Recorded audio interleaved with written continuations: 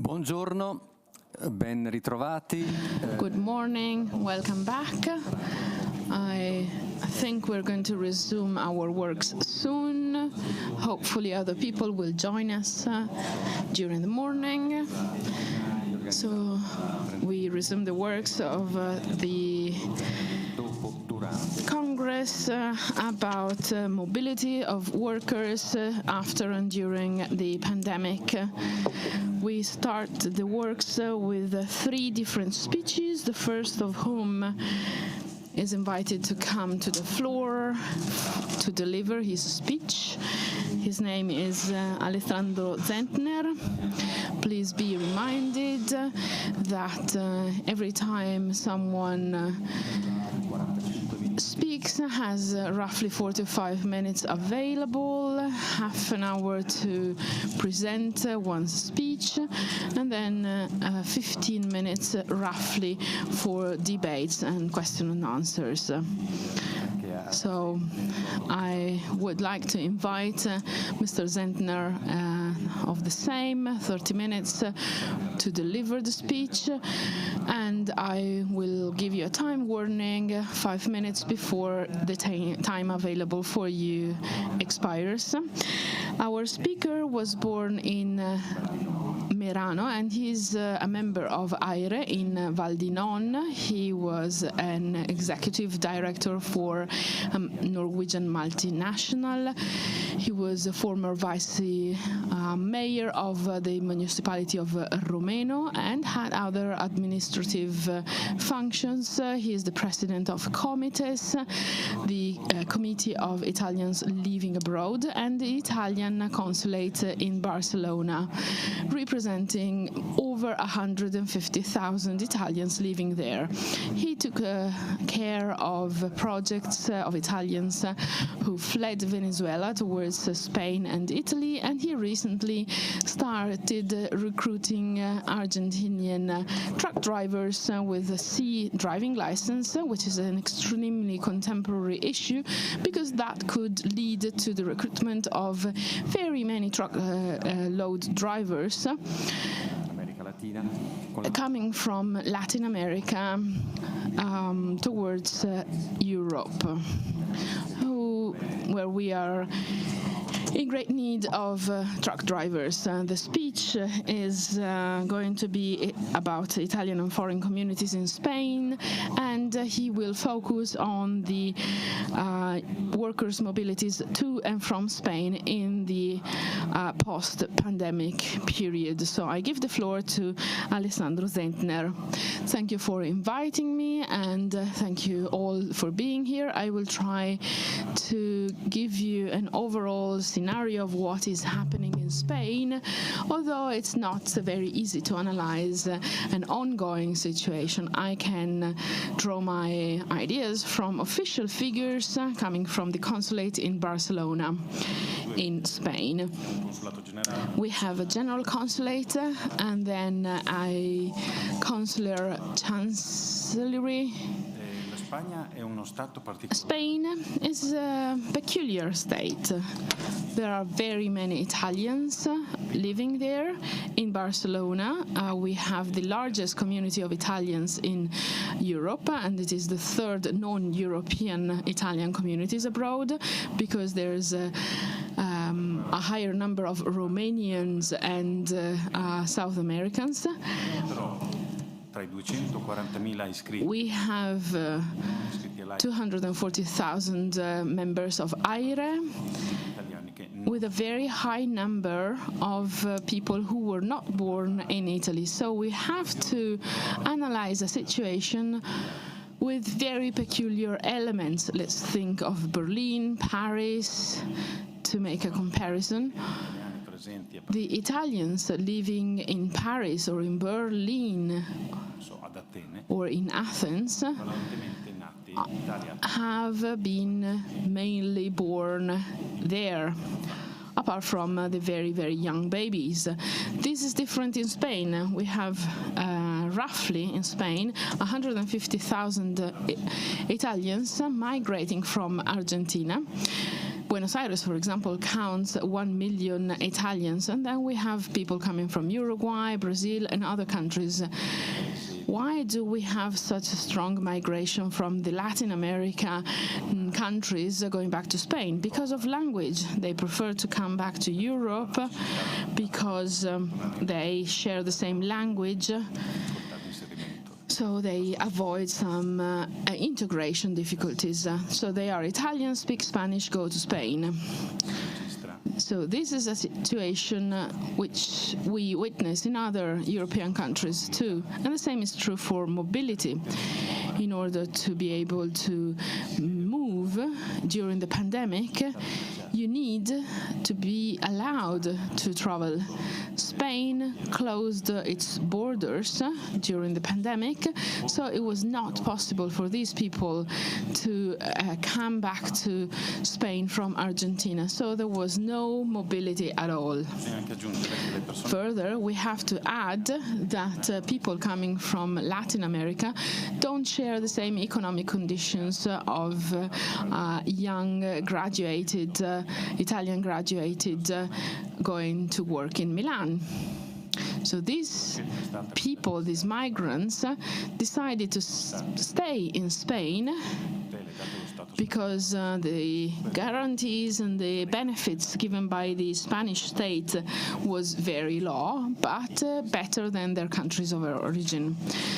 So these are situations which I would like you to understand, to then try and explain the data that I have. So Spain is very similar to Italy. So what Italy was doing was then repeated by Spain.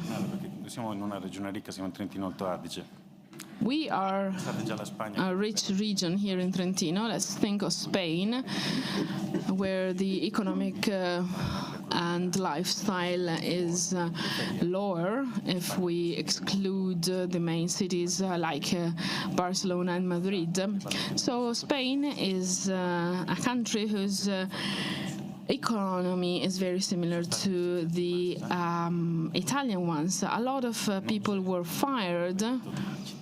There is no income, citizens income. They had very little support. The unemployment benefit was very low. Non-Spanish people were fired, independently on the fact that they were Europeans or non-Europeans. So we had double the rate of unemployed people among foreigners. Why did this happen?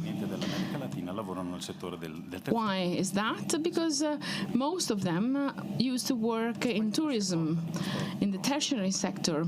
Spain realized that that was a very big mistake, because they couldn't afford any rebellion, any revolution on the streets.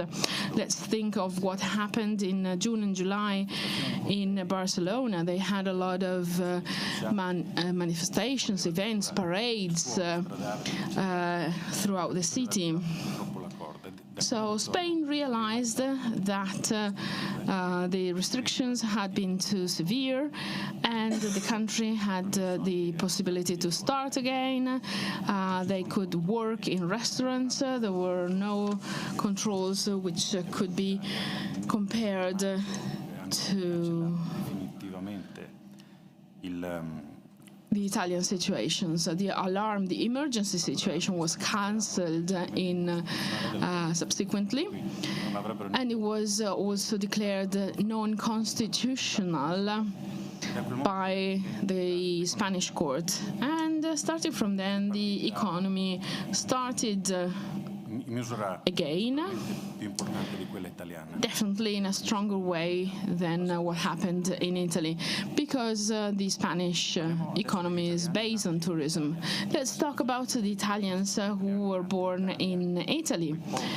Those who were born in Italy, if they didn't have permanent contracts, think that Barcelona see half of the Italians performing easy, unskilled jobs, whereas the Italians migrating from Rome, Milan, Naples are skilled workers, and they decided to stop working in Spain if they worked in the tertiary sector.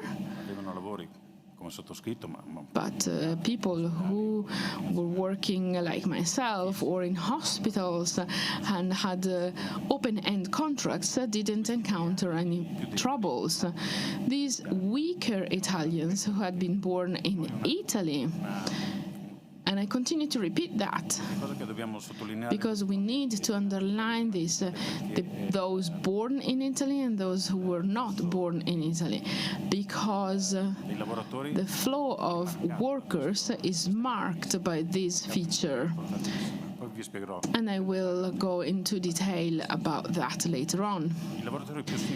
The unskilled workers, waiters, for example, 18-year-old waiters born in the south of Italy, they immediately went back to Italy because they could receive the citizenship income.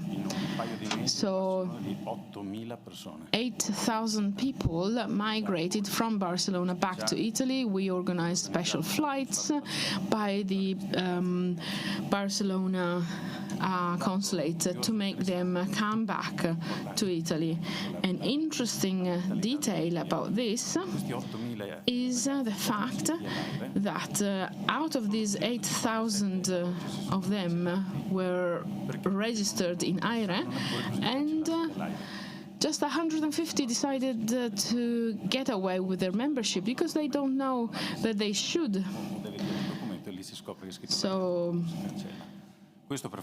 to make you understand how difficult it is to give you a precise scenario of what is really happening, I graduated in sociology, and I tried to look at the figures in a cold manner, because also the image that you can mirror through figures are cold and not precise. We need to use data within the consulate, but they don't always reflect the real situation. An important data regards the work of the social support office. The number of workers who found themselves unemployed spiked, and people aged between 50 and 60 had to ask for benefits. These citizens didn't move back to Italy. They lost their job, they felt ashamed, and they didn't go back to Italy, probably because they felt ashamed. That didn't affect very young people who went back to their families, could stay at home. So they could come back, stay with their families, wait for the crisis to be over, get their citizenship income, and then possibly go back to Spain. Spain is 1 hour and 15 minutes away from Spain. I can say sometimes for us it is a longer journey to cross the city of Barcelona on Monday morning than to fly from Italy to Spain. So this is the first image that I wanted to give you about Italian workers who were born in Italy and worked in Spain. Soon after the pandemic or during the pandemic, those who had unskilled jobs stayed in Spain, whereas the others decided, vice versa, the others decided to stay. During the first post-pandemic period, but borders were opened and there was a giant flow of Italians who migrated towards Spain. So we had a new flow of Italians who had been born in Latin America and decided to fly and flee towards Spain. This is a painful detail for me because they are usually highly educated, they are highly skilled, they speak Italian very well. And this is different from what happens with Italians who were born in Argentina, for example, belonging to a third, fourth generation of workers. People coming from Venezuela are different. We talk about returning migration. And they continue to encounter integration problems because their education is not recognized. I have been battling for long to make the education titles of Italian citizens returning to Europe, but it is not sufficient yet. And this is due to increase. We have 6 million Italians living abroad, and there are 35 million Italians living abroad who have the right to ask for citizenship. If they decided to start returning young people, people full of energy who can contribute to our society, also economically speaking, if they decided to come back to Italy, they would give a new input to Italy. They are Italians, they have an Italian passport, they are also newly issued passports, but thanks to the jus sanguinis, they can obtain the Italian passport. So in Spain, we are witnessing a return of workers coming from Latin America. Another important figure, which is sometimes neglected in Italy, is I am the honorary president of ACLI in Barcelona, which is one of the patronage. Spain is very interesting. The patronage works for people who are experiencing difficulties. People are evaluated through scores. The higher the scores, the higher the benefit they can receive. And up to a few years ago, Spain would release scores because of very easy elements. So the patronage could live on that. So we have a very important Italian presence on the Spanish territory. There are very small patronages, there are big patronages.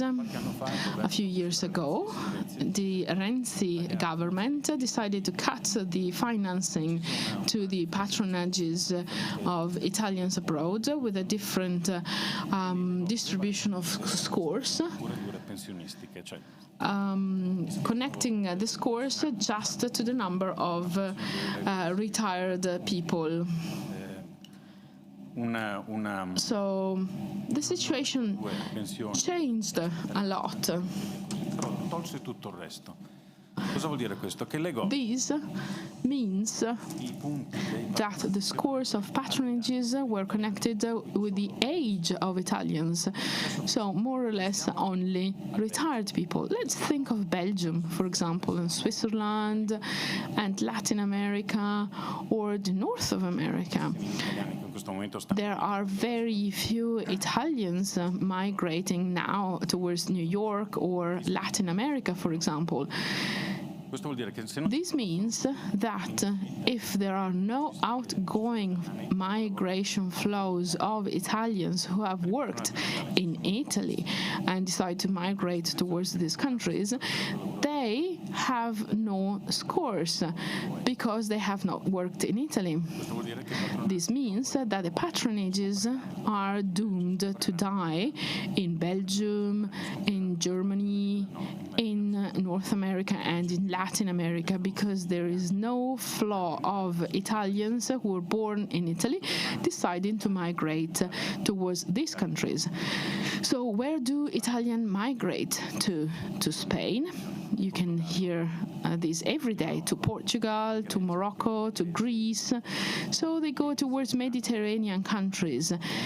That is the area where new patronages will be opened. But this is an element which is currently neglected by the Italian mass media. The patronages inside know that, and this is an important indicator. So the Italian presence of patronages in a very old Italian migration will disappear. The grandchildren and the great-grandchildren of people who migrated to Belgium have an Italian passport just because they were obliged to get it, because they had to record their kids in the Italian records. And the same happens in Latin America. There is no obligation, but they very often decide to record the kids as Italians. The new Italian migrants are moving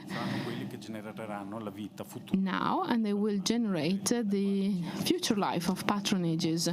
So you will see that the situation of patronages will change a lot. Retired people know them very well in Italy. Sometimes they confuse patronages with trade unions, sometimes, but they are different. They have different functions. An important further element I would like to deal with is how European workers are treated within Europe. And the careless treatment of workers coming back to Europe and to Italy from other parts of the world. Very often we speak about emigration, but I also look at the immigration coming back to the countries of origin or continent of origin. Europe is a continent which is a welcoming continent, and rightly so, because people flee from wars, social conflicts, and problematic economic situations. But there are a few issues.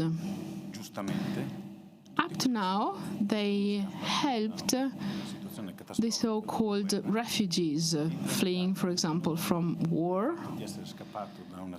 So those who flee from war, they have the right to go to a court, to a police office.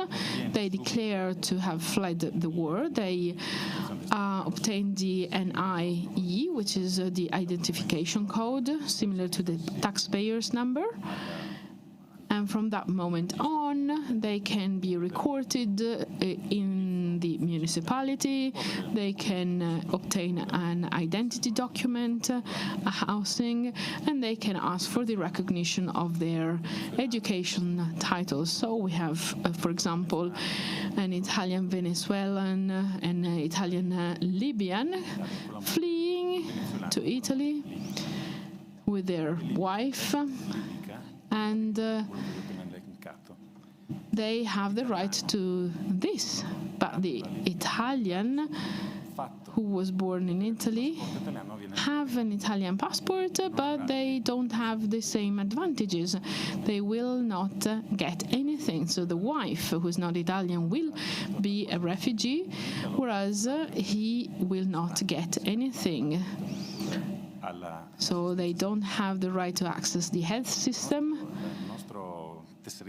So the national health system card is not valid because the Spanish system believes this is a responsibility of Italians, whereas the Libyan, for example, wife has the right to access the national health system.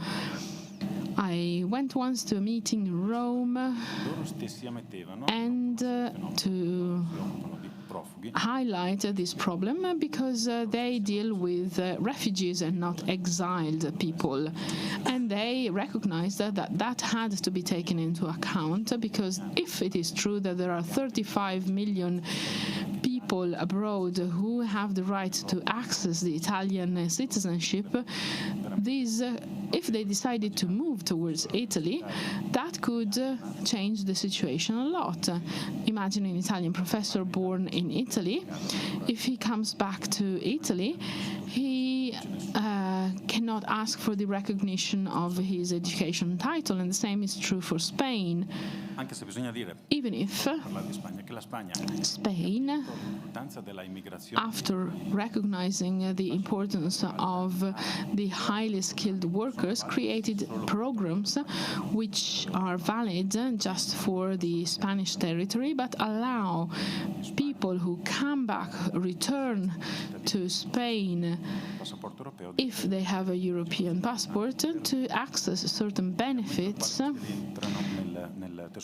when they enter into the society. We spoke earlier about the battle to make the recognition of education titles to Italian doctors, for example, who graduated abroad, for example, in Venezuela.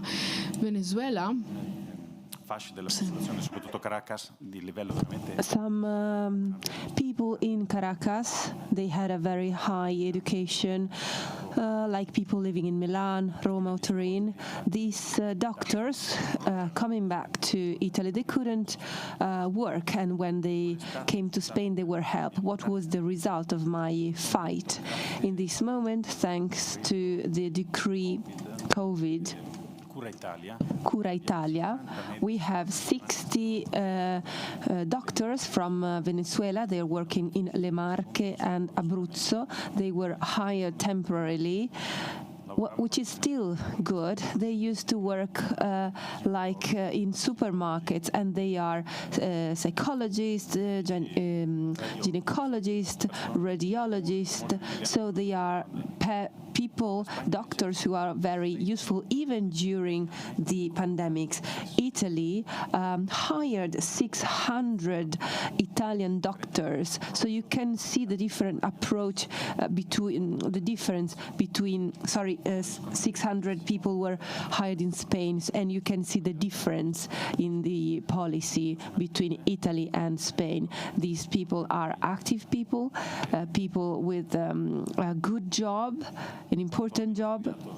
These people have studied a lot, and this is recognized in Spain. These people can bring income, they pay taxes, and they will pay our future pensions.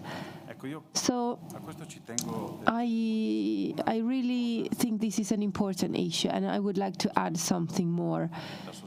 And I want to say this as a sociologist more than a president of a consulate. We hear people say often migrants, but we who live abroad, we don't want that this word is linked to us, because it is etymologically wrong. The migration that we foster are individual migrations. So we migrated because each of us were looking for a job. You go abroad because you sometimes you already have a job. I went to Barcelona, and I already had a job in the car sector. So I already had a job when I arrived in Barcelona. The greatest part of the Italians who are abroad decided to go abroad. They wanted to leave. They are regular migrants. They had a personal motivation in migrating to Spain. And Spaniards see us like regular migrants who apport benefits to the society, paying taxes. We Italians are loved in Barcelona because we bring wealth. We are people who individually decided to exit, to leave Italy, and arriving in Spain. We don't see ourselves as migrants, as a collective movement. We are not people coming from something unknown. We are not exiting something unknown, and randomly they land somewhere. So this word migration comes from the animal world. We Italians abroad, we are not migrants. We are not like swallows, we're not like whales. We decided with awareness to migrate. Maybe we will come back to Italy because, as you know, there's a circular migration in Europe. But we decided to migrate, and we had personal reasons. So for me, this is very important to highlight this issue. When I organize a meeting, maybe 600 people come. I cannot say the word migrants because people start to react negatively. We have to think about this. When you are in Italy, if these are mass movements, then maybe we can speak about migration. For example, people moving from a continent to the other. But if we speak about work, we never associate migration to emigration, which are different things. We are the first controlling these flows, and we mention these flows. So I'm here also for you. I would like to hear some remarks from you. I wanted to give you a picture, an official picture of the situation. I am a public representative of Italy abroad. Sometimes this picture can be cold somehow, but we need to listen the feedback of those living abroad on their own, who lives abroad, and we need to listen to their experience directly. I'm ready to help you understand, if you need that, something more about the flaws that we have in Spain. Consider that Spain is something like a rib of Italy, like a part of Italy. Spain is very close to Italy. The climate is equal to the Italian ones. The population is roughly the same in terms of numbers as Italy. And as I told you, it is very quick to reach Italy from Spain and the other way around. So the work approach from the Spanish authority is very different from the Italian one. I'm here for you now if you have any question. Thank you, Alessandro Zehentner, for your speech. I can see people wanting to ask questions. We need to have 5 minutes because we need to speed up a little bit because we were late in starting the meeting. I can see 2 people wanting to ask questions, and we only have 5 minutes for these 2 questions. I ask you to come here. You have to state your name and surname and the body you are belonging to. So please be very, very concise because we have only 5 minutes. Thank you. Muchas gracias, Alejandro, por la magnífica exposición. Thank you, Alessandro, for the report regarding the work performed by Italians in Spain. As far as the population is concerned, of migrants is concerned, you referred to three main countries of origin. And you spoke about Barcelona. I come from the area of Madrid, where there is a very high number of people who migrated from Argentina, Venezuela during the last 4 or 5 years, and a lot of Brazilians. You said that people who come from those countries who have an Italian citizenship, I believe, that in Spain you have double nationalities for those who are second generation of migrants who have migrated to Latin America. But anyway, we can speak about internal migration. Let's remember the Argentinian crisis of 15 years ago. We received 500,000 migrants from Argentina to Italy and Spain. Most of them continue to work in middle-high levels jobs, usually in the IT sector. After the crisis, they went back to Argentina. So my question is, or better the statement, now in Madrid and in the areas around Madrid, there are groups of people who came from Venezuela, Argentina and Brazil, are belonging to the health sector with the middle-high wages, with the same rights that the Spanish workers have, and they have integrated completely. Ringraziamo di questo contributo. E la seconda domanda. Per chi non avesse capito lo spagnolo, non conferma che la Spagna aiuta.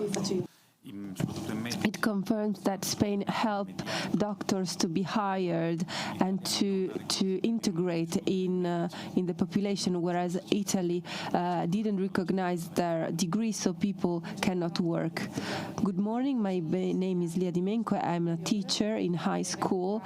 I come here in representing Abruzzesi nel Mondo. My question is about universities because I am very much interested in this. I had some scholars, some students who went to study medicine in Albania because in Italy there was a closed entry test. So in these cases I ask myself, so this kind of degree in Albania, is it then recognized in Italy? No. Only if there are some bilateral agreements which happens between Italy and Egypt, the non-EU countries. This is only just one of them, but in Europe this is not the case. There are some other Italian university in Albania. I know a teacher working in Albania. This person holds lectures in university. So it is as if these people studied in Sapienza. This office has an international office and they can recognize the exams.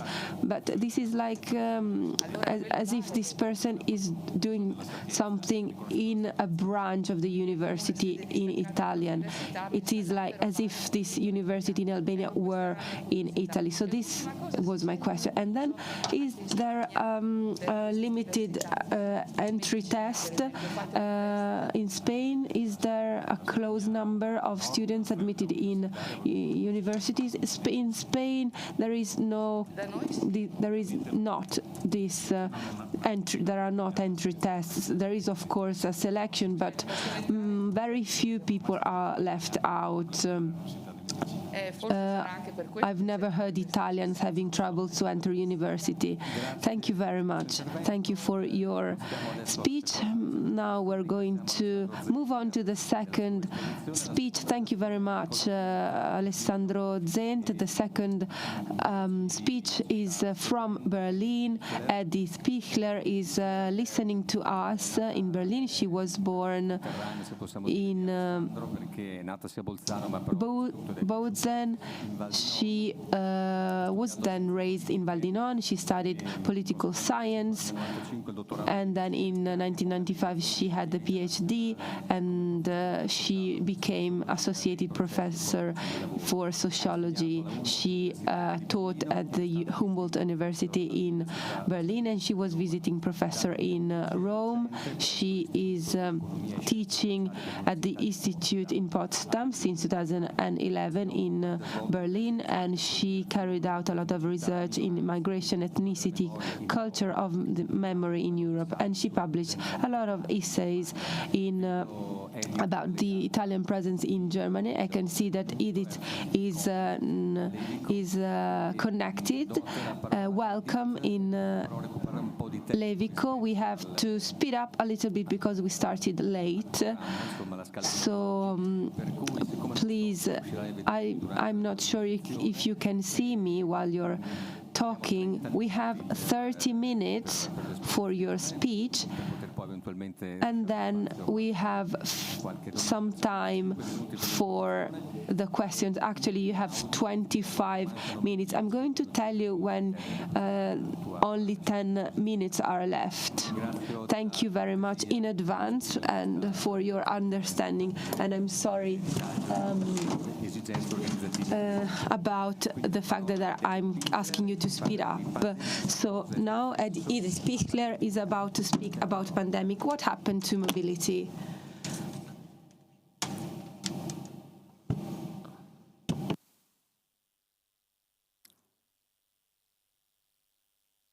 Edith, ci senti? Can you hear us, Edith?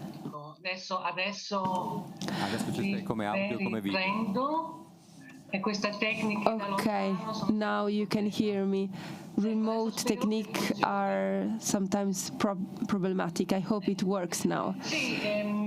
Yes, first of all, thank you for inviting me, and I would like to greet all my colleagues and my friends there.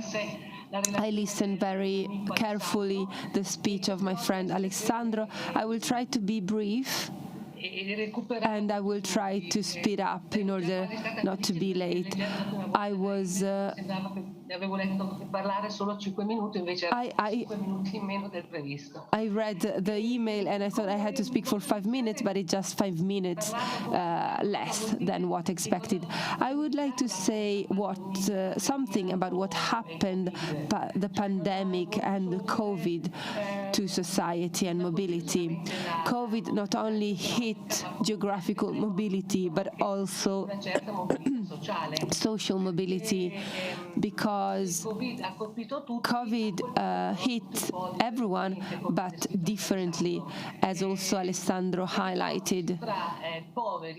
The gap between the poor and the rich increased in the last few years. In the last 2 years, people who worked in secure position could then carry on with their job working remotely, but many people in Germany and Italy and Europe had to lose their job, and they couldn't telework because they were working physically, like in tourism or hospitality. And we can see that some of them, in order to survive in this period, although there were some support from the German government, well, these people had to realize that their money on their bank account was getting little and little. more and more little. So they had to realize that the restaurants, the museums, and the cinemas were closing, but at least they didn't spend their money. Let's have a look at the situation. I gave you an overview, but of course I will tell you something about Germany and the Italian presence in Germany, and about the Italian flows and European flows towards Germany. As Alessandro was saying, we don't speak about we speak about mobility. The people moving in the last 20 years were forced by the integration process of EU, like thanks to European projects like Leonardo, Erasmus, and of course they were helped by the fact that now moving is easier. So people moved to Barcelona, Berlin, etc.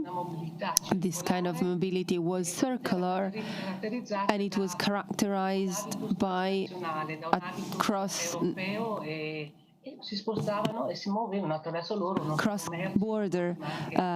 mobility. So there wasn't the need of these young people which were pushing them to move, but these people were interested in moving. They had European projects that they wanted to join, but during the economic and financial crisis, a new period of internal migration started, which was due to the need of moving. Many people from Greece, Spain, Italy moved to other European countries which were stronger economically, like Germany, and they started to move in an open market context. It is interesting to highlight that this new mobility of the last years, we can see that female migrants increased in this age group. We can see that migration was increasing, as I was saying. Often we speak about the concept of brain drain, expats, although we know from the figures that people graduated are only 1/3 of the people migrating, like German people going to England. As I was saying earlier, the problem is that this young people are not belonging to IRE because they don't want to lose their health care insurance. We can see the rates of arrivals and departures in Germany. COVID slowed down mobility geographically. The number of people coming in Germany, sorry, this is the numbers of the statistic office in Germany. So in the latest years we can see that there was a positive percentage, because it is 1/3 of what it was in 2018. But then COVID, of course, slowed down the flows towards Germany, because of course the jobs were decreasing. And then what you can see in the table is that because of the fact that people move in Europe, although during the pandemic it was hard to move, but migration in Germany is very volatile. People go out, come back again. there has been a certain volatility. This depends on the fact that maybe some migration projects weren't successful and weren't implemented because often many young people don't really have the right training and the right information. Maybe they get information from social media, and as you know, there is a lot of fake news there. So Germany became an important country as for Italian migration, and also from other countries. People finding jobs. Where do people find jobs? We can see that in Germany there is the need of people working in these sectors which are very innovative and technical, such as the so-called STEM sectors. But as you can see in the table, there are people who are hired for jobs which are not desired by the local population, and we're speaking about the second and third generation. And so these are works where highly skilled people worked, actually. We can see that 71% is the tertiary sectors, but there are also sectors where often there is the risk of job insecurity, like part-time jobs, temporary jobs. I don't want to repeat that this is of course something difficult for the person coming here because they cannot increase their skills. As I said, we can see the tertiary sectors,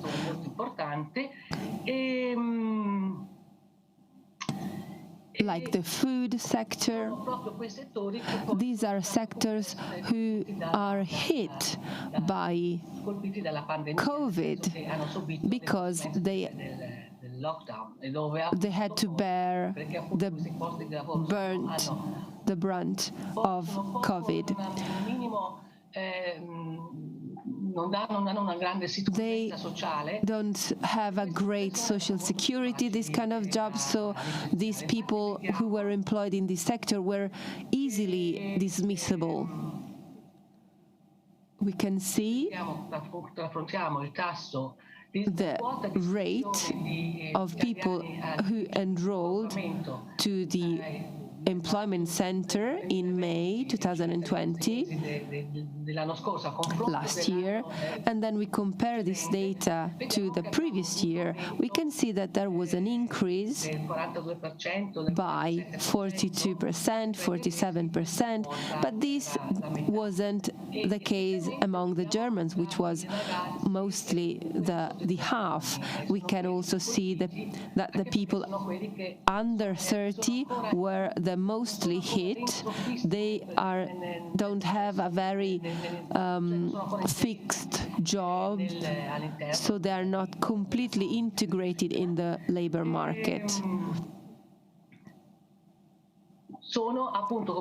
These people represent this new working class category of the services. We can see the tables according to their skills and qualification.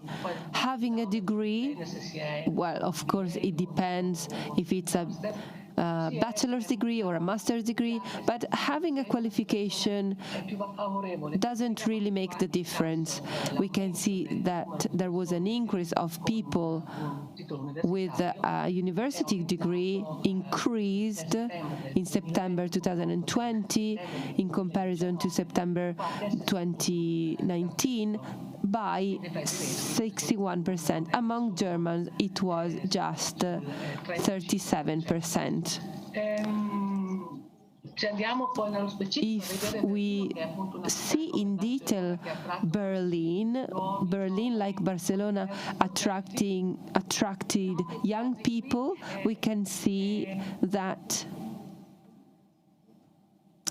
Sorry, we cannot hear anymore.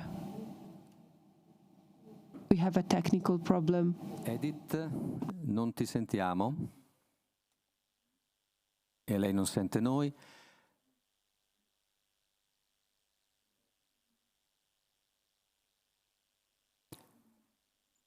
Andiamo avanti? No, cosa devo... non capisco. Sì, Edith, non sentiamo la tua voce, puoi fermarti? Adesso forse? Adesso è ritornata, sì, grazie. Sì, perché qua questo cliccare, dico che qua questi giovani, si vede che si nota da questi dati che Berlino ha avuto un afflusso molto di ragazzi e ragazze giovani sotto i 30 anni e sono quelli che sono colpiti dal lockdown. Over under 30 were hit by lockdown, and they were employed in the food sector, in media, or like teachers, and these are all the sectors which of course were bearing the brunt of the pandemic. Edith, meno 10. You only have 10 minutes left. As for Berlin, we can see the data according to their qualification. Ecco, vediamo anche qua che a Berlino we can see that in Berlin, having a qualification, having a degree doesn't really mean that you will be sure to have a job, because as a graduate, it doesn't mean that you are going to work in the right sector. Maybe you are overqualified for the job you're doing. Maybe you have a mini job, an insecure job, and you're working in a completely different sector, and you couldn't maybe benefit from the measures that the German government deployed for soothing the COVID situation. Sì, questi sono dei dati. These figures are about the situation of the labor market. COVID blocked mobility geographically and socially. What are the strategies and reaction that has been among the people working in Berlin and in Germany? We also heard something similar in Barcelona. Those who were here for a shorter period came back. For example, young people who were seasonal working in ice cream shops, for example, well, they came back, and then we didn't see an inflow coming from Italy. For the first time, we can see that in 2020 there was a difference of 400 people if you see the difference between the arrivals and the departures in 2020. So these figures are a little bit underestimated because maybe not everyone cancelled their enrollment in the municipality in Berlin, so maybe these data are not updated.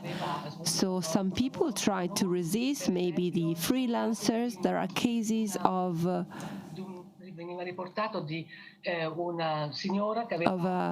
person who had a cafe where she was sending Italian Danish pastries, and she transformed her shop in a place where she could sell second-hand books. So she tried to find different strategies to survive. And then there was another person in the food and beverage sector. This person asked the court to fight a law so that he could work and open his bar at least until 10, because otherwise he couldn't earn any money.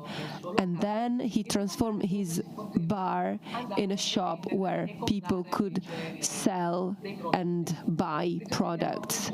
We can see that these professionals working in the food and beverage sector tried to react in an innovative way. Some remarks, final remarks. What you can see is that the pandemics made more and more clear that there are people who are vulnerable.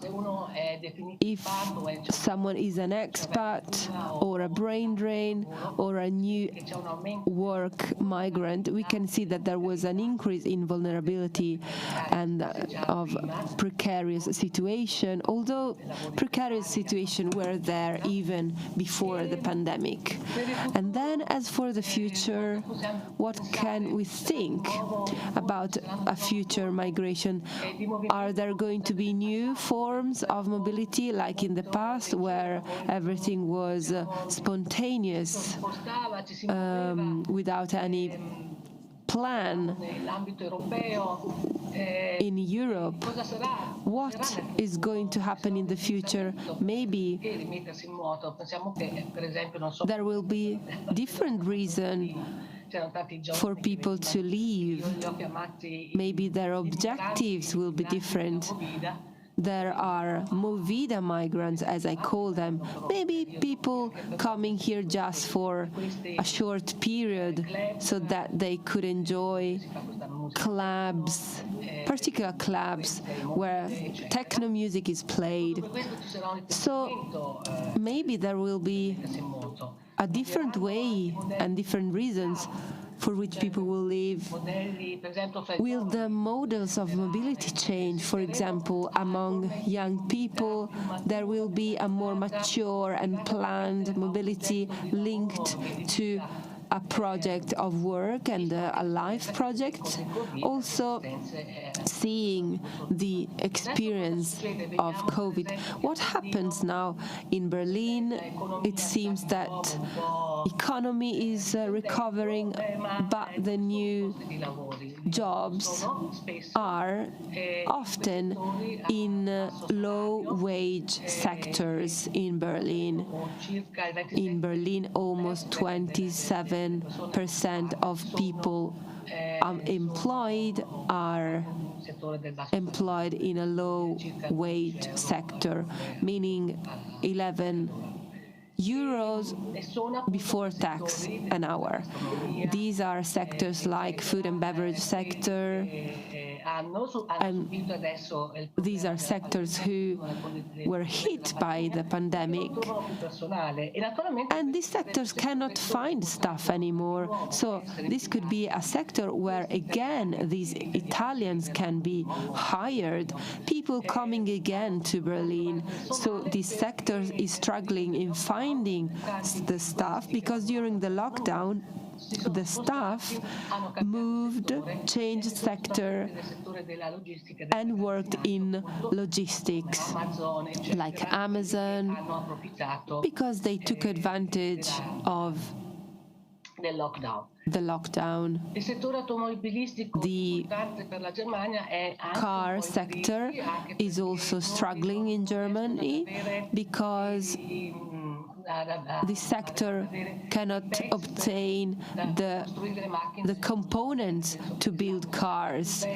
Sorry, maybe I'm not an expert in this field, but we will see where the migrants coming again towards Germany and maybe moving to Europe, where are they going to be hired, in what sectors, and whether migration will be linked to a planned project of life and of work. So I hope I wasn't too long. Thank you very much. Okay, so thank you very much, Edith Pichler, for your speech. We only have 5 minutes for questions. And so maybe does anyone want to ask questions? And in the meantime, I would like to ask Edith, in your experience as a researcher in the world of migration, not only about Italian migration, what are the answers that you're going to give to the questions you asked? And so according to your experience, what is the answer to your own questions? Well, I believe that a lot depends on how economy is about to develop in Italy. So whether the government, the current or the future government, will invest what Europe will give in order to develop economy. Maybe a lot of young people will remain in Italy, and those departing will be those departing with a project or because of their studies. I believe that the pandemics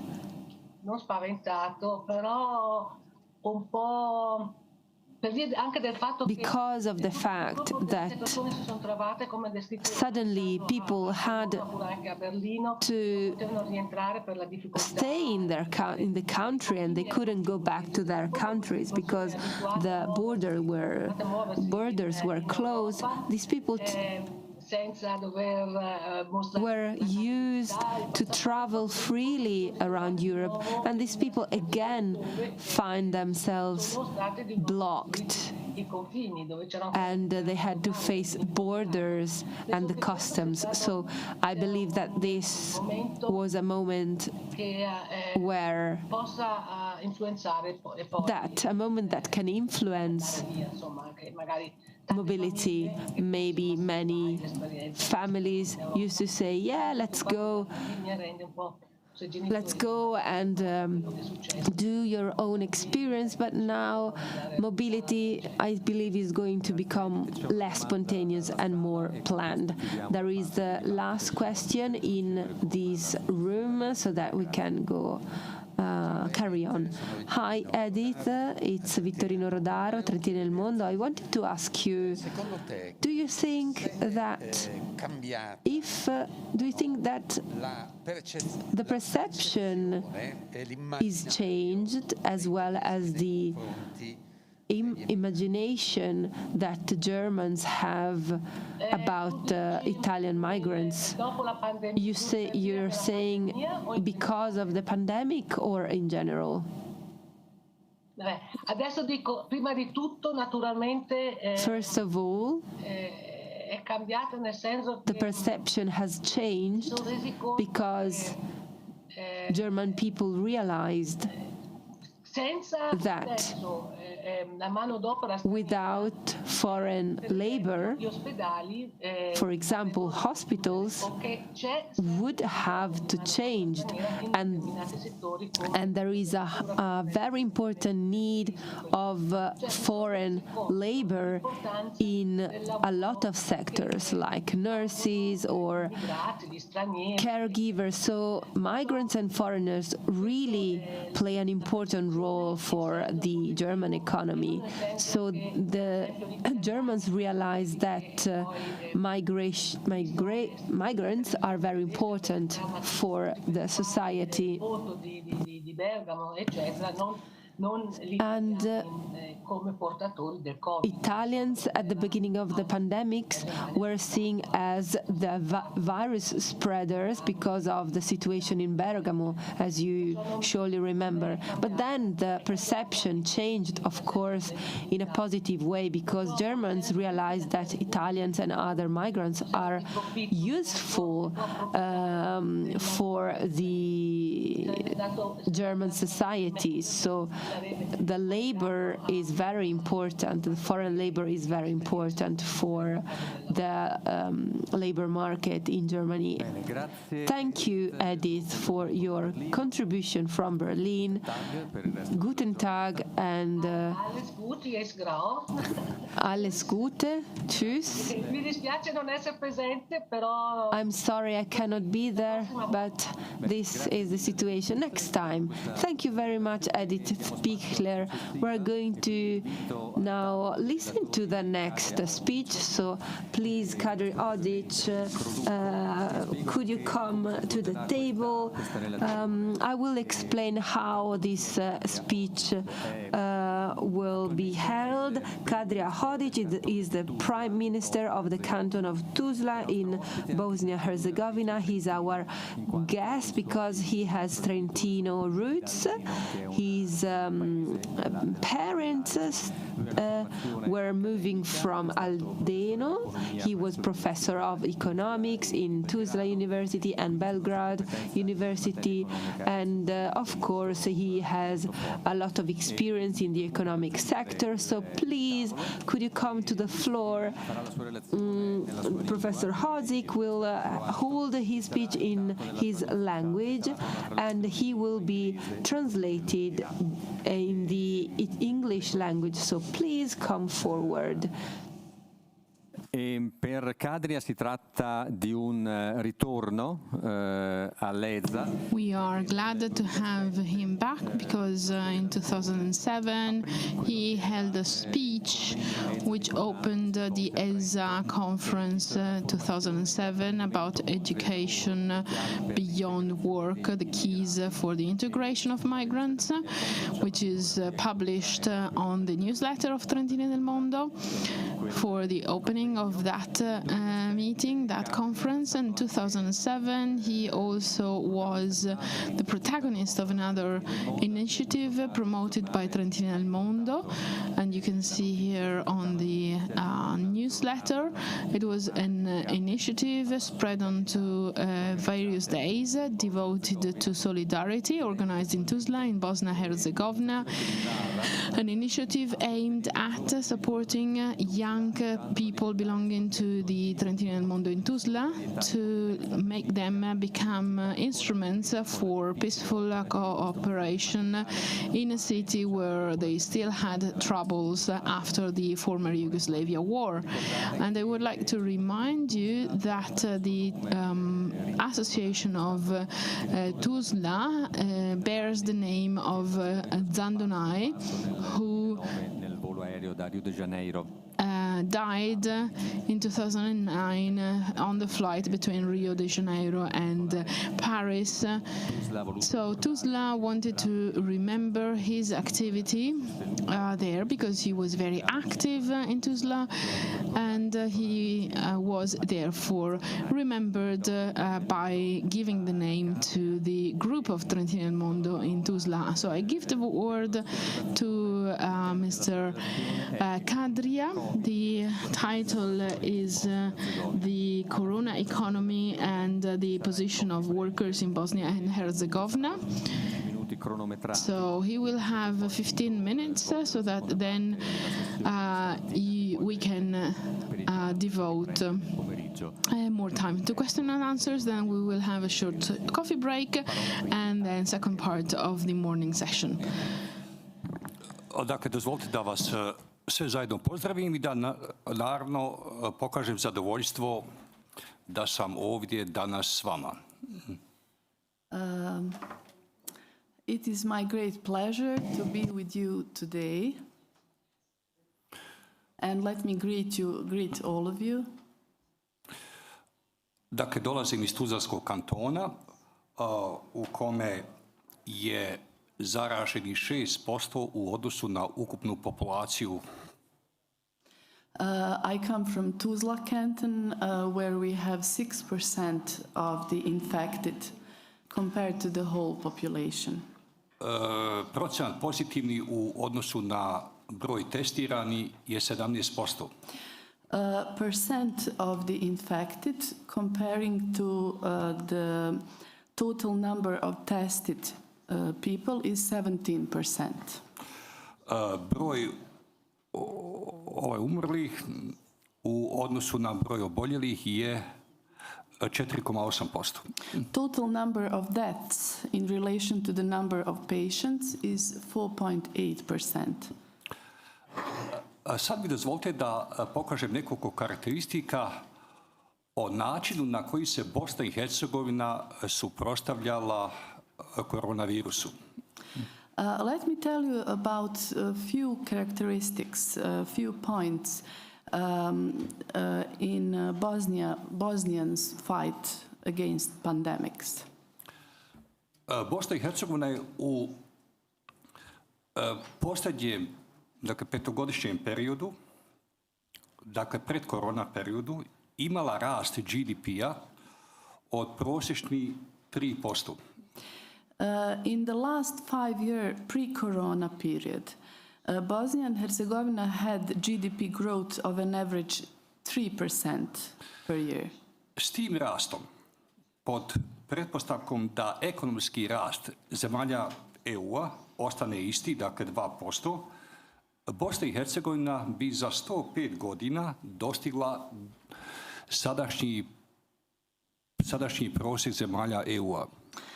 With this growth, assuming that the economic growth of EU countries remains the same, 2%, Bosnia and Herzegovina would reach the average of EU countries in living standards in 105 years.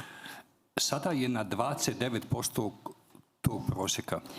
Now Bosnia is at 29% of this average. Sad na takvo stanje dolazi korona virus, odnosno korona kriza. As you know, Bosnia and Herzegovina is a politically deeply divided country. And in addition to that came the corona crisis.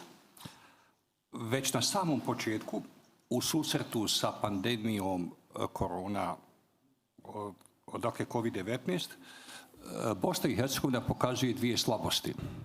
Already at the beginning, in the face of the COVID-19 pandemic, Bosnia and Herzegovina shows two weaknesses. Prva je nekoordiniranost sa nivoa države. And the first one is incoordination at the state level. S obzirom na složenu strukturu države, odgovor vlada u Bosni i Hercegovini nije bio jedinstven.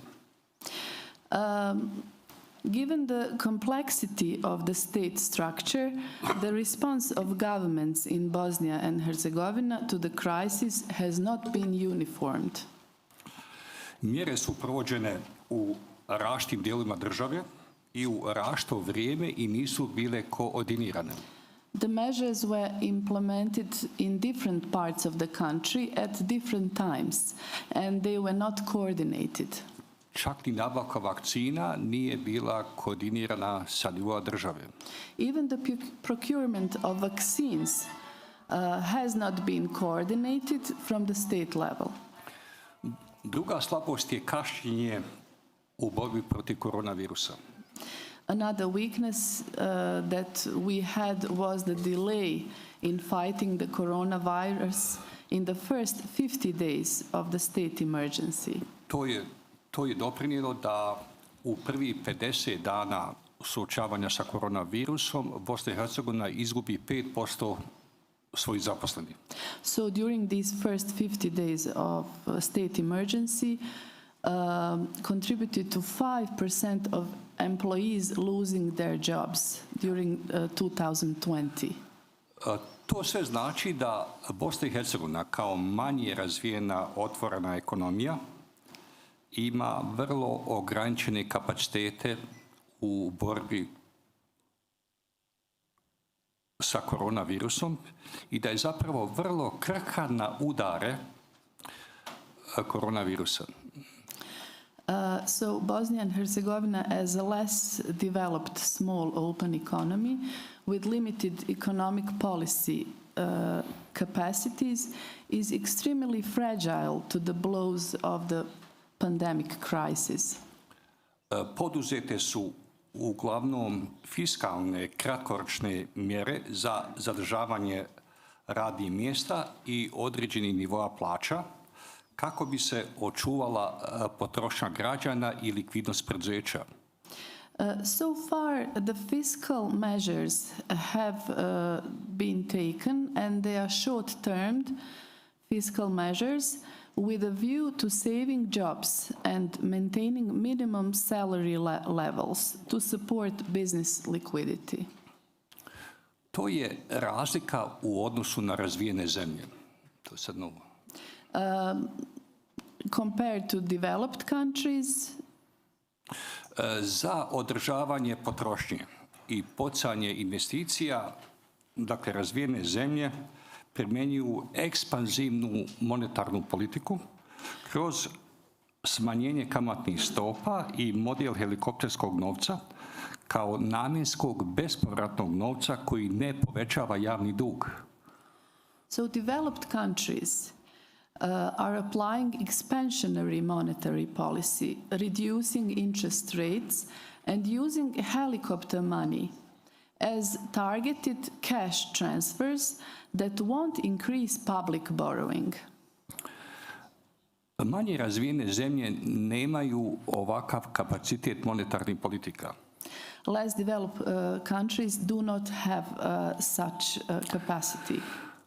Centralna banka Bosne i Hercegovine funkcionira na načelima valutnog odbora i nema mogućnost monetarne ekspanzije kako bi se suočila sa krizom.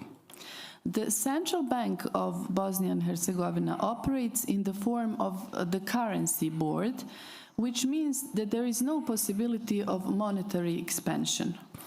Zbog toga Bosna i Hercegovina i sve zemlje Zapadnog Balkana poduzimaju uglavnom kratkoročne mjere fiskalne politike. As a result, Bosnia and Herzegovina and the countries of the Western Balkans have generally focused on short-term fiscal measures to preserve na poticajima potrošnje, dakle garantovanje radnih mjesta, odnosno plata, to preserve liquidity and stimulate consumption and guarantee jobs and minimum salary wages. Država je uticala kroz apsorpciju negativnih uticaja krize na položaj radničke klase putem skromnih subvencija, doprinosa na minimalne plaće, putem isplata naknada za nezaposlenost i putem uticaja na odlaganja kredita i javnih obaveza. In order to absorb the negative effects of the crisis on the working class, the influence of the state has been through modest subsidies of contributions to minimum wages, through the payment of unemployment benefits, and through delaying loan repayments to companies and citizens. Nedostaci ovakvog pristupa rješavanja korona krize u Bosni i Hercegovini su ispunjeni ograničenim fiskalnim kapacitetom koji je primjeren samo u kratkom roku.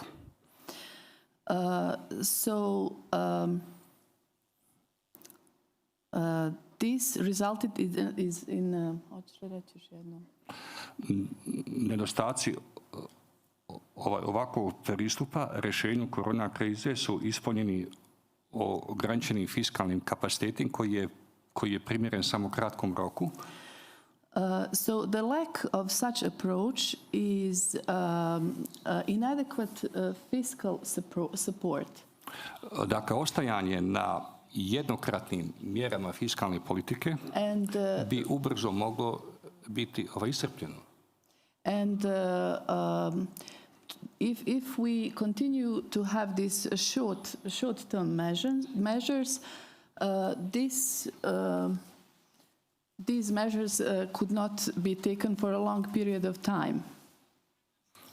Plate se ne mogu garantovati beskonačno, naročito u slučaju da korona krize traje duže. Wages cannot be guaranteed indefinitely, especially in the event that the corona crisis lasts longer. Čak i da se obezbijedi dodatni novac, ostaje otvoreno pitanje granica do koje se novac može umjetno kreirati. Even if this extra money is provided, the question of the limits to which money can be artificially created remains open. Krizom je najviše pogođena neformalna siva ekonomija, koja se u Bosni i Hercegovini procjenjuje na 30%.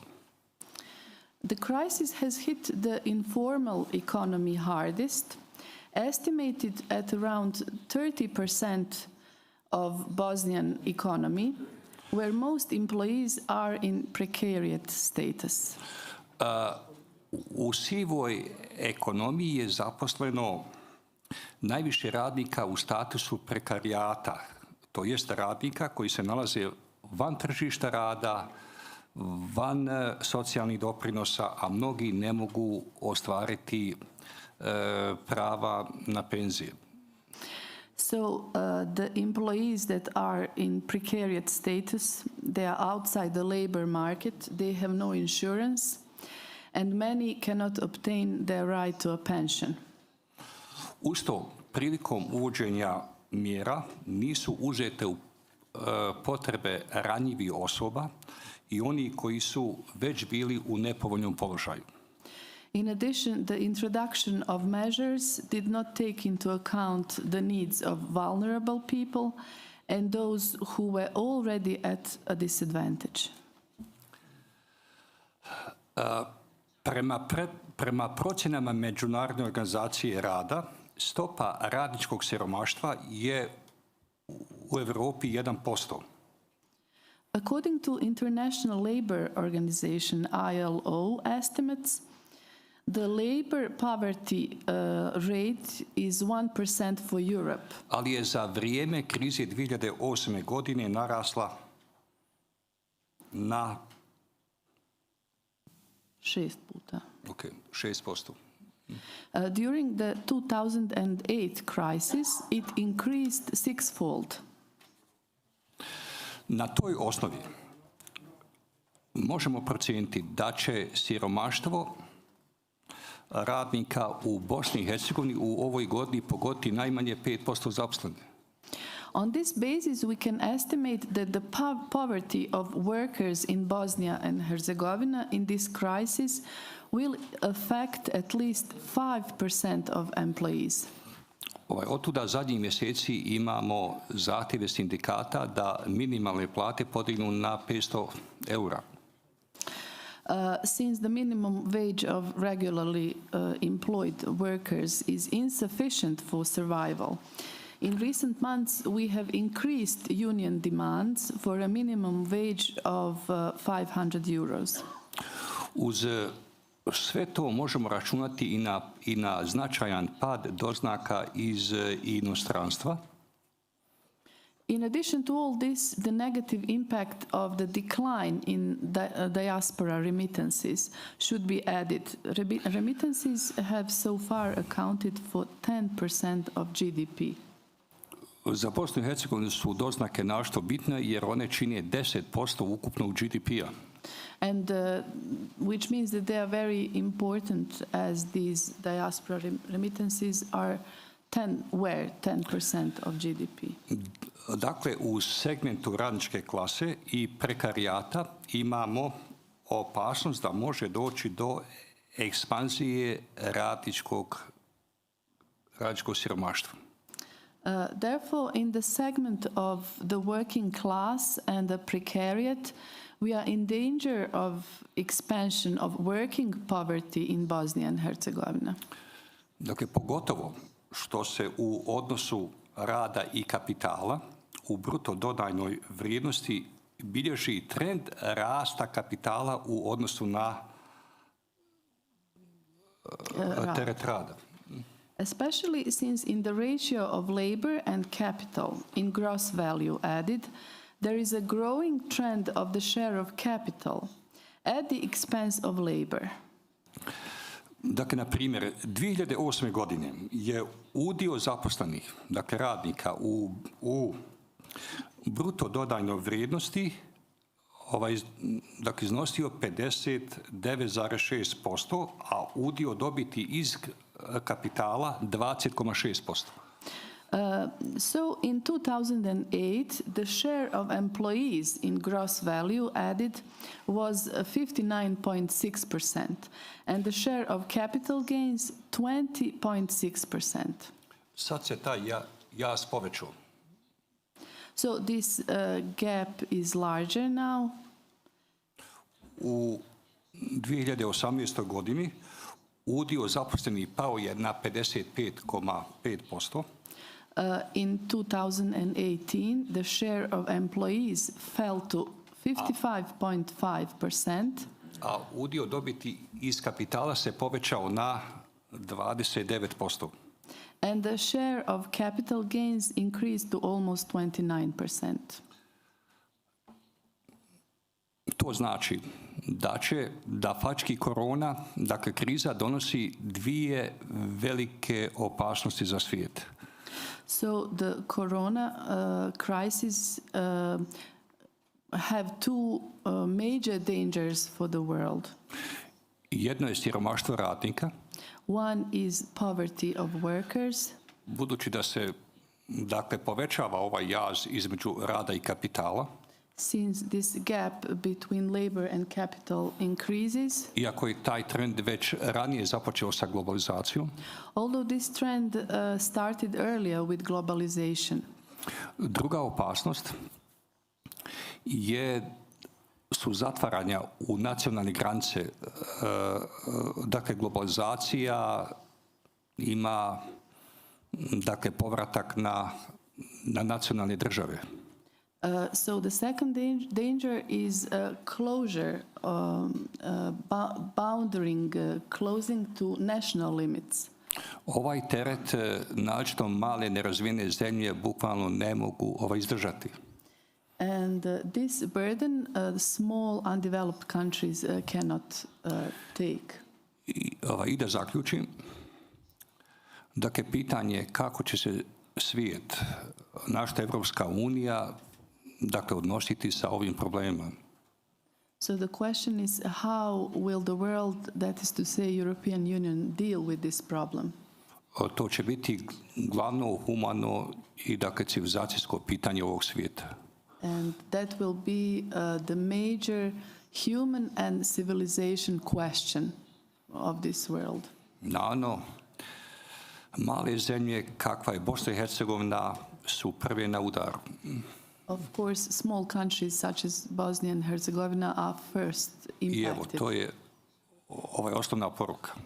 Hvala lijepo. And that is the basic message. Thank you very much.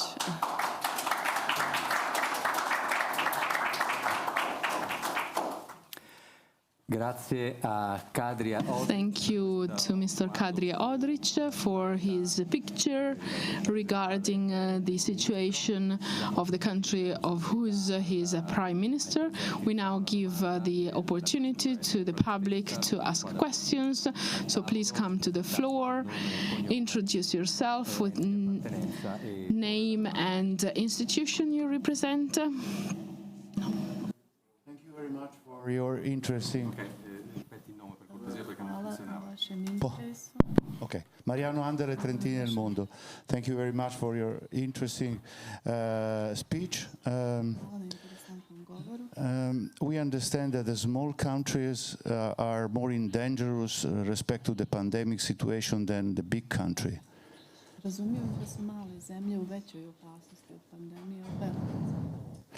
And the question is how this small country can relate to Europe and thus to Europe to help them more than the other countries. how they can relate to Europe? Not delay, they can ask help more than the other country, and in which direction. So what are you asking to Europe in this situation? U tom pitanju, u tom smjeru, šta u stvari male zemlje traže od Evrope, od velikih zemalja? Thank you.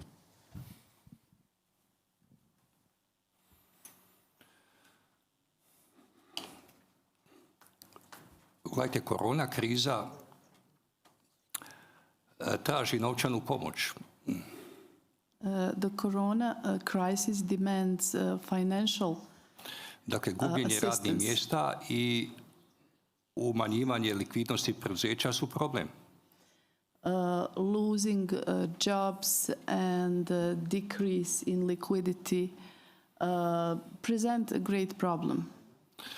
Dakle, male zemlje, recimo Zapadnog Balkana, nemaju monetarnu ekspanziju, dakle nemaju način da ovo pitanje rješavaju monetarnom politikom.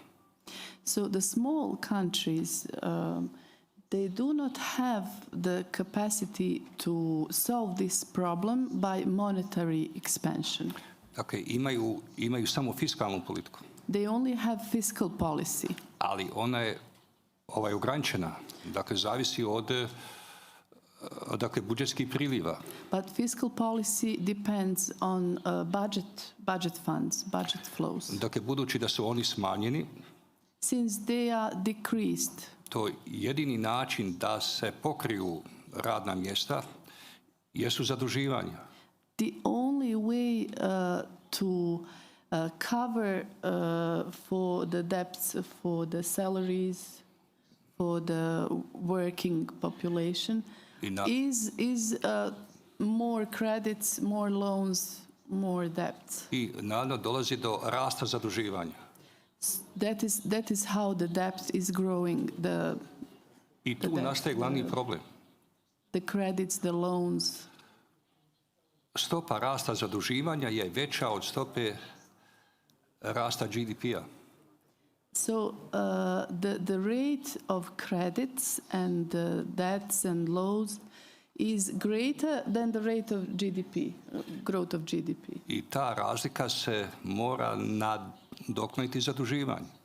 And this difference is compensated by more loans, more credits and more debts.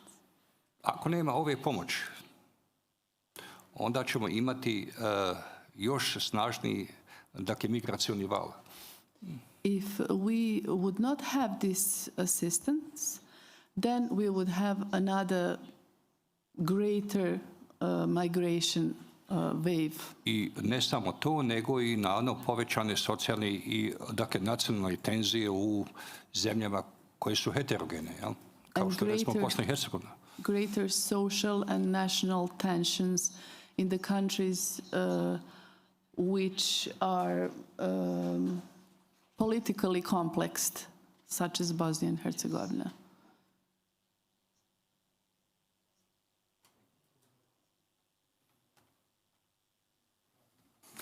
C'è spazio ancora eventualmente per una domanda? We still have a few minutes for one last question, and then we will conclude this part of the conference. If there are no further questions, I would like to thank Mr. Kadrija for speaking to us today. There's a little gift from the organization for being here and participating in the conference organized by ETUC YC.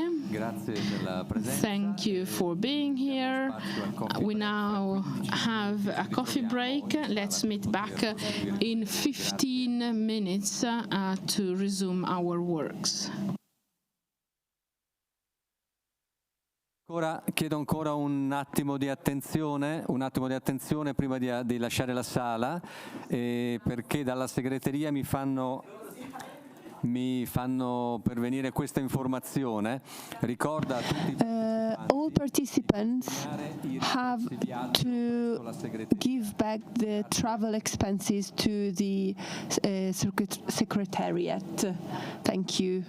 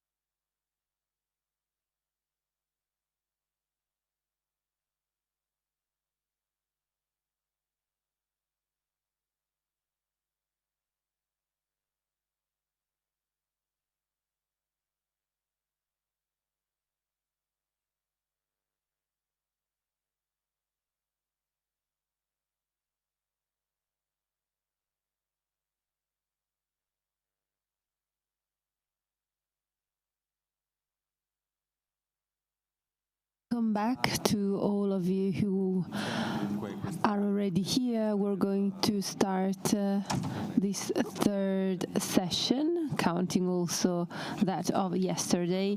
This session is called Workers on the Edge and Mobility.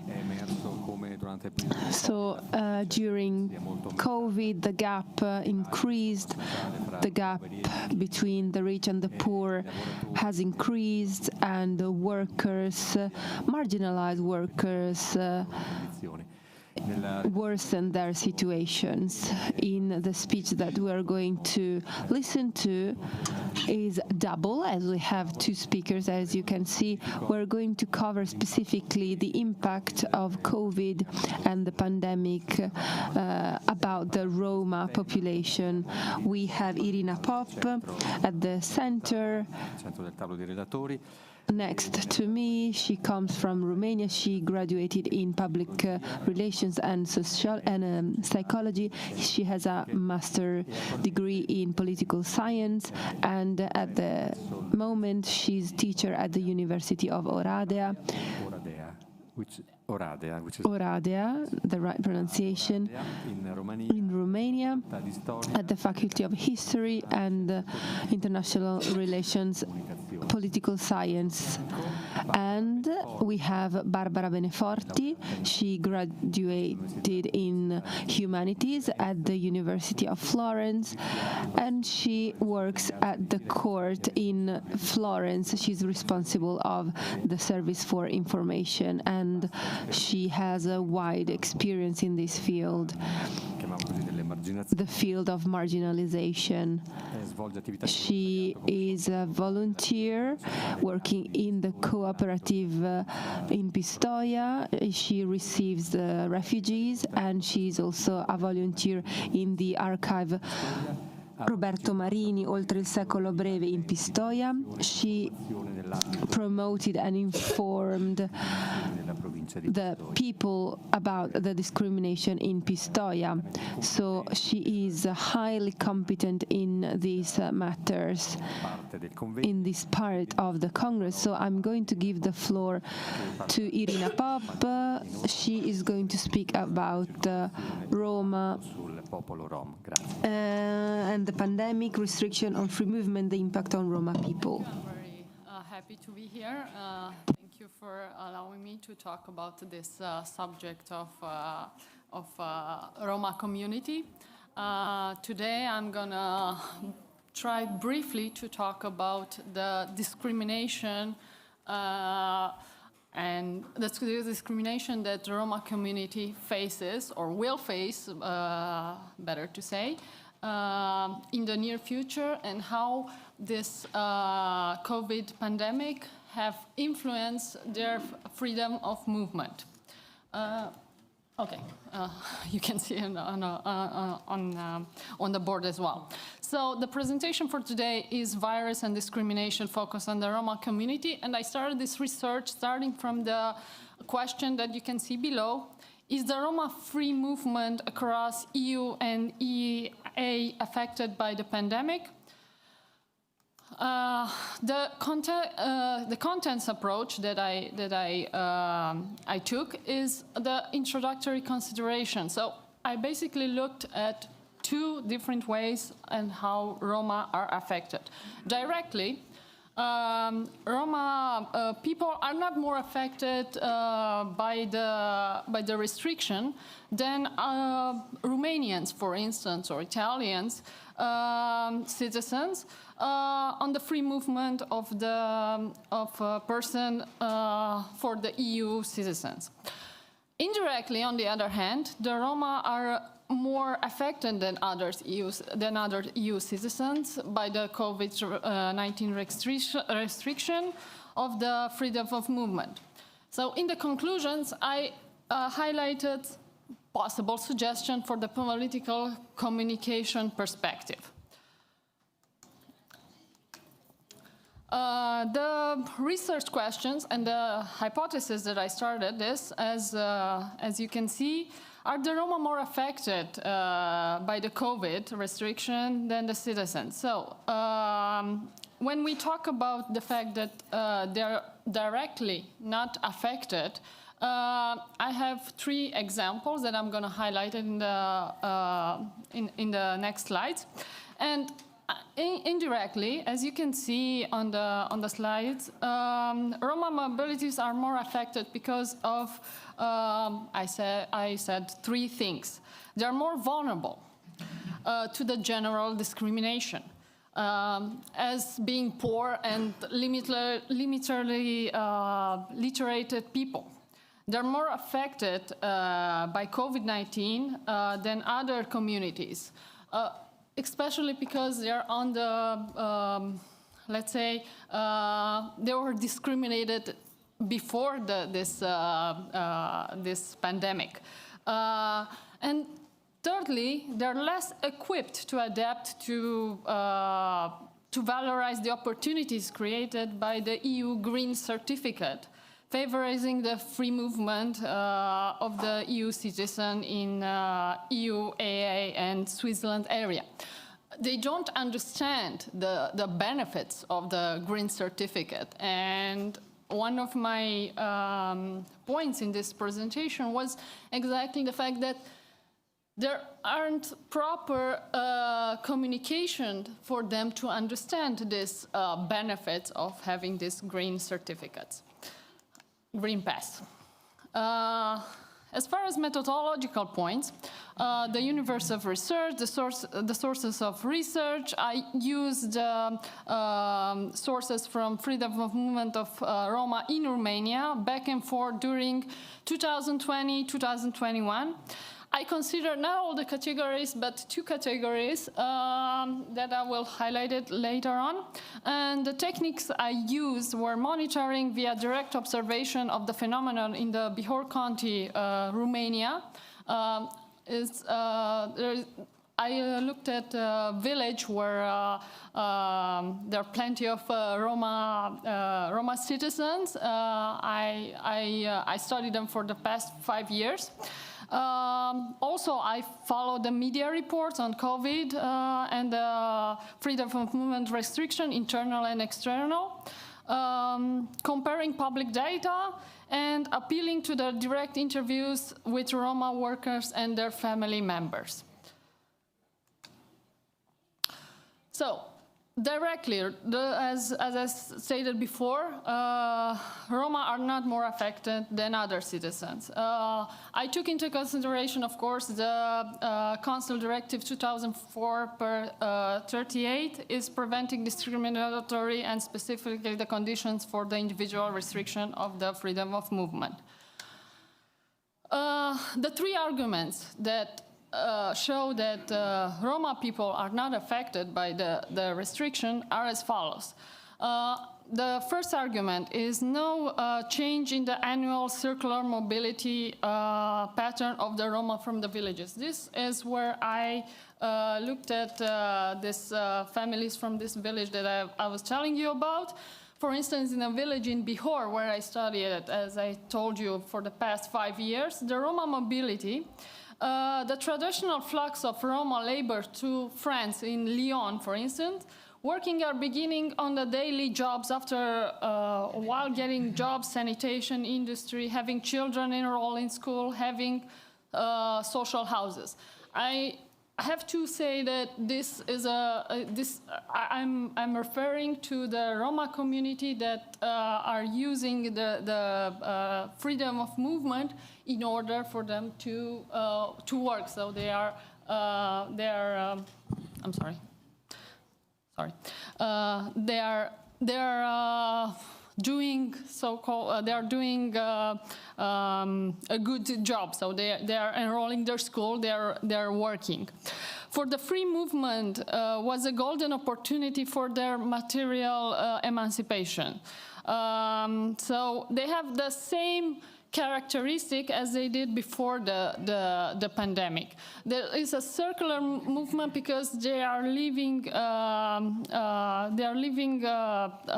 in the winter holidays. They are leaving the village and head to Lyon, where they spend about 8 months in August, and then they come home for holidays at the beginning of September. They then return to Lyon.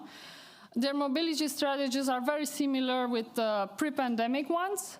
They make money there, and they come back and buy properties in the village for their children too. They repair houses, and even they start to build these Roma palaces that you probably heard about. We have plenty of them in Romania. According to their stories, they're very extended family, native born in the villages nearby, moved to Ireland, follows the same pattern of movements, and also in Belgium. That is, their strategies are similar with the pre-pandemic one. They make money there, they buy properties in the villages, and then for them and for their children, and they conceive their movement as being a temporary one, although they're doing this for the past, I'm studying them for the past 5 years, but they've been doing this for more than 7. The demand for workers in the sanitization industry did not decrease in the pandemic. Therefore, the Roma workers seem to be less affected by the economic depression created by the pandemic than other group of workers. For instance, the workers that were in the hotel industry, restaurant industry, and so on. The second argument is that no change in the annual circular mobility pattern in the Roma from towns. For this instance, the group of copper workers, traditional group of Gabors in Oradea, the flux is very similar. They can be met in August in home in Oradea, but after that they go to Switzerland where they got work permits and come back here and go again. The traditional flux of Roma Gabor labor mobility for the freedom of movement is the same pattern as before the pandemic, slightly adapted to the construction industry. In the winter and the holidays, the first Springer signs, they leave their neighborhoods and go to work as entrepreneurs or simply construction workers. So I have lots of stories about them, but I think I won't have time to go through all the presentation. What can be said about these Roma from towns as opposed to the Roma from villages? Their expenses are higher, especially because they have large families and they have weddings and baptism, and that entitles for a lot of expenses. I can, if we'll have time, I can tell you more about it.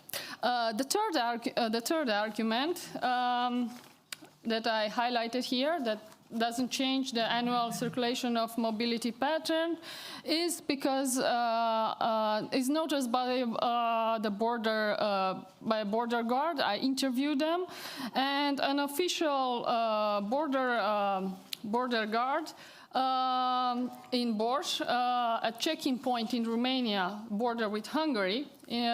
This is where the Schengen area is still exists. In Romania, we're not in the Schengen area. Confirmed to me that the busiest traffic to Romania is at the beginning of August, when the stranieri can come home, and again at the end of August, and they go back to their jobs. The large group of Roma are easily recognized by the locals due to their specific way of dressing. And sometimes the Roma groups are also engaged in the seasonal mobilities for agriculture works in the West. Okay, this is a pattern that I highlighted. As you can see, in early January and at early springtime, how they come home and they leave again. Next, okay.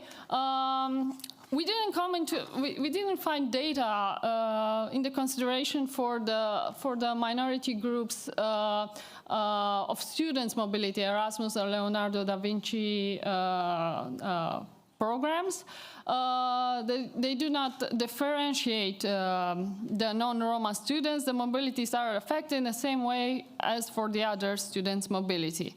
For me, it would be a very interesting theme to approach how many students abandoned their studies because of the pandemic and the restriction to the to fight pandemic. Another category that I didn't take into the consideration was the Roma engaged in the illegal and immoral activities. These are the most visible ones. There's probably the ones that you see here as well. They do not differentiate. They don't care about the legal restriction. They break the laws by default. So it doesn't matter if it's a global pandemic or it's 2017. Their behavior is the same. They do not fit in our research at this point. Indirectly, the Roma are more affected by the other EU citizens by the COVID-19 restriction when it comes to the movement of the persons. Let's see. Yes. Okay. So in Romania, in the state of emergency, we had that last year during the 16th of March to the 16th of April, prolonged until May 15, 2020. What happened here was the fact that defining the stigmatization as defaming and stigmatize them as an ethnic group continued to aggravate because some Roma group defining the general rules and the entire ethnicity was again a victim of the inflamed campaign of stigma of beggars, pickpockets, immoral person, discriminating resulted in even the authorities' attempts. So what happened it was very similar what happened to in the US to Chinese citizen or American citizen looking Chinese at the beginning of the pandemic, when they consider them as responsible for the COVID virus. So in the media that time in Romania, we saw all these images with borders being assaulted by Roma people. They were coming home because they couldn't, illegal and legal activities were done by this Roma, but they were asked to leave the country where they were at, even though they had jobs or not. So they came home. So from the Romanian perspective, the regular Romanians, the natives, were like, why are they come? They're not our problem anymore. They are Romanians, but they live in France or in Italy or whatever. So we're happy that we got rid of them, and now they're coming home. And at that time, Romania had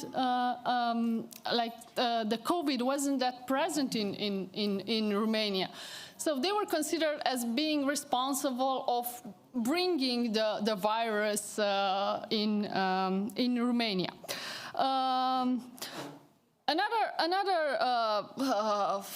Another thing that affected them indirectly was coming to 2021 to limit their movement by the quarantine rule, discrimination implemented in their neighborhood, towns or villages.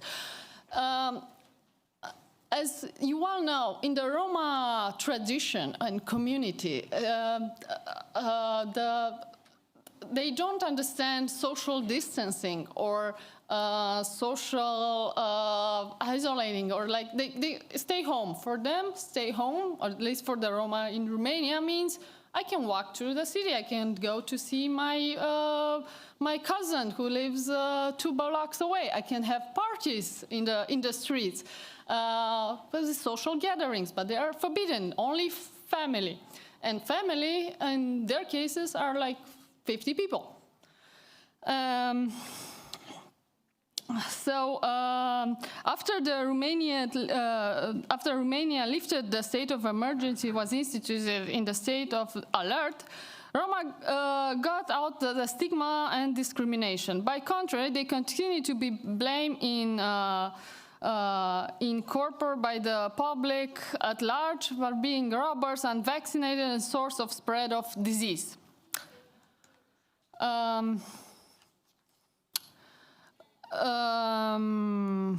Let me see what I can skip. The problem was also the lack of communication, proper communication towards this community. I've looked at the missing information in the Roma NGO public communication. No site of Roma NGO was mentioning such activities. So the proper communication towards this community, which is large and vulnerable, and was not, they didn't communicate in their language. Romani was also something that it was impossible to even think about it, but they didn't even explain to them what were the benefits. It is a poor communication of the Roma political party of the Roma pro-Europe. One single action was reported on the side party, so this is just one of it. I'm trying to move faster. Okay. Here you have the, as Romanian citizens, Roma of the Romania are suffering limitation imposed by the freedom of movement by the country condition of a red zone, pushed there after the irrational and politicized relaxing measure taken by the executive during the summer of 2021. So it was like, there is no COVID. In Romania, we escaped of COVID. We had big concerts. We had, so it was very different than in the rest of the Europe. I'm gonna in the next slide, I'm gonna show you the table how the situation is in Romania, or it was 2 weeks ago, compared to the other countries in Europe. So some analysts speak about the thank you, about the humanitarian disaster in today's Romania, where the number of deaths will be 10,000 inhabitants and the largest in the world. The limitation of the freedom of movement are until now only the general limitation provided by the ECDC strategy, but the reason to accept the new measure will affect the freedom of movement and to Romania because the exceptional conditions of the pandemic are here. By limited possession of this green certificate, limitation caused by the fact that the large majority of Roma, as you can see highlighted in the red, do not believe in COVID, because nobody explained what COVID means, do not accept vaccination. There are some things that was spread in the Romanian public sphere that if you get vaccinated, you will be sterile, or you will have a chip inserted in your skin, and Bill Gates and Mark Zuckerberg will know everything that you do. Do not respect the local quarantine. As you know, for them, social distancing is against their culture. Does not wear a protective mask. Okay, so this is a table that you can also look at. I took the data from the website, and I took the worst cases. And as you can see, Romania is like doing worse in all categories. I'm gonna move to the next one. The death rate in Romania is one of the highest in the world right now. The forecasting of the COVID restriction in the next few weeks and possible limitation of the freedom of movement will affect Romanians and Roma too. I'm gonna just highlight the fact that with the low rate of vaccination and the grid cards now low too, will decreasing the self-protecting measure with the decreasing of the social immunity after 6 months, and the objective condition will restrict the freedom of movement are accumulated. I'm not gonna, because I have a few more slides that I wanted to tell you. What is to be done in the pandemic attacks against Romanians is exploiting suggestion from a political perspective, political communication perspective, acting on the social condition and spreading of the virus. I highlighted lots of measurements that are implemented in the European, at the European level. As you can see, physical distancing, hygiene, safety measurements, and so on. The problem is here, are they really comprehensible, especially for Roma community, but also for the average Romanians? They are medically viewed, not socially. We do not look at the long consequences on the fact that what's happened with this with these people that we're forcing them to distance themselves. The psychological effects, so to speak. Looking at the objective and measurements into details, they do not seem to be comprehensive, and this is, I highlighted each and every of these measurements to fight SARS-CoV-2 physical distance, hygiene, and safety measurements, and the general measurements. I think respecting the Miller's number 7 construct, we can safely say that there's 2 more that need to be added for the measurement to fight SARS-CoV-2. So there is not enough. They are comprehensive. The psychosocial sufferings additional to the physical ones are out of the diagnostic and out of the cares. The patient and family are out of the diagnostic and cares. The social vulnerable person as Roma and others are out of the diagnostics and out of the care. So, as I told you, the Miller magic, I have this highlighted on the slide. I'm going to go to the conclusions.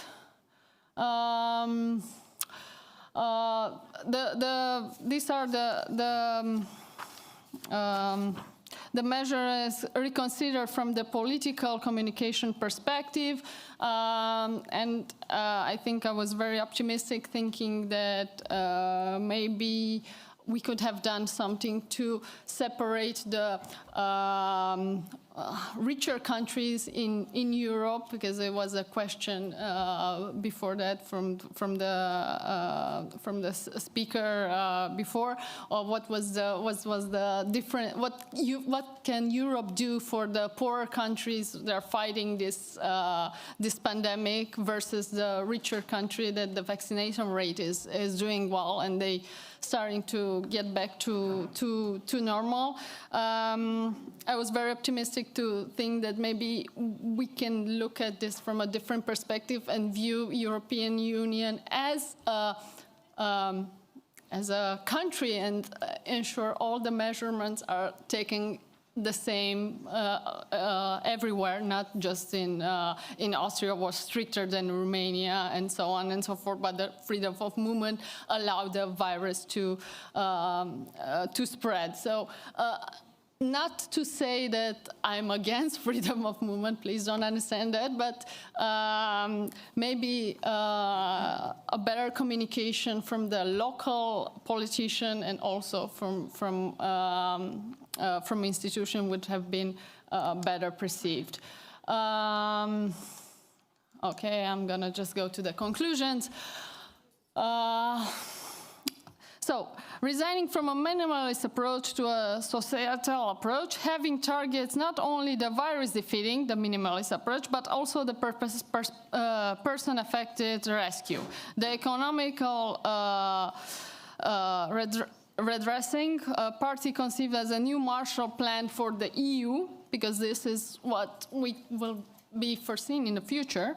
The general society cure, attentive to the communication and the cement of the social solidarity, mobilizing the new design, creation, large political boundaries, EU institution with special involvement of the ECOCC and the Committee of Region and EU bank forces, with more than epidemiologists and virologists involvement as specialists, with more the experts of the areas affected, not even with the freedom of movement specialists, and of course the political and the public communicators. I'm gonna stop for now because it's very long. I'm sorry for that. So I think as a conclusion, I think that a better communication plan coming from also in the public sphere towards the Roma community, but also to the Romanians would have been better. The communication campaigns made by specialists, not by advertisers, because right now in Romania they have vaccination campaigns are made by advertisers and marching on the fact that if you want to go on vacation, get vaccinated. And this is a message that for Romanians or for Roma communities is, in my opinion, not the reason why you should get vaccinated. Thank you, and I'm sorry it took so long.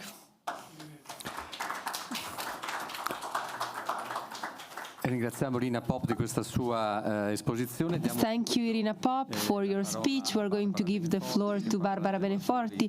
She's going to speak about workers and pandemic. We have the ancestral disadvantage of Rome. The questions are going to be asked at the end of this speech. Thank you. D'accordo, grazie. Okay, thank you for inviting me to be here today. First of all, I should like to highlight something. Let's see if I can start my presentation here. I dealt with the Sinti and Roma people as a public officer in charge of a service within the province of Pistoia in Tuscany, which functioned between 2004 and 2015, dealing with the protection of victims of discriminatory and racist acts in accordance with the provisions of Article 43 and 44 of the legislative decree, according to which the public offices could have such offices working against this type of discriminations. One of our objectives was to safeguard the the Roma population in the area of Pistoia in a network work with other territorial bodies such as the social services of the municipality, the prefecture, the police headquarters, and the voluntary services. So within this framework, I was called upon taking part into the project Sliding Doors, which will be better detailed during the afternoon, and I think this is important in order to understand the framework within which I carried out my activities. The tool was unfortunately removed in 2015. A reform was applied in Italy, and some of the provinces were grouped, so some of the services were also suspended. I think this map can help you to better understand the history of the Roma people and the reason why there are so large communities and camps or trailer parks of Roma people. They themselves call themselves Roma. The initial core of these people started moving in the Doms in the northwest part of India, who started to move around in the 17th century, moving towards west with a very long migration story, entering into Afghanistan, Iran, and then Persia. And around the year 1000 in Greece, we have the first report of the presence of these people with nomads. They were magicians called Anziganoi, which is the etymological source of the word gypsy. In the second half of the 14th century, with the expansion of the Ottoman Turks, the Roma moved away from Greece and dispersed in the Balkans. At the end of the same century, at the end of the 13th century, they reached Italy, and part of them decided to settle down here. Others, as you can see, further moved to the west, and in all steps of their migration, they were discriminated. A certain percentage of these people was not able or didn't have the chance to get integrated in the area where they had decided to live, and kept their traditional jobs. There's still a part of Roma people who did integrate in the society. They are Italian citizens. They have been living in Italy for centuries, while others continued to be nomadic, which, however, from the 1950s has almost completely disappeared. So they were defined nomads, but most of them are not.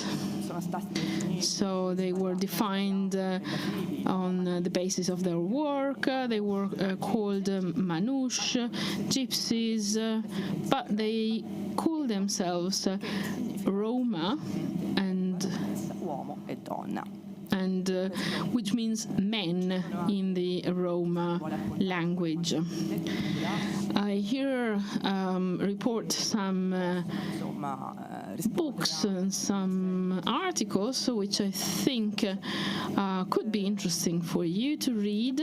So I give you some reading tips where you might find interesting information and stories that I don't have the time to go into detail now. The objective of my speech today is to examine the consequences of the COVID-19 pandemic on the situation of the most fragile categories of workers. So here you can find the title of the slide, Small Numbers, A Lot of Anxiety. Why? First of all, because the disadvantage of Roma people to access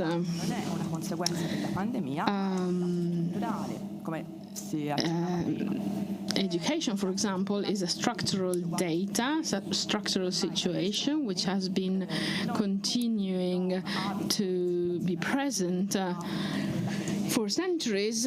As you can see, there are some pictures on the screen representing some underprivileged housing problems, which we took in some trailer parks in the province of Pistoia, in the Brasiliano camp, where I was active over the years. However, for everyone, both for those who live in this type of housing and for those who live in more normal type of housing, they create anxiety in the population of Italy. Why? Because they have an unknown situation, because trailer parks are to be found around the cities, in the outskirts of the cities, even if most of us never enter into a trailer park in their lives. But in the end, this only has to do with a very small number of people.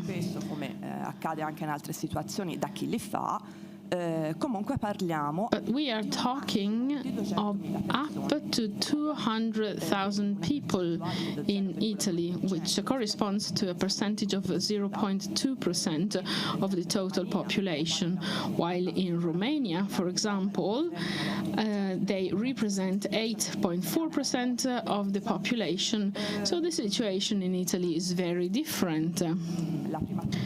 So the first topic to highlight is the fact that sometimes the Roma situation creates anxiety, but we are talking about a very small group of people. The second topic derives from the disadvantage I was talking to you about, which I was talking to you before. And on this, I agree with what Irina was telling you earlier. It is not easy to measure the consequences of the pandemic on the Roma people because of the pandemic. However, we can certainly say that their disadvantage has been further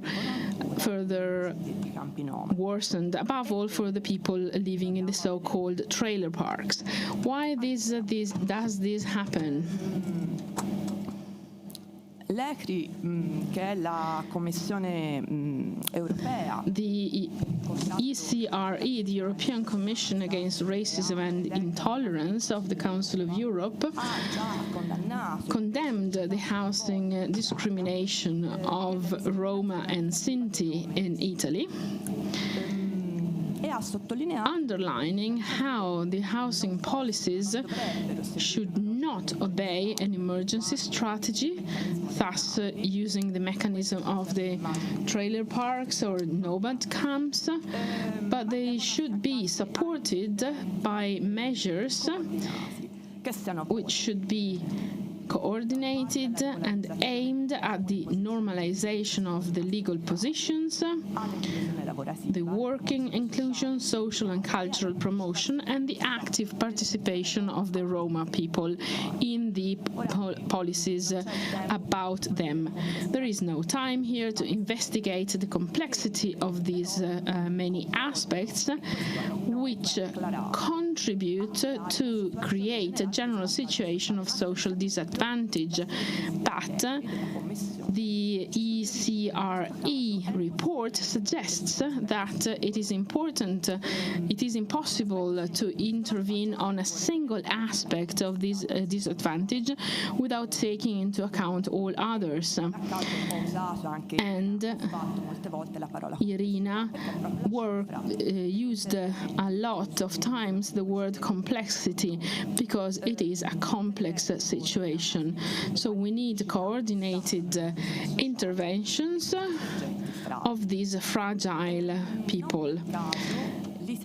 Italy had created a specific tool which aimed at coordinating at national level all actions, which was called the National Strategy for the Inclusion of Roma, Sinti and Caminanti. This strategy should have involved years between 2012 and 2020 and should have coordinated a concrete Roman inclusion activity, overcoming the very long emergency phase that had characterized local interventions up to that point, especially in larger urban areas. Naples, Rome, Milan, where this situation is more apparent. The strategy was presented with great enthusiasm in February 2012. I was there. We were enthusiastic about it, and it was presented as the implementation of the communication of the Commission of the European Union 173, according to which member states were urged to develop, already in 2012, to develop national strategies for the inclusion of Roma populations. The implementation phase was complex and concerned 4 main fields of intervention: with housing,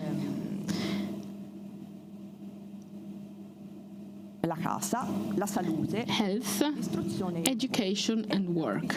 The activity of connection and coordination had been entrusted to UNAR, the Office Against Racial Discrimination, which is an office appointed by the Italian state within the presidency of the Council of Ministers, which should protect the equality of rights of all people. This strategy, as you can imagine, didn't function and has proved to be a failure with respect to all the fields of intervention, apart from perhaps the housing situation. However, the report drafted in 2019 to give us a picture of the work performed during the decade 2012-2020 was talking about the implementation deficit compared to the planning drafted in 2012 and identified the issues of the application in in the difficult social and economic framework of the Roma people. These people are so poor, so it is very difficult to find solutions, concrete solutions, in the marginal housing situation, in discrimination, and in the complexity of the dialogue between the institutions and the social society and the civil society, that is, between the Roma communities and the Sinti communities. All this is to try and understand why the social services of the municipality were not able to work in a good cooperation with the local communities of Sinti and Roma people. All this to say that even before the pandemic, the situation of disadvantage and marginality in which Roma people found themselves was there and was not resolved. However, we can see some examples on what happened since the pandemic breakout. La legge di Murphy, che tutti conosciamo. Murphy's law says that if something can go wrong, then it will. And it can be easily applied to the history of the Roma people, because every small success you are able to obtain is destroyed if there is a little obstacle. I know the general situation of the last year and a half in a very general way, because I haven't worked in the sector over the last 1 year and a half. I read a lot of articles and I had a few conversations with colleagues from other areas who are still working on this point. One of the most careful analysis of the consequences of the pandemic on the aspects, various aspects of the Roma life was carried out by the 21st of July associations, which brings together a set of bodies and institutions and associations which promote the protection of the rights of people in conditions of segregation and discriminations. You can find the link to the report here, and they try to understand what happened above all in the spring 2020, above all for Roma people living in the trailer parks.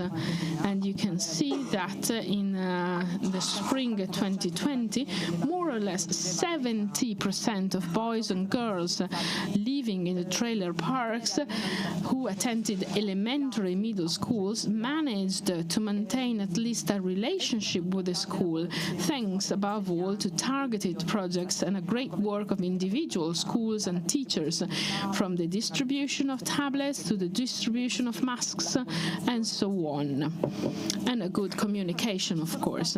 However, there were giant problems: insufficient internet access, the lack of suitable spaces for studying, the connection to electricity in many cases were not sufficient.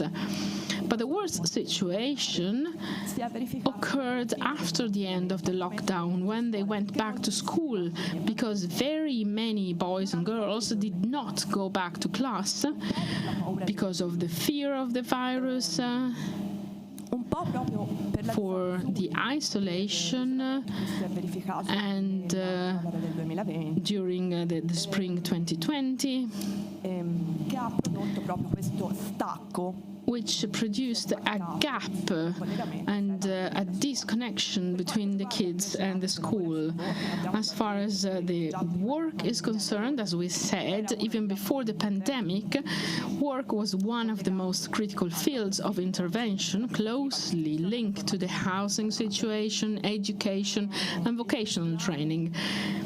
Over the years, there have been many actions also aimed at facilitating the emergence of undeclared work through, for example, the creation of cooperatives or professional training courses for waste management, for example, which, however, lasted too short, just within the time span of the project, and never became structural and permanent. So we were not able to create permanent working positions.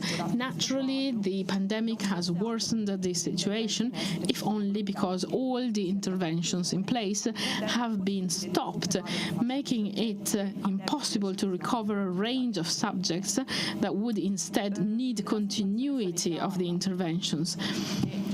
The health situation, often very problematic, especially in the so-called trailer parks, because of the promiscuity and of bad hygiene conditions, has further hindered all other actions to support schooling, education and work, not only for Roma people, but also for other fragile individuals.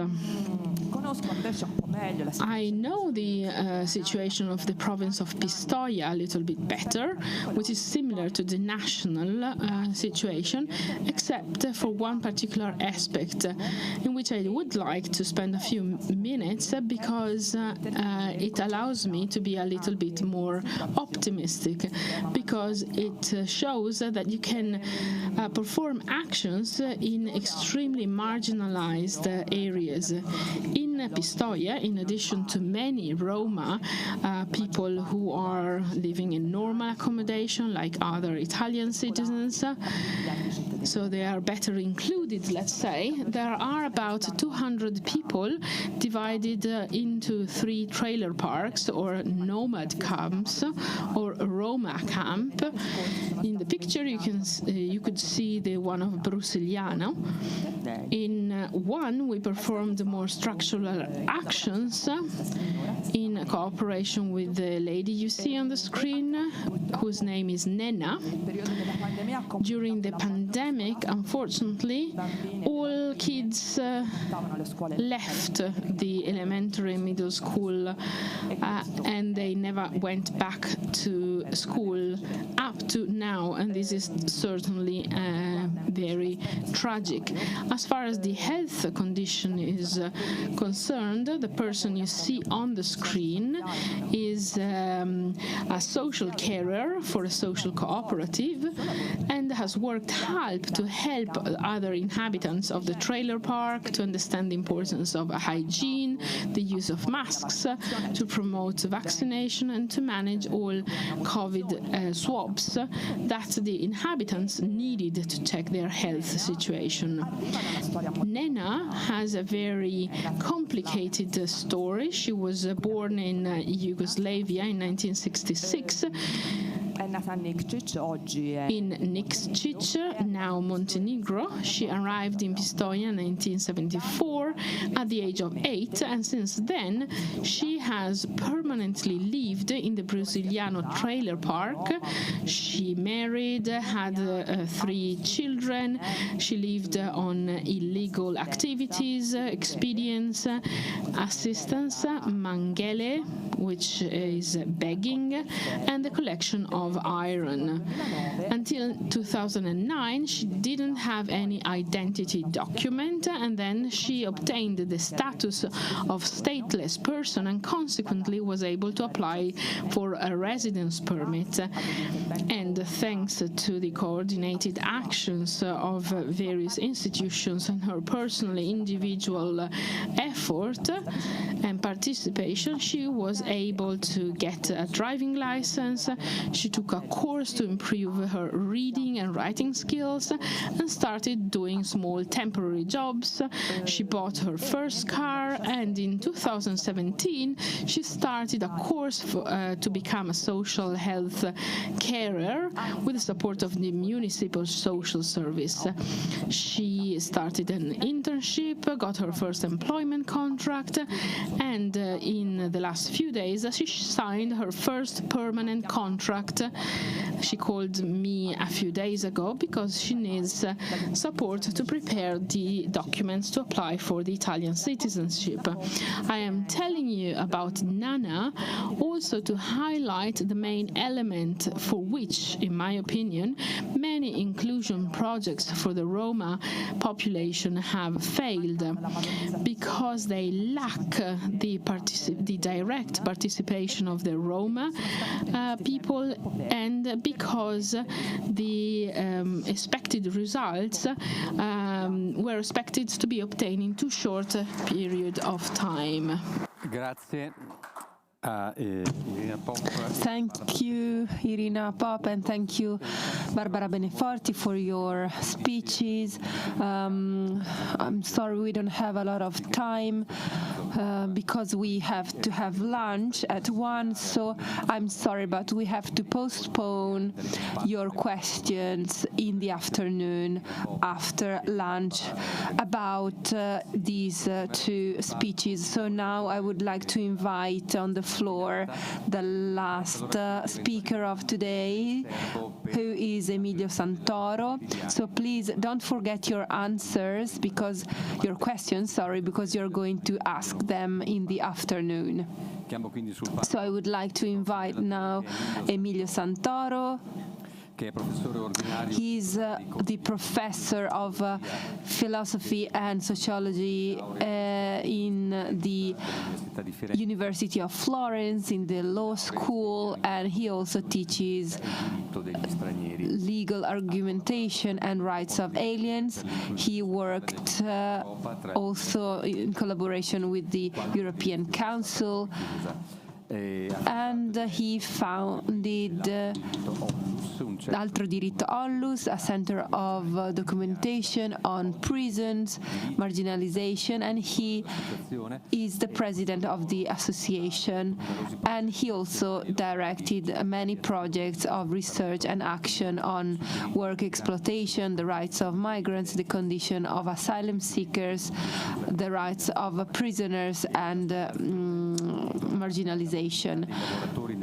His work is called Workers' Mobility During the COVID Age, Between Rights and Exploitation, is 12:25, so you will have 30 minutes for your presentation, so that we can have lunch at 1. So I will tell you when 10 minutes are left. I'm sorry about this, but this is my task. So I will give now the floor to Dr. Emilio Santoro, University of Florence, Mobility of Workers During COVID, Between Rights and Exploitation. Good morning to all. Thank you for inviting me. I could have called my speech the damages are never enough, because COVID has impacted a lot. That is, it worsened the situation of marginalized people, and also it complicated their lives. I try to start beginning with some topics which have emerged, and I believe that it is important to highlight. I would like to show you my slides. So yesterday and today we spoke about migrants. This is the definition by the International Organization for Migration, where you can see that forced migrations are not considered as migration. If we want to speak about migration, the decision must be taken freely by the individual because of personal convenience and without intervention of an external compelling factor. So migrations for the International Organization of Migration are only voluntary migration. Forced migration are not migration. This is a very important distinction, because if we think about ourselves like as European Union, the remit of forced migration is of the European Union. The remit of voluntary migration is in the hands of the member states. So forced migrations are the protection of forced migration internationally, and we did so in Italy, receiving the European directive. It means that nothing was done on a national level, on a legal level. The other great case of forced migration is human trafficking. Since 2011, this was ruled by a community directive. This is an important data. Economic migration, like we mentioned yesterday, which does not exist anymore almost. They are regulated by national choices. Migration, which are forced migration, which according to the International Organization of Migration are not migration, and they are regulated by the European Union. This is a very first important aspect. So in the second slide, you can see another important distinction on the last two speeches. Non sono migranti, migrants, stranieri, i cittadini dell'Unione Europea. Questo è the European citizens are not migrants. E vedete come mette subito in chiaro che because la legge sui migranti, il testo the law on migrants si applica solo is applied only on citizens of states not belonging to the European Union and to stateless people. Barbara was mentioning the person who became stateless, and she could use the laws on foreigners. And Article 2 says that this text is not applicable to citizens of the member states of the European Union. So European Union member state citizens are not foreigners. This means that they are not, that the European member states dei cittadini dell'Unione Europea è regolato dalle direttive e dai regolamenti dell'Unione Europea. Don't have the power to regulate legally this kind of sector. So there is just a very special case, the access to public calls for bids. This is just a very particular case, but we cannot make the difference between the two citizens. So the non-EU citizen and the EU citizen. So I thought it was an important picture that I wanted to give you. What happens? You know that migration, as intended by the International Organization for Migration, so the voluntary migration is regulated by the provision of certain entry visa to which it corresponds a residence permit. As a main tool for entering as a voluntary migrant is the job-related visa and permit, which is regulated. It was regulated even before that it was valid. So we're speaking about Legge Martelli of the 90s in Italy, and this means that there is a decree which we call flow decree, which sets out the possibility of people coming in Italy, but these people should be foreigners and not EU citizens. And on the other hand, an employer could propose me as a foreign worker a job offer. So if the job application are more than what is foreseen in the law, then these job applications are declined. So the employer must ask for having a foreign worker. So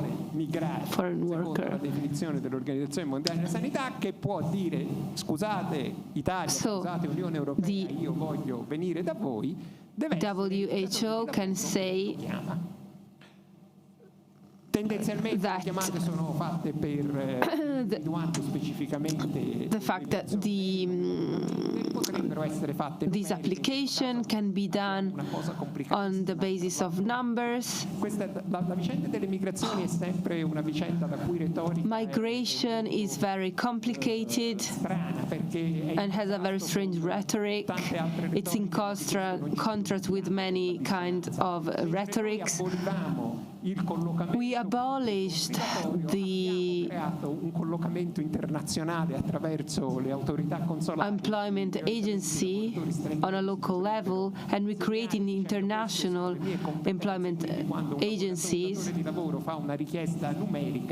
Si dovrebbe andare a vedere se c'è qualche professionalità di quel tipo registrata in questo collocamento. And we should match the job offer and the job demands on an international level. But of course it is very difficult to imagine. It's difficult even on a national level. So here, the data is obvious. The foreign person doesn't have any rights. The foreign person is not an active part. It is a passive part, a passive party. So the Italian state has the power to decide on their future. So the flow decree is fundamental to let foreigners enter and work. So Italy can decide whether to let people come in or not. Anyone wanting to entering the country needs an authorization, which is the visa. If the state decides that the state doesn't want to authorize the entry, then it can do so, and also the criteria can be established by the state.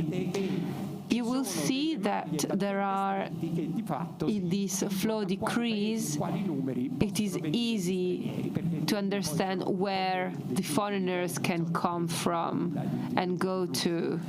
Lavoratori che possono entrare l'anno, e ci sono tutti dei dati che li riservano a determinati paesi e a determinate condizioni. There are data for certain countries and certain conditions. So the states decide what migrants to have. The migrants don't have any rights.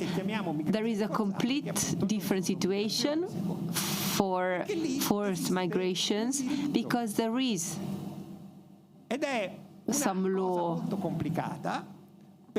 laws for this. It is rather complicated. It is a violation of the system, the international system that we built more than 500 years ago with the Peace of Westphalia.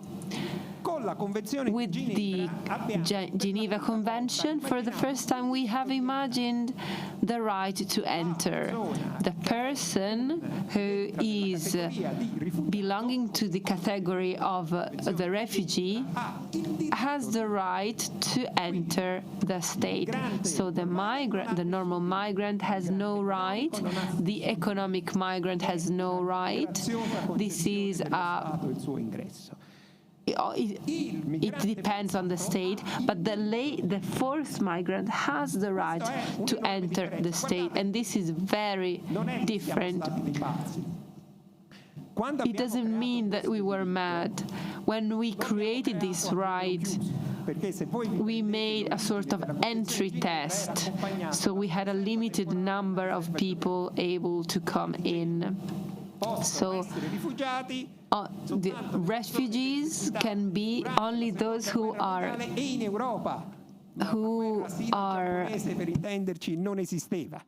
executed during the Second World War.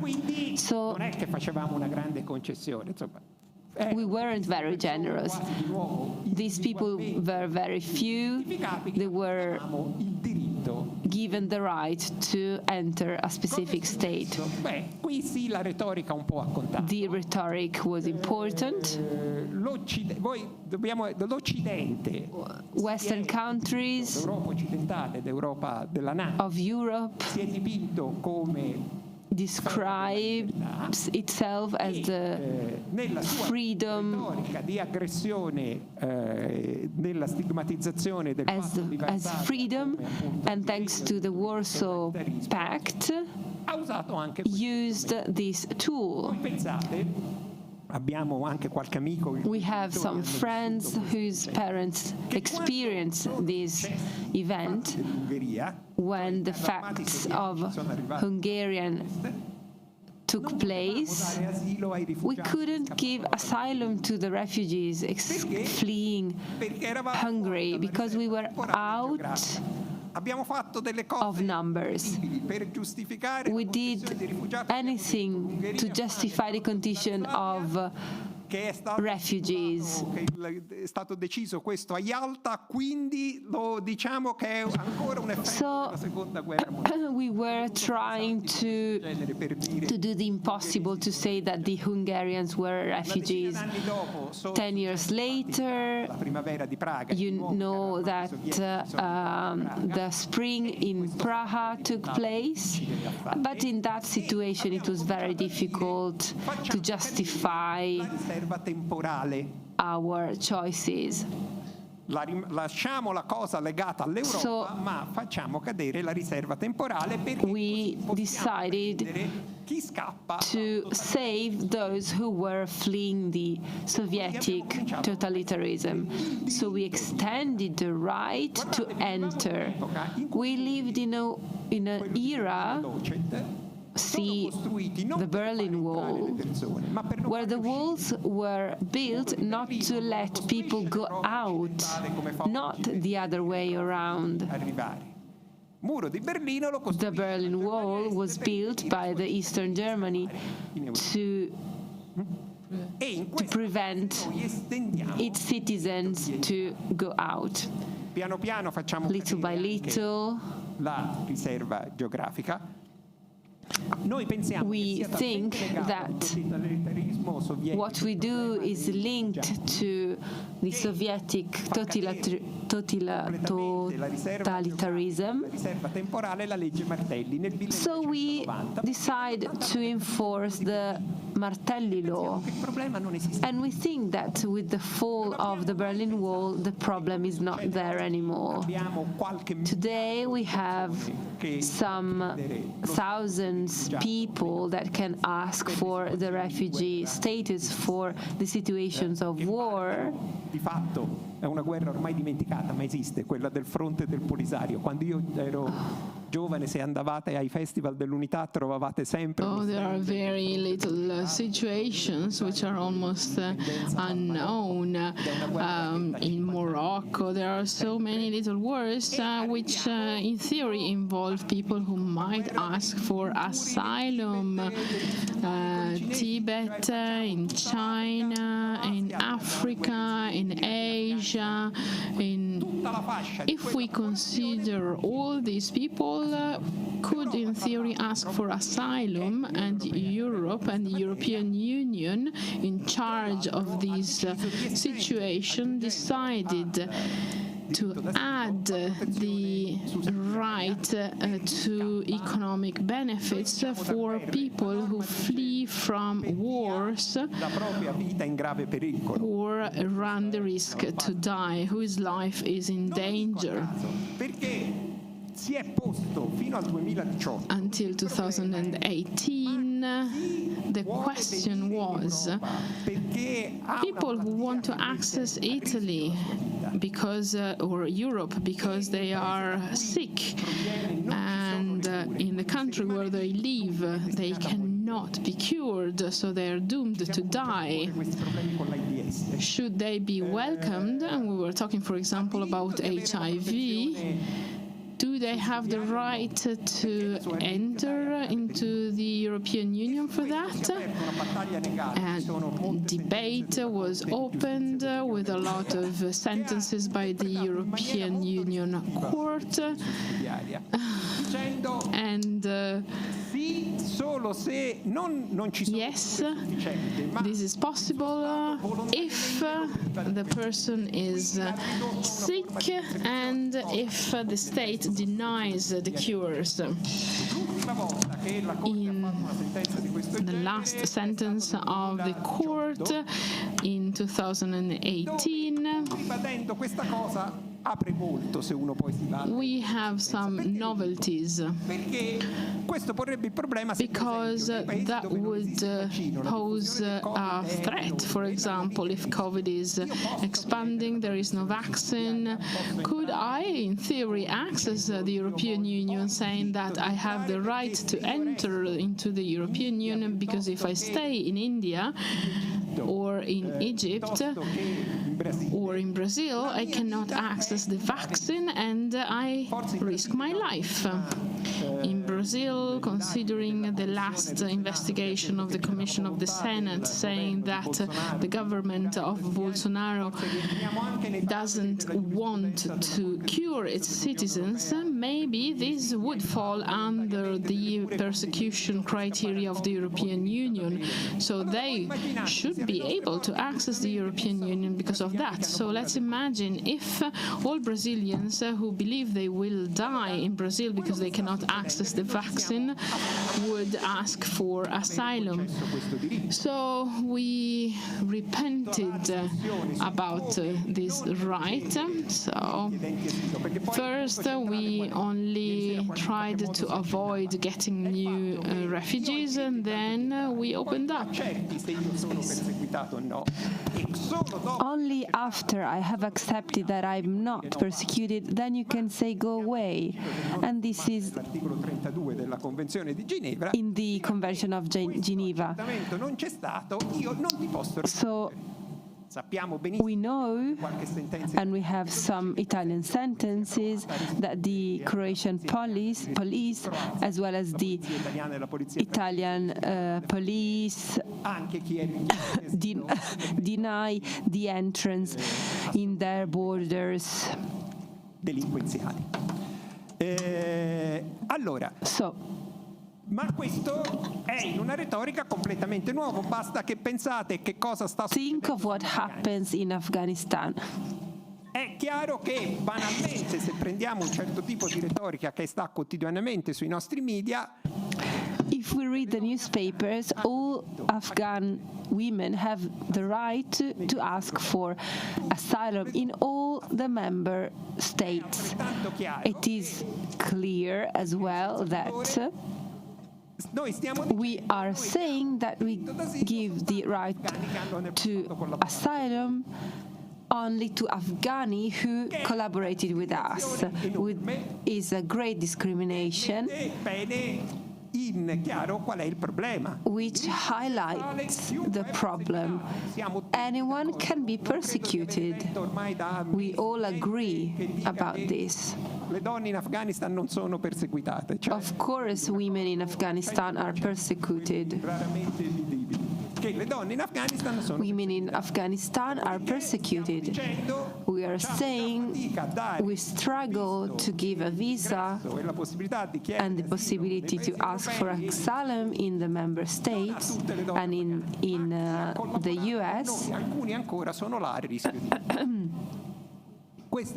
So this is the situation. Il problema del diritto universale di entrare. At the moment, what I want to show you now is that we know that the mechanism that we've imagined for economic migration, the flow decree, didn't work. It didn't work yesterday, but it didn't work before. So we have abolished this decree. Today, I didn't even know if this flow decree was implemented or not. The flow decree was used either as a regularization on a yearly basis, so people were regularized through the flow decree. For example, you are working for me, I pretend you're in your country, and then I apply for you, so I hire you. If we are eligible, then you can go back home. You take the residence permit for working reasons, and then you come back here. Or I want to regularize one of my family member. I am a foreigner and I work here, and I need someone who works here as a caregiver. So I call my sisters, for example. This is how the flow decree was used, and this was obvious how it was used. So the employers can fill a form online. The day in which the flow decree was abolished, the last day of the decree online was called Click Day because there were so many applications. So in this point, the time made the difference. You had to be very quick to click. So even seconds made the difference for you to get a regular position in Italy as a foreigner. Before the click day, the application had to be submitted through the post service, and it happened that if you wanted to be first, you had to queue before the post office opened. And we started to have queues starting 3 days before the expiration date, which was the 3rd of February. And so you can imagine it was very cold. People were queuing for 3 days, standing in front of the post offices in order to be taken. So, of course, people who were queuing weren't the employers, but rather the workers who should have been in their country of origin, but they were here in Italy, they were working irregularly, and they wanted to enter the flow decree. Why? It was obvious. The queues in front of the post offices were obvious, and they were so obvious that the Ministry of Home Affairs, Giuliano Amato, had to write a document where he was saying to the border police to Perché cosa succedeva? Che protect the people going out of our countries. Perché la maggior parte, le poche statistiche che abbiamo fatto ci There weren't a lot of statistics at that time. Con un visto per turismo. People were entering to work with touristic visas. Quella di quando entrò in vigore la Bossi-Fini. Lì facemmo la statistica se We did some statistics 20 years ago. Di sanatoria se era presente o già o meno sul territorio. And we could understand whether the foreigners were already in Italy or they were applying from abroad. Maggiore attrattore di immigrazione irregolare perché the Pope were attracting a lot of people per turismo per venire a Roma durante il Giubileo e poi erano restate qui because the people asked to come to Italy for tourism, but actually they were asking to come to Italy for work. Faceva sì che, siccome se io vengo espulso, if I'm expelled, then I cannot get a visa. If I was caught going back home, taking my entry visa, then I would lose the fact that my employer la coda la notte di fronte alle poste ero riuscito ad arrivare in tempo. Granted me. So there was a paradox.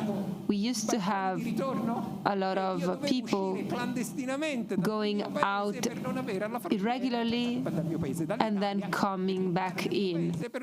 Espulsione alla frontiera. Allora, per evitare questo, Giuliano Amato disse: non si espellano. So we tried to avoid this, and we avoided the expulsion of people who were going back to their country. So why did Italy not change the system for 30 years, even if we knew that there were some troubles? Because the fact that people needed to look for a job, even if they were illegally present on the territory, was one of the sources of exploitment, above all for unskilled workers. So, if you signed a contract with a person who was in need, of course, I was stronger, so there was a very high risk of exploitment. And we're not only talking about agricultural works, but above all the job of carer. So, for example, if a family needs a carer for 24 hours a day, would have to spend 3,500 euro per month. Può lavorare massimo 54 ore, quindi ne servono 2,5. So considering that a carer should be allowed to work up to 54 hours a week, then you would need 2 carers per family if you need continuous care.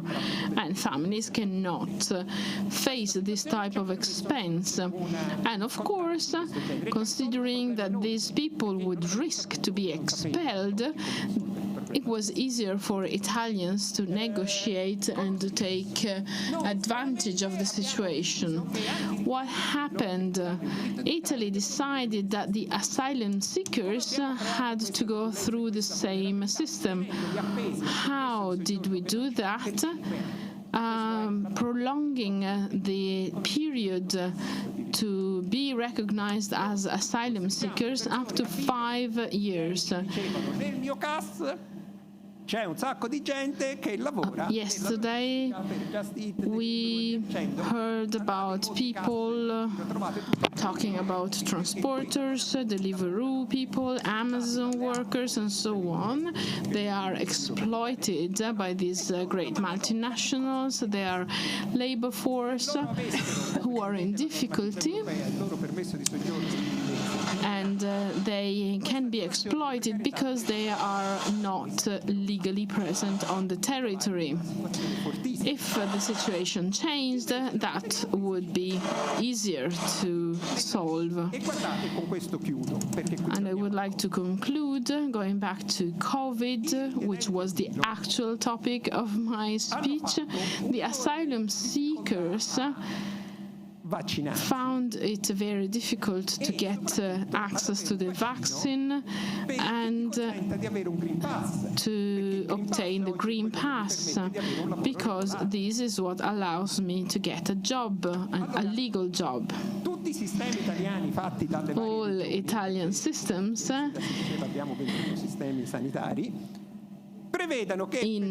at regional level require the taxpayer's number in order to access the vaccine. If you worked with asylum seekers, you know that in the year between 2016 and 2017, we gave different taxpayers' number, which is made of numbers only and not letters. So, considering that now it takes roughly 5 years for us to give the status of asylum seekers, it means many people who received this taxpayers' number could not access to the vaccination, so they could not obtain the green pass, they cannot work legally. 1 year ago, a decree was approved called Immersione, allowed many asylum seekers to apply for a status as asylum seeker,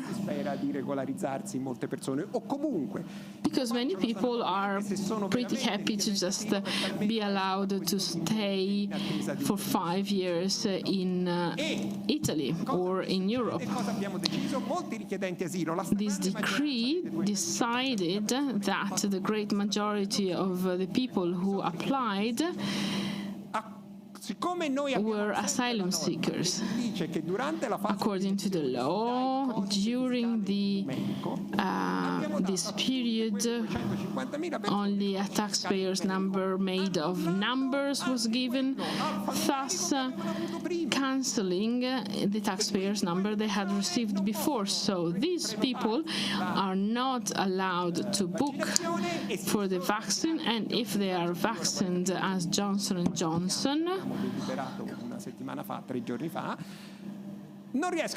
they cannot access the green pass because they cannot identify the person who was vaccinated. So I would like to conclude saying that we continue to create the conditions. Thank you, Professor Santoro.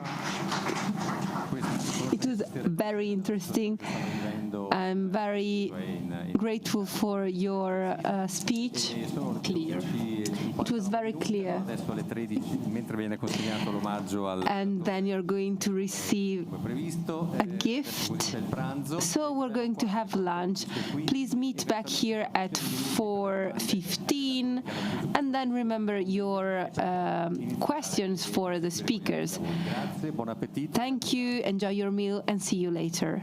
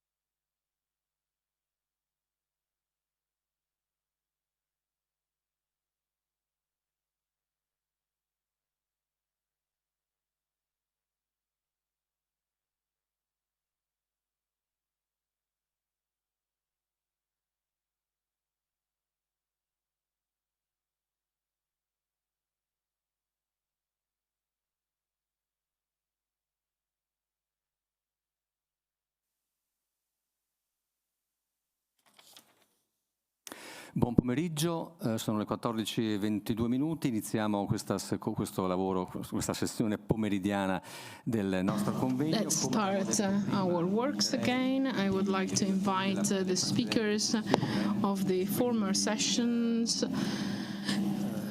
therefore Beneforti and Santoro to the floor, so that should there be any questions, they might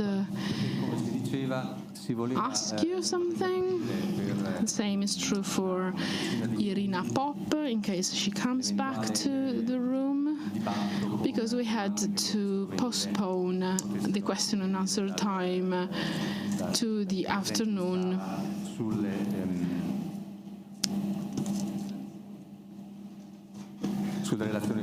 Regarding the three speeches given by these three speakers. So if you have any question, please feel welcome. If this is not the case, then we can start immediately with the afternoon session, which we will organize in this way. We had organized a small round table to present the Sliding Doors European project with the introduction of the person in charge of this project, with a connection with the University of Besançon in France. And then we will have three further speakers, two working with us online and two here. So I invite them to join me here on the floor. Tihomir Knezicek. And we open the second part of the conference of today, and we can open the connection with Frédéric Spagnoli, the manager of the European project Sliding Doors. He is going to explain the content and the objectives of the project. Frédéric, I welcome you and I give you the floor to speak about the project. Ok, grazie. Thank you. C'è il ritorno in inglese, la traduzione. Quindi saluti a tutti, mi spiace tanto non essere potuto. I'm sorry that I cannot be here today with you. The Sliding Doors European project was funded by the Europe Programme for Citizens, trying to stimulate the integration of migrants in a wide social and historical prospect. I want to highlight that it is a project with Europe with the citizens, collecting the opinions of citizens and to report them to the European Union at the end of the project. The project started in March 2021 and will last until the end of August 2022. We developed the project onto two levels, an academic level and one involving the civil society, so that we can combine two different opinions, two viewpoints, which can sometimes differ. The project involves 12 partners coming from 9 countries, the University Besançon, the Museum of Migration and the Foyer in Brussels, the Association Futurissima in Amsterdam, in the Netherlands, the Autonomous University of Barcelona and the Department of Education, the Association in Ducal in Portugal, the University of Florence with Professor Santoro, you listened to him today in the morning, and Professor Niccolai, who's going to speak me afterwards, and the Associazione Trentina del Mondo as far as Italy, the institution of Irina Pop that you listened to today in the morning, and Hungary with the organization Mahatma Gandhi, and the association Marino Zandonai of Tuzla with Tihomir Knezicek. The project is based on different phases. The first step was a training online and in situ during the summer university courses in Besançon at the end of August. The objective is to collect through surveys the opinion of citizens, to create various debate opportunities and discussions for the draft of recommendations to submit, the result of multimedial products like the exhibition, videos,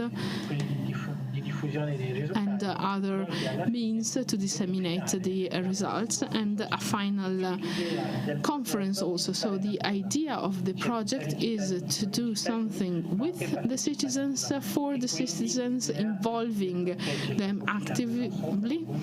So the center is Besançon, but the project involves the entire Europe, and I have to underline that the project was launched by Pistoia and Besançon. So this was the short presentation of the project.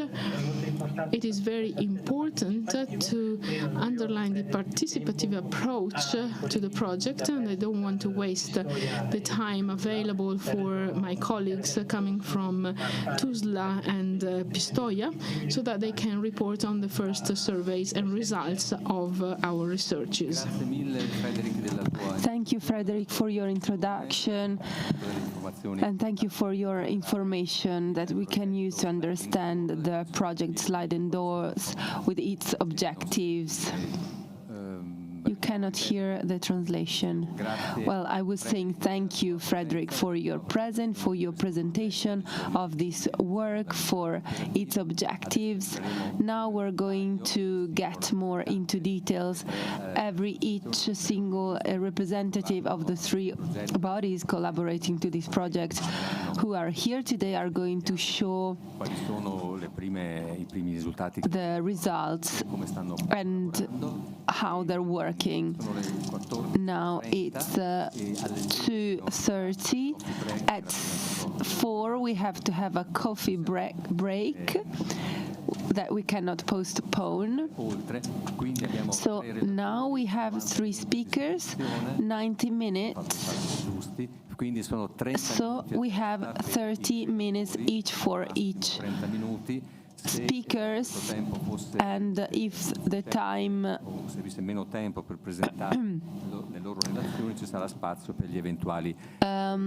if we have still time, maybe we can still have time for questions and answers. So I will now give the floor to the speakers, and they will have 30 minutes for their speech. 30 minutes for the speech. Of course, you have the translation, so you can understand everything. And for those listening to us from Hungary, you only have 30 minutes for your speech. So we're going to open our connection with Hungary. We have 2 representatives of the association Mahatma Gandhi, fighting for human rights. So I would like to welcome Deen Gibril and Teresa Ayerting. Welcome to this meeting. I would like to give the floor to them so that they can show their activities and the results emerging from their job in the Sliding Door project. Okay, thank you very much. And we are honored to be here today and to also share our experiences, the work we do, and what we've been doing so far on the Sliding Doors project. So the Mahatma Gandhi Human Rights Organization is founded by Gibril, seated right beside me, in 1990, where he decided that due to the good works of Gandhi in fighting for human rights and integration of people into the Hungarian society, he decided to form this organization. And the main purpose of this organization is to use sports as a tool of integration, to integrate migrants into the Hungarian society. And when we talk about migrants, we're not only talking about people who came to Hungary from Africa, but then people who came to Hungary from Asia, from Southern America, and from other parts of the world. Just like how Gandhi himself was going around and then protecting and preaching about the good of human rights. And so this organization was founded in 1992, and its main mission was to use sports as a tool to raise awareness, to integrate people, and to fight racism and discrimination. The main activities of our organization is mainly to use sports to promote integration of migrants. And then we also give free legal counseling to migrants, refugees, and asylum seekers in Hungary. We work with lawyers who help in helping migrants who have cases at the immigration offices. We also organize cultural programs because we know that people who have traveled far from home need to have a society. They need to come together. And so we organize cultural programs where people from different parts of the world are able to come together to share their culture so that they would not forget whatever they used to do back home. So we believe in multiculturalism. So that is what we promote as well. And also, we also participate in projects to help support asylum seekers and refugees. So this Sliding Doors project was a very good project, or it's a very good project where the Mahatma Gandhi organization has had a very great impact in promoting integration of migrants. And these are also parts of the things that we do. For example, the Sierra Leone refugees in 2014, and also when there was the outbreak of the Ebola pandemic, where lots of people were displaced, and some of them found themselves here in Hungary. So the Mahatma Gandhi organization helped with integrating these people. One very key aspect that we do here is visitation of migrants who have been kept in the detention centers in Hungary. So our association has signed a contract with the National Command Organization where we can visit foreign convicts. And by visiting them, we give them, we talk to them. Some of them have issues, and the ones that have issues and we feel or we think we can fight for them through our free legal aid system, we give lawyers, and then they are able to help them fight or help them with their cases. And also we do this mainly because of the psychological stress that most migrants go through when they find themselves in Hungary or in a new place. We all believe that someone who is fleeing from his or her country due to war or political reasons already has a lot of stress. And so when they get to Hungary and one way or the other, they find themselves in detention centers, the Mahatma Gandhi Human Rights Organization sends people to visit them, to talk to them. And sometimes what we do is we connect these people with their families back at home. So sometimes we organize this webcam where we go to the prison and then they speak with their family members at home. Sometimes we take letters from the detention center to their home countries and also from their home countries to them, just to keep the connection going. So we've been able to visit lots of detention centers, and also we have been able, most of the time, the refugees or the migrants that we are able to get out of the detention centers, due to our connection with other NGOs who want to fight this cause, we are able to get maybe a temporary residence permit, and also we also give some of them accommodation. And then we also have demonstrations. We go for peaceful protests. For example, the case of the kidnapped Nigerian girls, we have migrants who are from Nigeria here. And so we also make sure that their voices are heard, and we go for demonstrations, and then we sign our petitions. Because I remember during the EndSARS, which happened last year, October, we went for a peaceful protest at the Hungarian parliament, where we presented a petition to be sent to the Nigerian government so that they would know that Nigerians in the diaspora, Nigerians in Hungary also care about whatever is going on back home. So we make sure that we also interfere in matters regarding migrants back home. We also take part in the Holocaust Memorial, where this was about the Second World War, which means that we do not only look at issues of migrants, but we also care about the society in which we live in. So anything Hungarian that brings about peace or talks about human sacrifices, Mahatma Gandhi Human Rights Organization is there to support. So these are all pictures from the Holocaust Memorial. These are the soldiers that sacrificed their lives or died due to the war, and Mr. Deen is always present, and he's always partaking in these kinds of projects just to make sure that the Mahatma Gandhi Human Rights Organization has a voice in whatever goes on in Hungary and beyond. We also have multicultural festivals.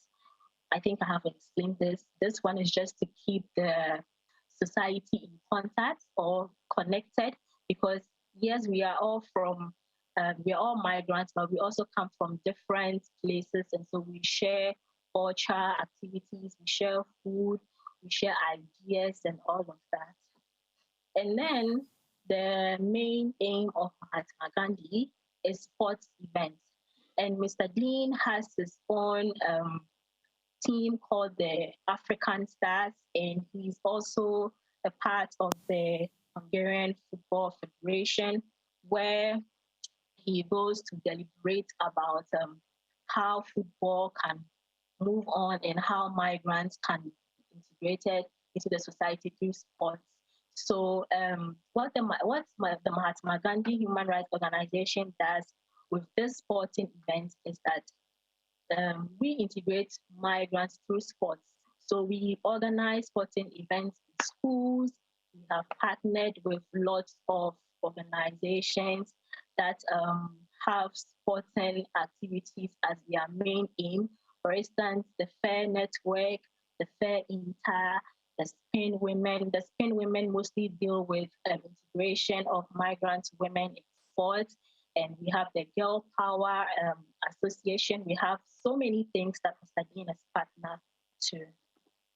We also have another one, the Football Welcomes Refugees, where this group of people are refugees or migrants from different parts of the world. Some are from Vietnam, some are from Nigeria, some are from Ethiopia. So we bring all of these people together because we believe that sports is a universal tool that brings people together. So all of these are part of our sporting activities. And then we do not only deal with adult migrants, but we also deal with the children, because we believe that the children are our future, they are growing up, and so we need to integrate them better into the society so that when they grow up, they would also learn from whatever they have been taught from their infancy. So this is just a little something about the Mahatma Gandhi, and I think I have explained everything. So with regards to the sliding doors project, we look at who a migrant worker is, because most of the migrants here are workers. So, and some are also students, but most of them are workers. So when we talk about who a migrant worker is, it's someone who works outside his or her country home, and they're also known as foreign workers, guest workers, or expatriates. So looking at statistics, we got to know that about 272 million migrants globally, and which just makes 3.5% of the world's population. And here in Hungary, we got to know that, or we just found out that about 200,000 total immigrants just between January to April, that is the first quarter of 2020. And the jobs that migrants usually have in Hungary is the hospitality sector, for example, hotels and restaurants, and also in manufacturing industries. So there is this question that Hungary is a hotspot for migrants. This is because of the location of Hungary. Hungary is in the central of Europe, and so it connects other countries by land, such that in Hungary you can get train. When you get a train going to Austria, and then when you get to Austria, you can go to other parts of Europe. And so it has this connection that can go to lots of European countries. So most people or most migrants see Hungary as a hot spot for them to come to in order to migrate to other parts of Europe. So this is something that we're going to talk about, like working as an immigrant in Hungary. When you want to work as an immigrant, I believe in every part of Europe, you need to have a permit to do that. Either you have the residence permit, the working permit, or the permanent working permit, so the permanent permit. So the residence permits that are for like the students. So students are able to work at these little student jobs, and they have internships. So when you have a residence permit as a student, you are limited to just internships and student jobs. And then when you want to have a work permit, especially after school, Hungary gives every student the opportunity to look for a job. So after school, you have the opportunity to work for 9 months, or you have the opportunity to stay for 9 months before you get a job. So when you get a job, you use that job to apply for a working permit. And also with the permanent permits, it's the best way to get this is through marriage to a Hungarian, or staying in Hungary for 8 years with good command of the Hungarian language, and also free from any form of criminal offense whatsoever. So the COVID-19 period, we partnering with the Sliding Doors project. We took some questionnaires. We were able to get about 33 people, and then with interviews, we were able to interview students who are now working between the ages of 25 to 40. So people who are above 40, we were not really able to interview them. Most of the interviews were done by me, so I was able to interview these people because of my age, and because I'm very free with these kinds of people, and I know how to approach people between the ages of 25 to 40. So when we are talking about the pandemic in Europe, I could say that in Hungary, the pandemic was well contained in Hungary, and looking at the European Union response to the pandemic was a bit slower. and it affected certain things like the mobility of third country nationals who were on temporary stay, also especially students, because during my interview with other students, they told me that some of their friends who had gotten admissions in Africa got the visas but were not allowed to come, and others also had issues with visa processing due to the pandemic because they weren't sure whether they were going to come or not. And one thing I know is that most students or most schools started their studies online. And in Africa, from where I'm coming from, online studies is very, very difficult because we have issues with power supply, we have issues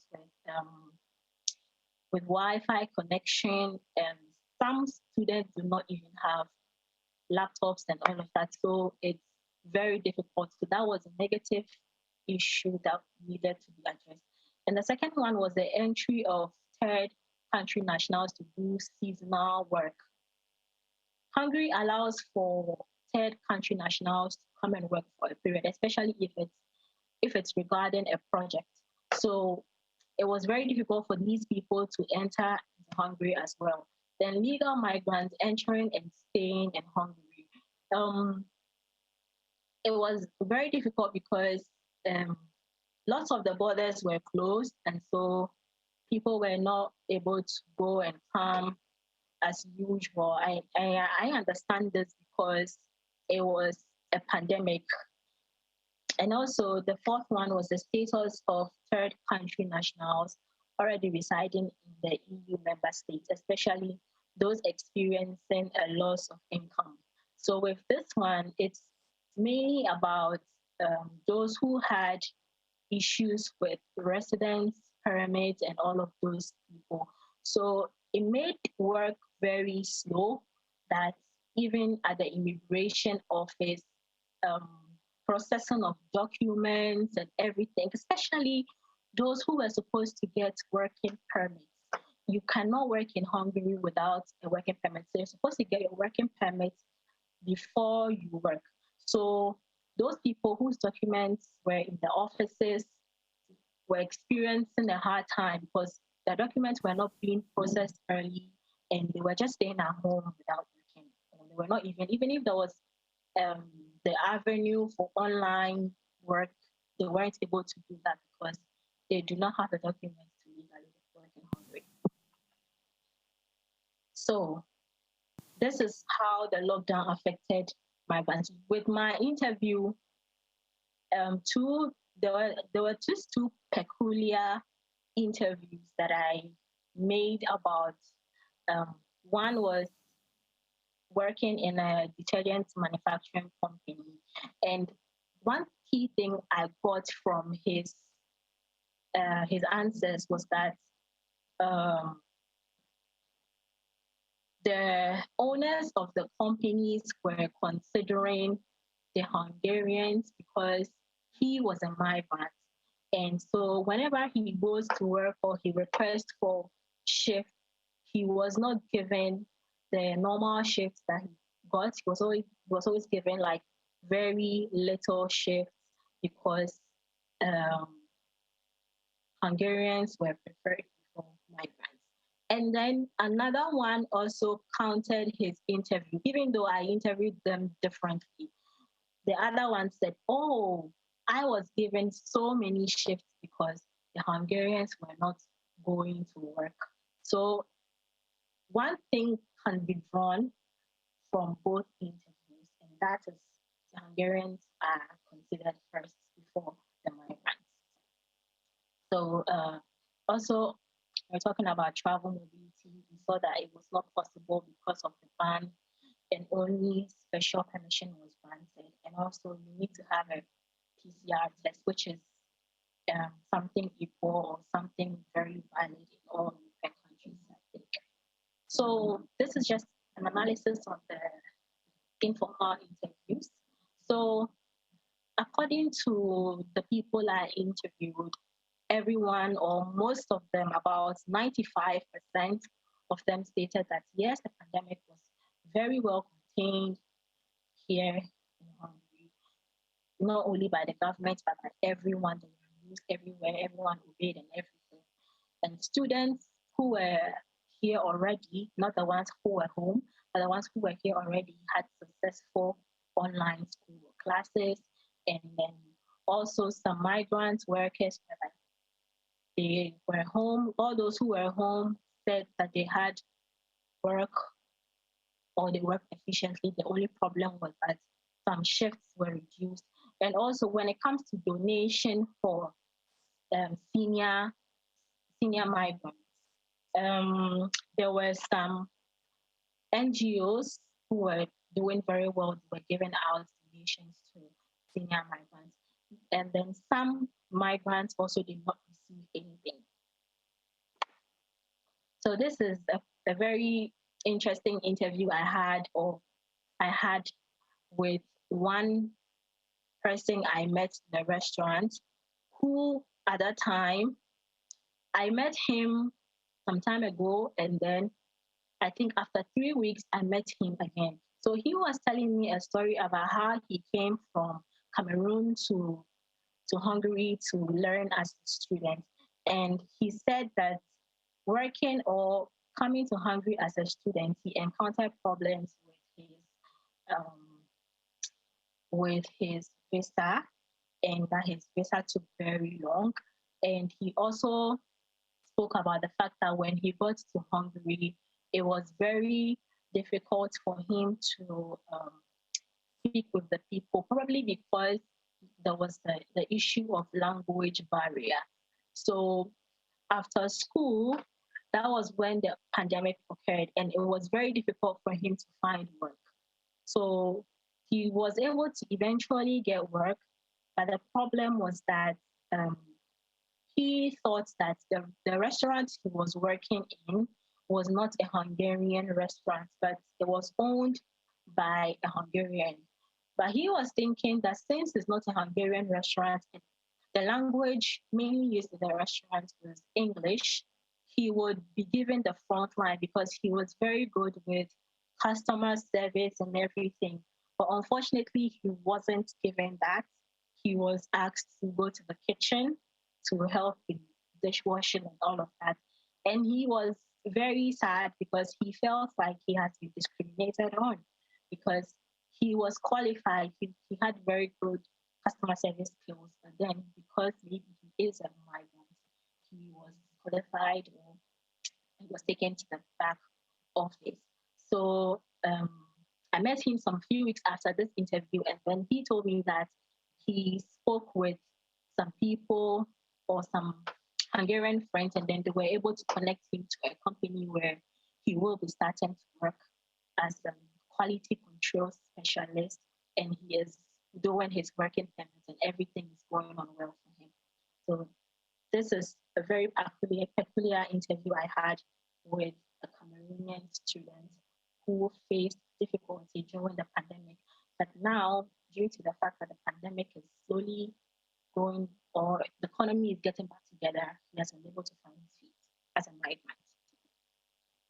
So post-COVID-19, this period came with active hiring of workers. So there was active hiring of workers. Everybody wanted to hire because the COVID was a bit down. Restaurants were opening, hotels were opening, so they needed more people. And also there was also an increase in shifts for regular work. These are all from the interviews. So, and there was also fast and reliable vaccination for travel, including migrants, where the government sent out links to various hospitals where you can go and get your vaccination, and they were not segregating whether you were Hungarian, whether you were this, or whether you were a migrant, or whatsoever. So that is very positive response from migrants. And then with the questionnaire, there was something about future suggestions. And after we killed in everything, these are the three things that the migrants or the people who answered the questionnaires most of them spoke about different things, but these are the very key things that cuts across all of the questionnaires that were given. Equal work opportunities. I relate this to my friends or the Cameroonian guys interview. Equal work opportunities. That people should be given work because they qualify or based on merit, and not because they are migrants whatsoever and all of that. The second was respect. I don't really know much about this aspect, but it cuts across all of my questionnaire. The migrants here in Hungary are saying that they are not respected by the people. So this is a suggestion that was made to the questionnaire. And also proper housing agreements and facilities. That there should be proper housing agreements and facilities, especially from the landlords who give rent contracts, and sometimes they give certain conditions to migrants, which we believe is not very favorable. So these are the things that we have. Thank you so much. Grazie mille a Teresa Ayertey per questa sua... Thank you to Teresa Ayertey for her presentation of the activities performed by the Mahatma Gandhi Association within the framework of the sliding doors. I kindly ask you to stay connected with us so that you can listen to the other presentations. And at the end of the 3 presentations, we will open a question and answer time so that maybe people will have remarks or questions for you. I thank you for you, and I hope to listen to your voice after the 2 further speeches. Now I give the floor to Roberto Niccolai. He is the director of the Archivio Roberto Marini of the Secolo Breve newspaper, Archivio di Storia e Cultura Contemporanea, of contemporary history and social studies. He will go into detail probably what the foundation does. And I now give the floor. It is 3 o'clock. Again, 30 minutes available for you. And I will give you a warning 10 minutes before the end of the time available for you. Non si sente? We don't hear. Gli fanno segno i tecnici. Sembra che ora funzioni. Ringrazio tutti. Thank you for inviting us to be here today. Sliding doors. As Professor Spagnoli underlined, was planned in Besançon and in Pistoia. It is based on the idea of citizens and migration. What is the role of the Roberto Marini Archive, which is in Tuscany, in the city of Pistoia? It was created upon the proposal of Roberto Marini, who started collecting materials about music, cinema, social studies, and then 3 years ago created a foundation in 2018 to collect all the materials. He's nowadays 90 years old. He's still living. I am the director of the archive.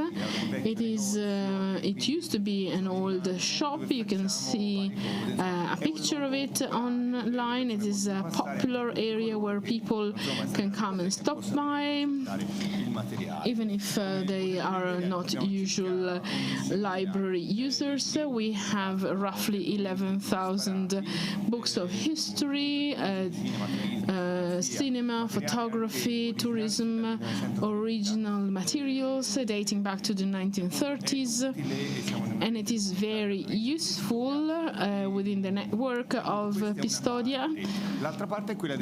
Then we have a second part with roughly 900 journals dealing with history, politics, social studies, music, cinema, tourism, photography, and a lot more.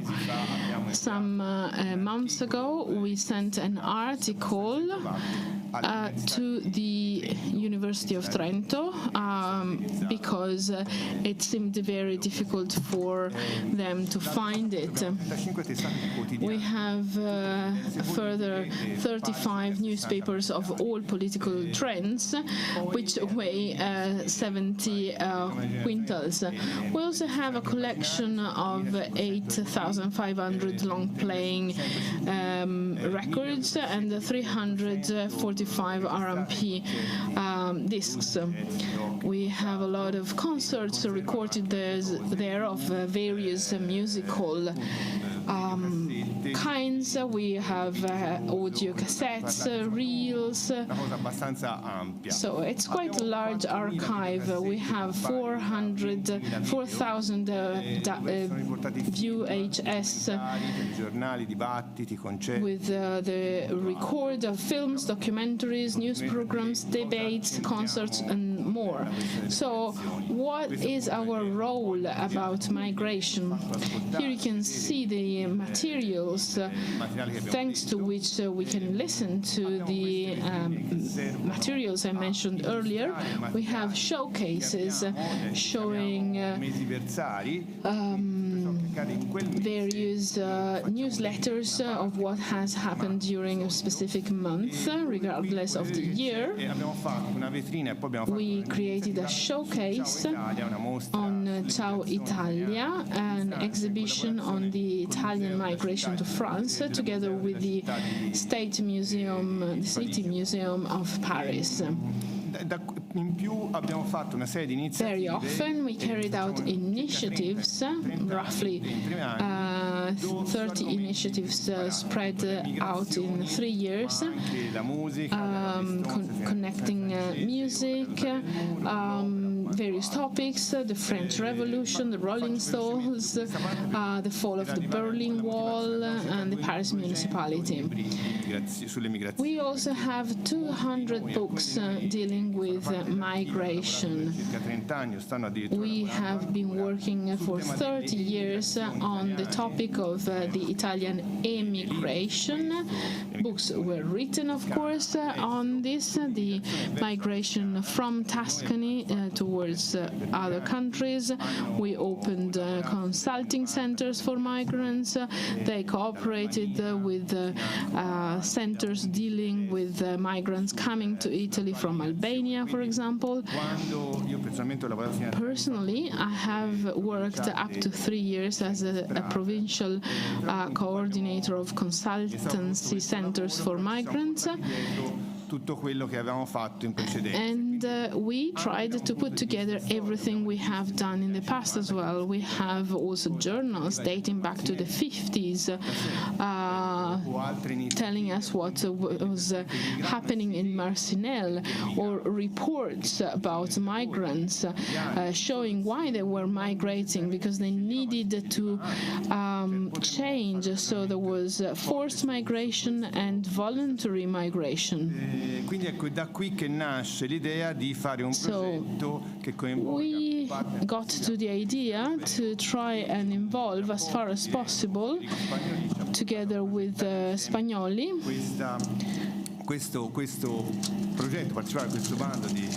so we took part in this European call.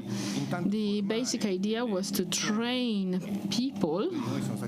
Some of us were trainers, some were students, let's say. So beneficiaries of the training activities. We also wanted to collect journals. We are 12 partners, and the main objective was to analyze the materials, give it back to citizens, both to those who were interviewed in the 9 countries. We will organize 4 press conferences in the 4 main cities, Strasbourg, Brussels, Luxembourg and Rome, and we will create 4 information desks for female migrants in Besançon, Brussels, Pistoia and Budapest. Quindi ecco, questo interesse diretto e indiretto, this direct and indirect interest of the people working in the archive led us to participate in the call. We performed 25 interviews. Anche un po', come dire, l'esperienza pregressa. Considering also the past experiences, we decided to submit the surveys to migrants, to Italians who were native in Italy. 4 of them had previously a different nationality and then acquired the Italian nationalities, and other migrants coming from different regions of Italy. So our idea was to have different viewpoints. The migrant is sometimes considered just a person who comes from a different country, whereas, of course, there are internal domestic migrants moving around from region to region. So we put together these 25 interviews, aged between 17 and 85. We involved 16 women and 9 men. 3 are Italians, new Italians, let's say, because they were born elsewhere. Others come from Bangladesh, the Côte d'Ivoire, Nigeria, Ukraine. What were the results of these interviews? Previously, I forgot to tell you that these interviews were based on a survey prepared by a scientific committee inside the Sliding Doors project regarding the past, the present, and the future of these migrants. One of the main objectives of the project is what should we recommend to the European Union?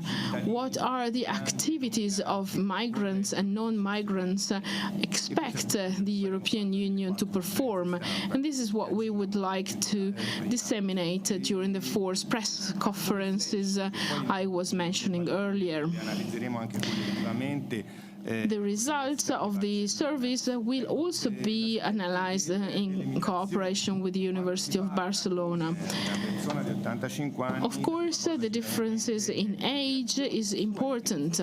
Our 85-year-old interviewee, of course, spoke about his migration to France, and of course he felt solidarity towards migration, whereas the younger people are more optimistic. They have a different view. The 40-year-old person realizes that the past, in the 90s, for example, migrating to Italy was more welcoming than at present.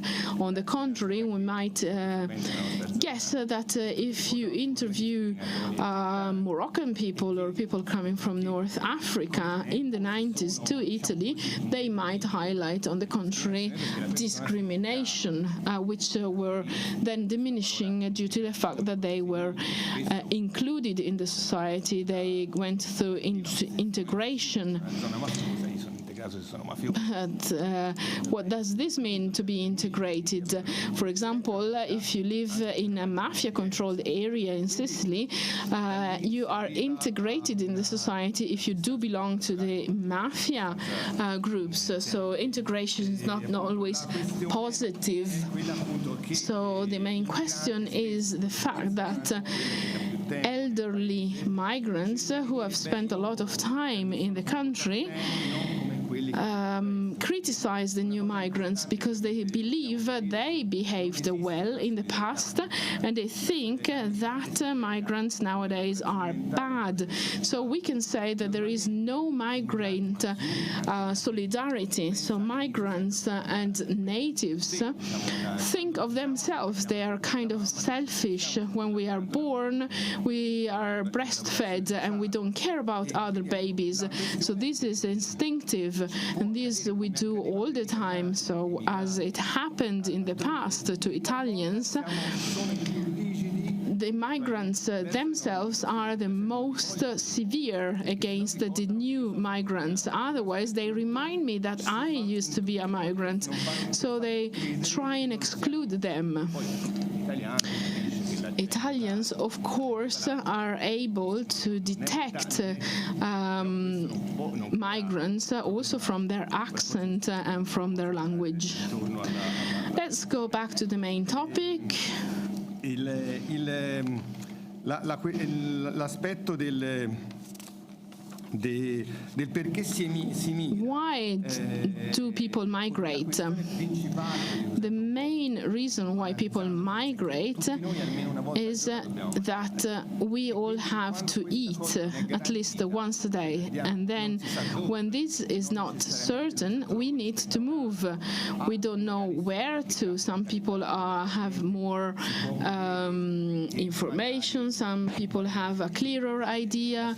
Thanks to the TV, you can think or believe that the situation elsewhere is better. Some Albanian citizens would watch the Italian TV in the 90s. They would follow the advertisement of cat food, which was plated on a golden dish, and that gave them the idea, well, I have to go there if they can even have golden dishes for cats.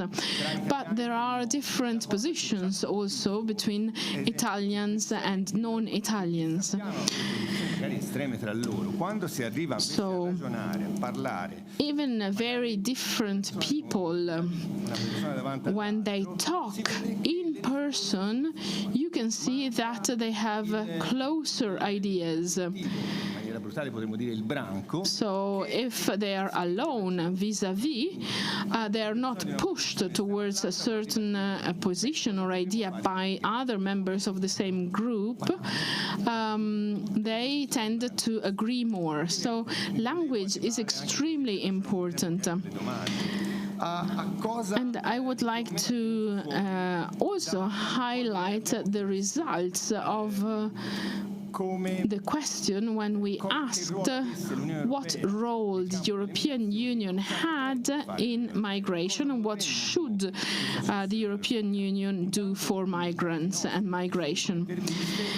According to the 25 people we interviewed, think that the European Union is fading away, is far away. It's not clear what they do. But soon afterwards, you explain what is the European Union. Secondly, they should help Italy more. So we have this perception that Italy is more important than other countries, and that everyone come to Italy independently on the real data which show the contrary. Everyone believes that Italy should receive more money because even if the figures say the contrary, people believe we should receive more. So what should this faraway European Union do? Well, first of all, the reception of migrants should be homogeneous in the whole of Europe, because Italy receives more migrants, other countries have less, and then they should be relocated in various states, according to the agreement of Dublin, according to which the migrants will ask for asylum in the country of arrival. But that in the past was very different, because in the 90s most people would come from former Yugoslavia and would go to Germany. So Italy was pretty content with the idea that the country of reception would have to welcome the asylum-seeking application. However, the perception is that we have so many migrants here in Italy, whereas many more go to France and Germany. Second question, what should the European Union do? They should improve the job placement policies. People who have had migration in their families in the past, from Tuscany to elsewhere, think that the working policies should be improved for everyone. But then we have the problem of social dumping. Let's think, for example, I go to work in Poland, then my average income would be 500 euro, and it is roughly the double in Italy. So there's a dumping, social dumping in this sense. So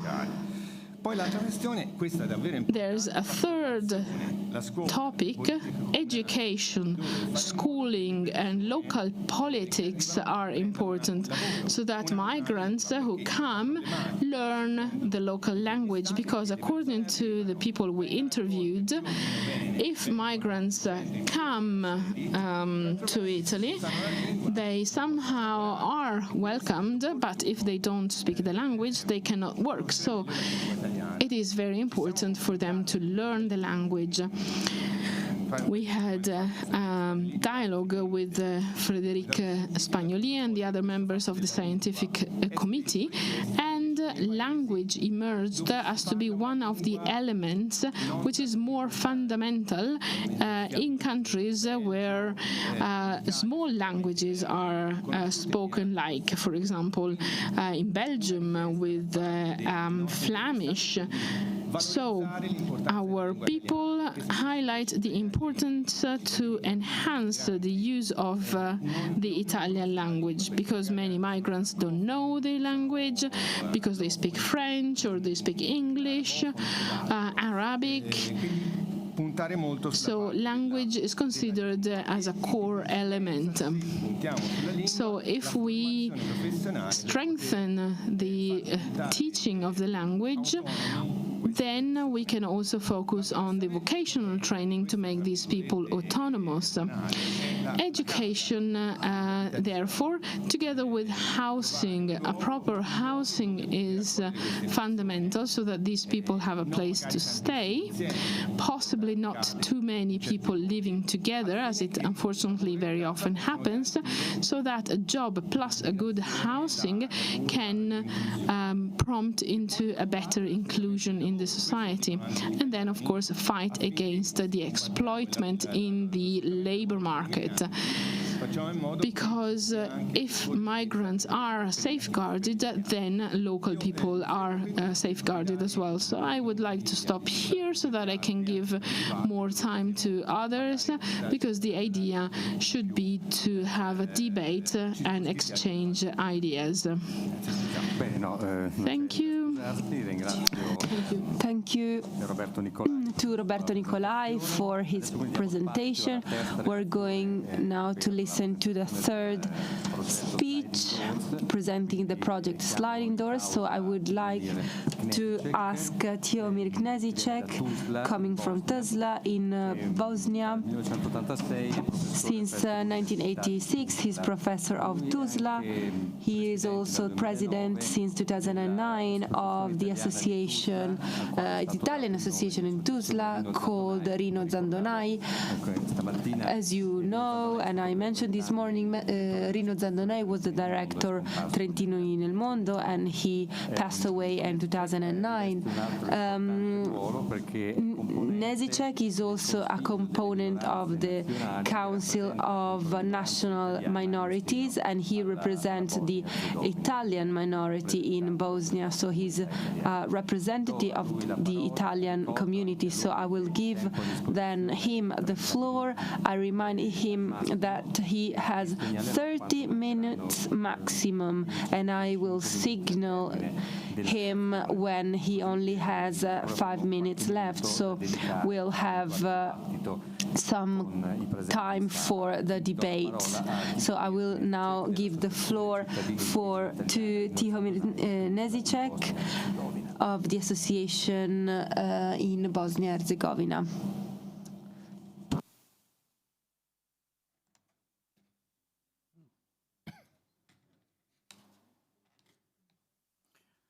So, thanks very much. Thank you for your patience and time you are spending here. I will speak only from the perspective of Sliding Doors project, so please have that in mind. Association of Italians, Rino Zandonai, is a part of that project because of one very obvious reason. Tuzla and Bosnia and Herzegovina was in fact the place during the Austro-Hungarian Empire where migrants from Europe came and resided at region. So in this slide, we can easily see that many Italian citizens from Trentino region, they came to Bosnia and Herzegovina. We will speak about the reasons. Oh, sorry, thank you. So it's very interesting that now, for example, today we speak about migrations 140 years later, and we have very similar situation that migrants from Asia and Africa coming to Bosnia and Herzegovina. Of course, there are different reasons, different environment, but it's a little bit interesting that history is, let's say, repeating. All right, so also it's quite interesting when Emilio mentioned in his speech that migrants in the European Union are in fact, how can I say, they are not migrants if they are citizens of European Union, if I understood well, right? So the same thing happened 140 years ago. Trentino was under Austro-Hungarian Empire territory, same as Bosnia and Herzegovina. So that was in fact internal movement. And if you see now, for example, using the definition of European Union about migrants, we would say that in fact Italians who are at this moment not only Italians but Austro-Hungarian citizens, they are not migrants, they are Austro-Hungarian citizens. It's let's say, it's absolutely, it's easy to understand that movements from Trentino to Bosnia and Herzegovina is divided, let's say, into groups.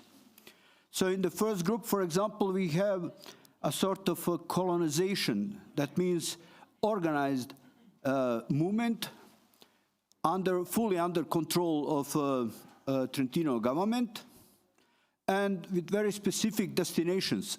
And these two destinations are Mahovljani in Banja Luka region and Konjic. Konjic is near Mostar. And in both cases, trains from specific list of migrants. They came to destinations. In Mahovljani, migrants remained, but in Konjic, when they reached after 2 or 3 months, they returned back to Italy because government promised them land. They came to Konjic, no land. So they didn't find any interest to remain in the region, so they returned to Italy, to Trento. Second group are individual families who start, let's say, coming to Bosnia and Herzegovina in 1883. Mainly these families came to build railway and tunnels on the railway tracks. And after, of course, they did different works. And all that movement ended in 1912. So after 1912, we did not have any migrations from Trento to Bosnia and Herzegovina or Tuzla to specific. What was the reason for migration? From historical point of view, there was a recession, general low standard of the population in a province. At that time, bear in mind, this is 1882, 1880. Then silk and wine production was in declining. At that time was some serious diseases, and silk was absolutely, let's say, almost stopped production. And beside that, Chinese channels who produced also silk was very open, and in that case also the price of silk was very much reduced. So there are new borders between regions, reduced trade and employment opportunities because border between Italy and Austro-Hungarian Empire. That was also a big, let's say, problem.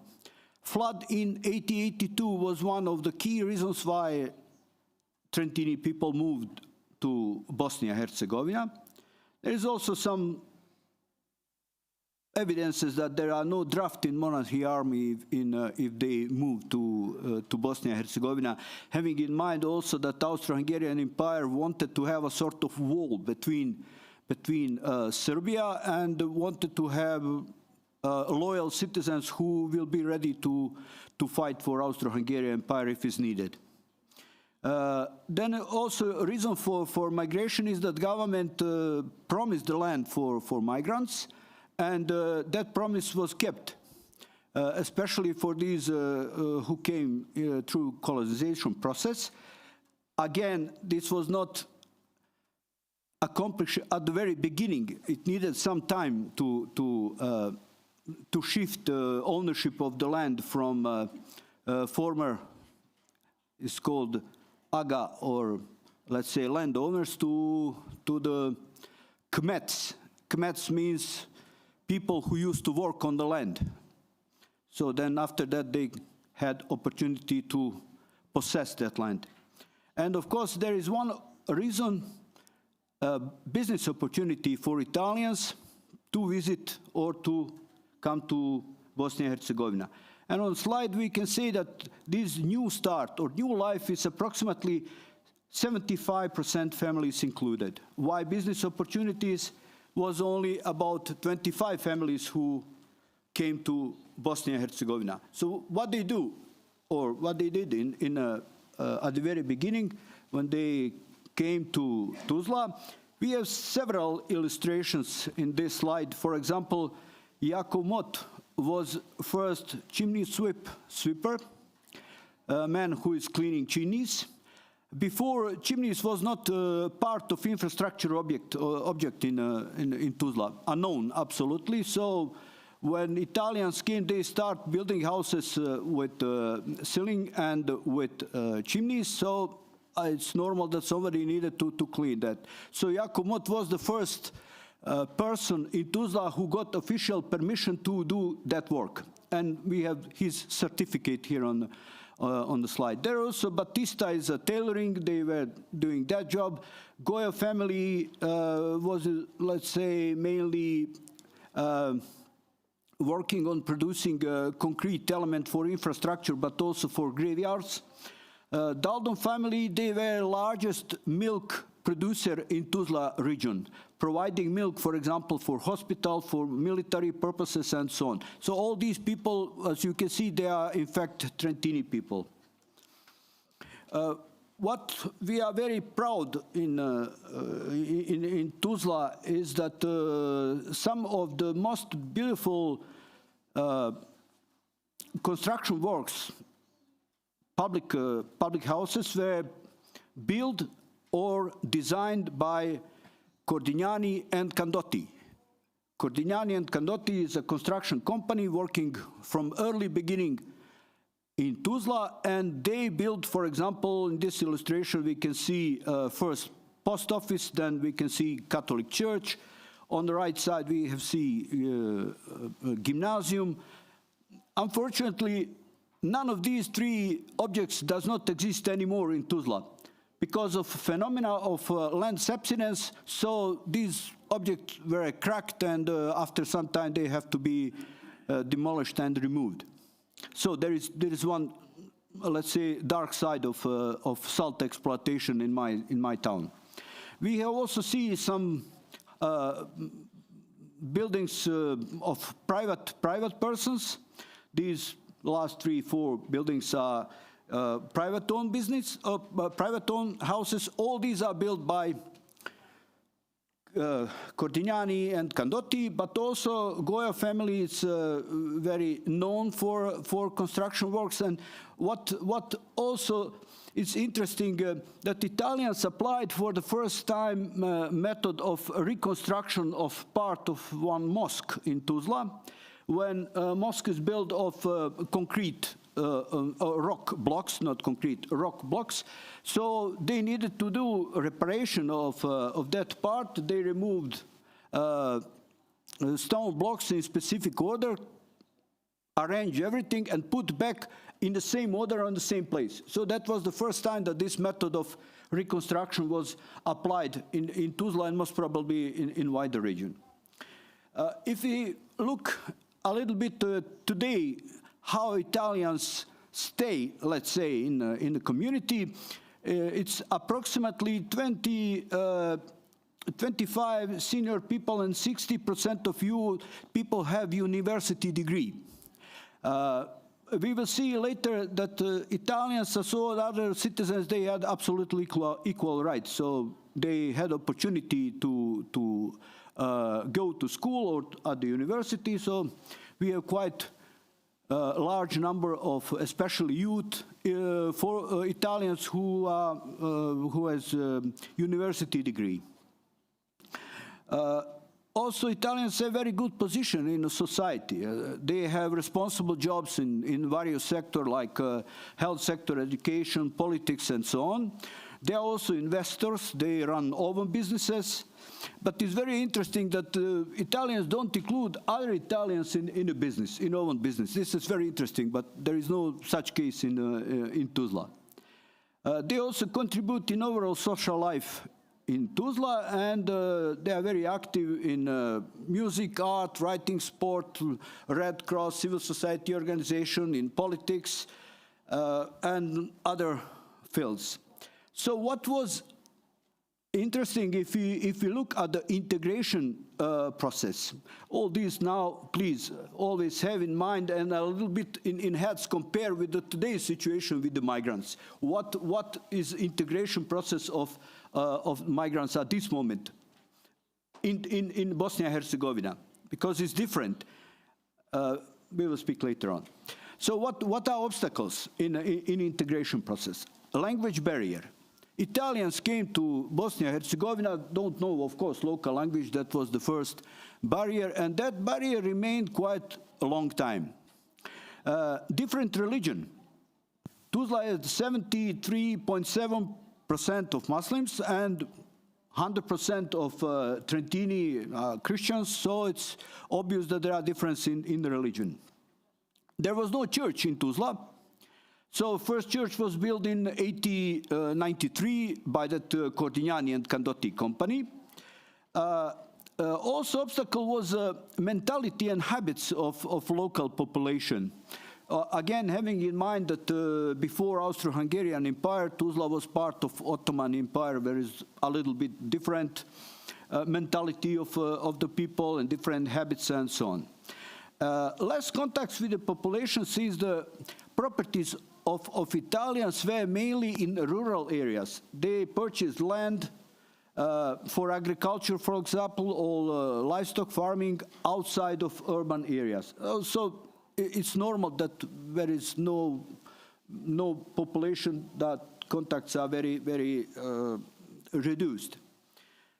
But if we speak about advantages in this integration process, we can say that Tuzla is multilingual city. At the time when Italians used to come to Tuzla, there were Hungarians, Czech, Germans from Austria, from Bulgaria, from France, from Spain.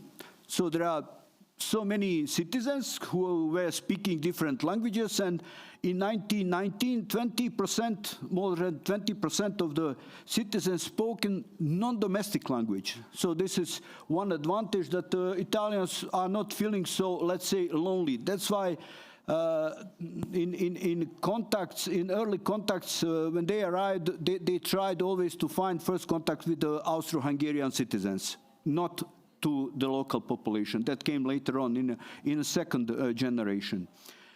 Then opportunities to offer new working skills. That was really one huge advantage when Italians showed some new skills that were never applied in Tuzla before, and also some organizational skills. For example, Italians initiated voluntary fire brigades. Initiated also some orchestras during a revolutionary period before World War II. They also organized these communist party activities and so on. So they are very, very capable to organize various, let's say, events, but also communities and the people. It's also one advantage is that the migrants were mainly literate. When they came to Bosnia and Herzegovina, they knew to write and to read, comparing to the local population, whereas you have figure of 97% of illiterate people in Bosnia and Herzegovina at that time. So it's very, very catastrophic, let's say, situation. And that was, in fact, advantage for migrants, because they immediately had opportunity to get better jobs, let's say, when they solved the problem of local language. And this is one very, very interesting advantage. There is our past is quite interesting, but we can say the small number of citizens who declare themselves as Italian is the consequence of progressive integration process in Tuzla. I will give you an example of my family. I belong to Zamboni family. So Zamboni came in before 1884 to build a railway track between Doboj and Zenica. And family, husband and wife, they had 5 kids. One of these 5 kids is my grandfather. None of these 5 kids spoken Italian language, none. So we ask ourselves why our let's say parents did not encourage us to speak Italian, to maintain tradition and so on. And in my opinion, the reason for that is progressive integration. Progressive means that these early migrants, they have to quickly be let's say, in the society, that they can function normally in terms of getting jobs. So that's one, let's say, potential reason why this progressive integration happened. Also, I would like to say that there was no assimilation. We have to know the difference between assimilation and integration. So there is no assimilation in the case of Italians in Tuzla. And they, in fact, now in these days declare themselves mainly as members of one nationality, major nationality, like Croats, Serbs, Muslims, and so on. Very rarely they declare themselves as Italians. There are a couple of situations that we can see where our family bonds, mixed marriages improved, or let's say contributed to that integration process. We can see that they had some very good results in music, in theater, where, for example, in play Emina was playing 5 Italians. In the band Bajero, 4 Italians. So it's obvious that they were very present. Like in sport, for example, we have lots of sport workers who contributed in developing sport in Tuzla. Association was established in 1993, just because of distribution of humanitarian aid. Second time was changed the title in 2000, and we can see Rino Zandonai with the Tuzla mayor at the occasion of opening premises in 2005 in Tuzla, and last, let's say, change of status of the association happened in 2010, when association changed title to Association of Rino Zandonai. And again, you can see here in this picture, Rino Zandonai is standing on the floor. He was also present in that assembly when was changed the name of the association. We have a number of activities. One of activities we are very proud of, that we have Italian libraries called Salinas. He has, let's say, 1,300 units, and we will be very happy if somebody else has some extra books. We will be happy to have these books if you don't know what to do with them. So what would be interesting now, when we have a sliding door project relationship, saying that Bosnia and Herzegovina, Italians in Tuzla had quite, as I mentioned already, quite similar historical movement. And here on this slide, we have one example of these routes from Turkey to Germany. We see that routes of migrants are going through Bosnia and Herzegovina.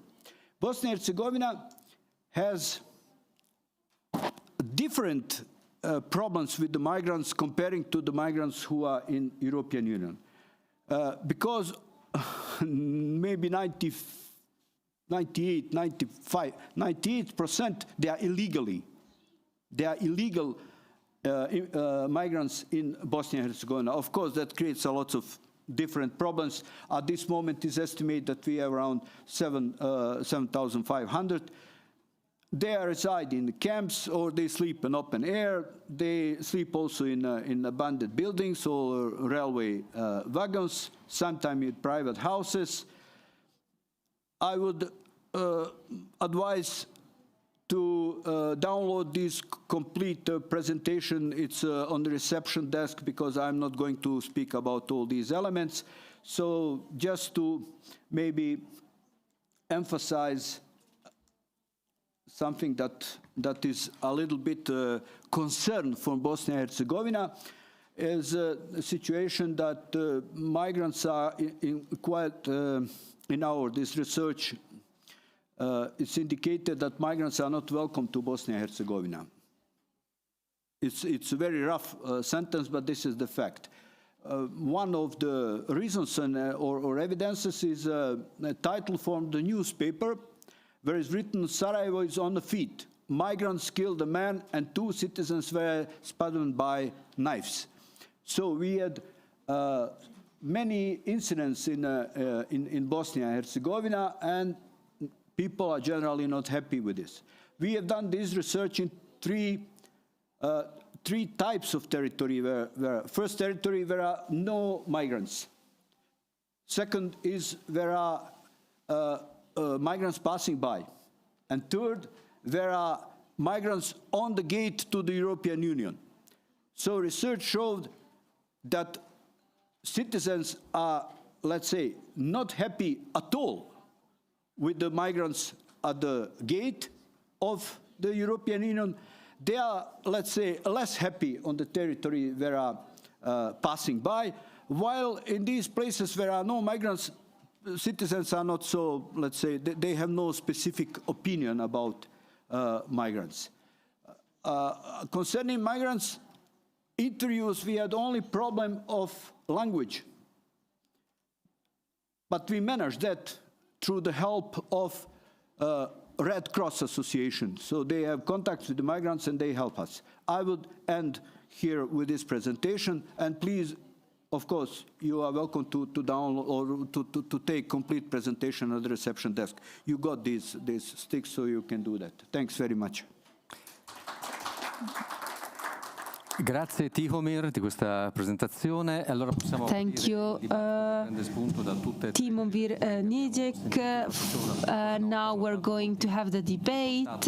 I found that there were a lot of points in common, and I could see that the migration of Trentini to Bosnia have many things in common with the what is happening in Hungary with the association Mahatma Gandhi. I noticed that sport is in both occasions one of the common elements which can contribute to the cohesion in the society between and among migrants and local people. So I would like now to open the debate. I can see two people wanting to say some remarks. We only have 13 minutes for the debate, and then we're going to have a coffee break. So I will give the floor to the person wanting to ask some questions. Antonino Rodaro, Trentini nel Mondo. I have three questions for the three speakers. Deen Gibril, first of all. Sport, sure, is a good thing. Ma d'accordo anche con Orbán? Sport definitely is very important. Orban, on the contrary, built walls against migrants. So who are these migrants? Do they come from Eastern Europe? In the past they used to say they were mainly from Ukraine. How they were treated? Gli altri migranti. Vabbè, insomma, quindi come la mettiamo, insomma, con questa posizione del... So, how do you find a balance between the position of the Prime Minister on the one side, fighting against deeper integration of Europe? Second, the question for Roberto Niccolai: how do you finance the Archivio Marini, considering that all initiatives are very interesting but potentially pretty expensive? Third question for the third speaker: migrants in Bosnia and Herzegovina. There are a lot of migrants trying to flee to Hungary. What about the behavior of the Bosnian police force? They live in shameful situations, inhuman situations. Of course, this is a problem which should be of interest for the European Union, but it is also a problem which should interest Croatia and Bosnia and Herzegovina. And I'm talking about the very bad, violent behaviors of the police forces there. So I ask the three speakers to try and reply to the questions with a couple of minutes so that we can go further with other questions. Thank you. So I would start from the Association Mahatma Gandhi, followed by the Marini Foundation, and third, the Association Italiani a Tuzla. Unfortunately, there is no connection with the association Mahatma Gandhi. So the foundation was created by Roberto Marini. We have private investments coming from different people, and we also belong to the network of document institutions of the province of Pistoia. Further, there are projects at regional levels and regional calls. We organize initiatives within this framework and get funding. As far as the cataloging of journals and newspapers, we also participate in calls and we get funding through this. Further, there's a set of people in the province who help us to present books or to talk about certain topics. So there is a group of friends of the Archivio Marini who support us in their initiatives. Of course, the initiatives were reduced due to the pandemic. Police in Bosnia and Herzegovina is affirmative. Of course, having in mind that all these movements are illegal movements, so no IDs, and that's one of the problems. But comparing to news, what we can see that the Croatian border police, for example, is not treating well migrants, I can conclude that in Bosnia and Herzegovina it's opposite. It's very affirmative. Thanks. Allora, prego. Nome, cognome e ente di appartenenza. Stefania Schifani, Filita Internet. Stefania Schifani, member of UNAIE. As far as the role of Europe is concerned, and therefore the policies about migration in Europe, I'm sorry if maybe it was said already and I didn't understand. Did you use the opportunity to make a proposal on the platform Conference for Europe, which is a unique opportunity offered by the European Union for concrete proposals also on the migration topic? Io appunto non so mai se funzionano questi microfoni. Allora, per quanto riguarda il progetto Sliding Doors. As far as the Sliding Doors project, we are required to collect opinions on how we would like to receive from the European Union. This is one of the topics of the project. The 4 press conferences in Rome, Strasbourg, Luxembourg and Brussels will be used to submit to the relevant parliaments the proposals, being them Hungarians, Italians, and from Luxembourg or Belgium. They will be the ones bringing our proposals and remarks to the European Union. That is precisely the focus of our project, but thank you for your advice.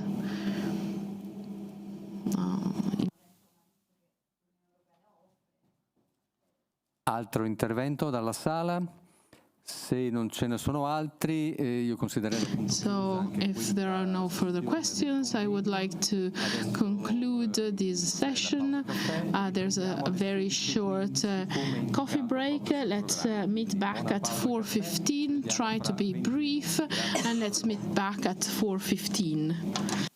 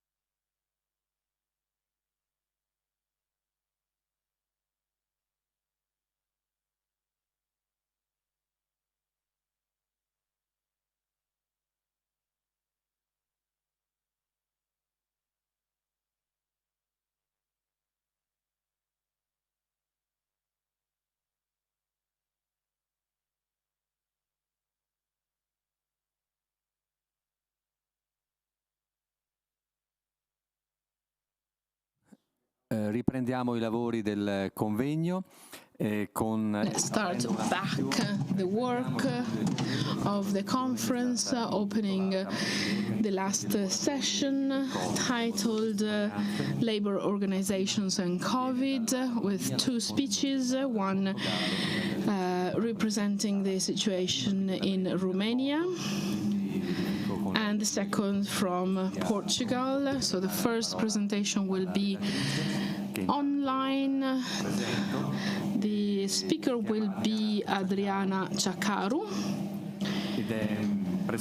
She is the president of the Youth Commission of the National Confederation of Free Trade Unions in Romania, Fratria, and she is a member of the Young Committee of ETUC, European Youth Trade Confederation.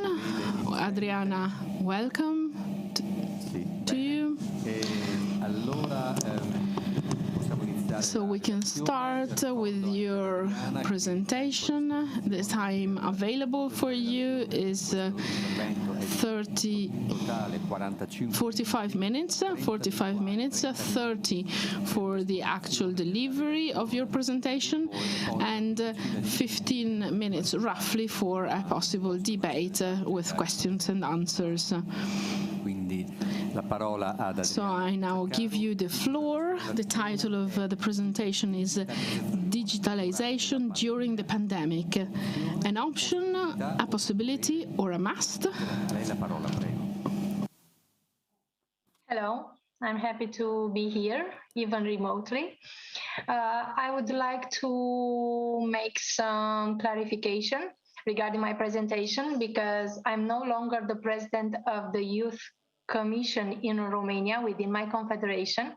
We just had election, and at European level, within the European Trade Union Confederation, the youth structure, I'm the vice president elected in December 2019.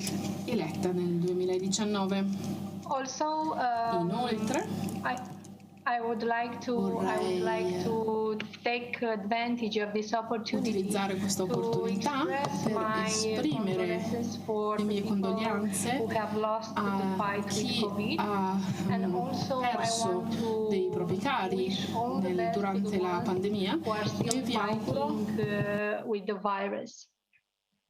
For the ones that are not aware about what ETUC means, what ETUC stands for, I'm gonna tell you a few words about the organization. ETUC, the abbreviation, stands for the European Trade Union Confederation, an organization that represents the interests of millions, over 45 million workers all across Europe. As I was telling you, I'm an elected vice president within the ETUC Youth Committee. And the ETUC Youth Committee is a structure that deals with the specific problems that young people, young workers across Europe are facing. It gathers young trade unionists from the affiliated organization to the ETUC, and it has its own structure and constitution. We have a few initiatives. Some of them are already launched, and I'm gonna just mark the most important. Youth quota is a hot potato nowadays, because we are aiming as a youth structure to bring as many young people to the highest decision-making body within ETUC, which is the Congress. So we are pushing to have at least 23% young people by 2023 in each delegation. So every delegation that has more than 4 delegates has to have at least one person under 35 years old. We are also very involved in the ETUC process with the Youth Guarantee, and we have released a very important paper, Recommendation on Organizing Young People in Trade Unions. It's called Engaging Young People in Trade Unions. Having this pandemic, we thought that it would be good for our members to feel us more close, and we have initiated trade union therapy. There were online sessions for overcoming Corona lockdown with useful content. Now, why have I chosen this topic? Because it affects workers from different sectors, domain, no matter their age, and I also got inspiration from my own experience. Because the process of digitalization and its implementation was forced by the pandemic, and we will discuss later a bit the impact on workers. And I also believe that the impact on the workers is underestimated, and it has long-term effects. We have a lot of studies. We have undergoing studies and also released studies that show that the impact on workers is very important and has strong effects on workers and their well-being. Which are the aims of this presentation, my intervention? I would like to talk a bit which were the domains and the sectors who were affected the most, which is the impact on workers level, including some numbers from the studies, and which should be the priorities for the trade union, because here I'm representing a trade union and I'm bringing the point of view of the European structure, the youth committee of the ETUC. Also, a few things about the future, because as the event is created, is the effects also not after the pandemic as we have expected to have. It's still during the pandemic. The pandemic is still here and having effects on us. So maybe you should reflect upon a bit on this question until the end of my intervention. So we have a starting point for the question and answer session. So who should be responsible for implementing digitalization at workplace? How can trade unions influence the process? Which are the resources, the internal procedure, and the legal compliance? And where do we stand during the pandemic as trade union, as the main organization who is representing the rights of the workers? On the impact on different domains, as I was telling you, there are a series of differences, but also similarities between the impact on sector domains and also on different types of workers and working contracts. The burden is felt by all sector and domains, but in different ways. For example, the public sector was considered until now, and it still considers in some countries, as a cost, as an expenditure. And it should be seen and considered an investment, and we will see a bit later why. In this field, in order to help the citizens and offer the services, there was a need to a direct interaction, physical interaction between the people and the civil servants, for example, to complete or to submit different papers. During the state of emergency, more and more governments have forbidden this direct intervention, this direct interaction between people and the employees, and most of the public sector services and sector become digitalized. It become online services where it was possible. This is the case of also other private companies, such as the banking system or IT industry. The difference between this sector and domains is mainly based on the specificity of the activities carried by different company or public sector. And here I'm going to offer you two examples. Digitalization has less impacted domains as healthcare or social assistance, social protection, the domain in which I work, where the main activity is focusing on helping people, taking care of them. So you cannot implement digitalization so easy because the human interaction is the main activity. On the other hand, in the private sector, like agriculture industry or construction field, where digitalization cannot be implemented, cannot replace the work done by the workers, a lot of people lost their job. And in some cases, luckier cases, the income only got lower, but they kept their jobs. Digitalization also impacted the workers on different way, depending on their type of contracts. And for example, people with non-standard forms of work. And here I can give an example, the people who are on call.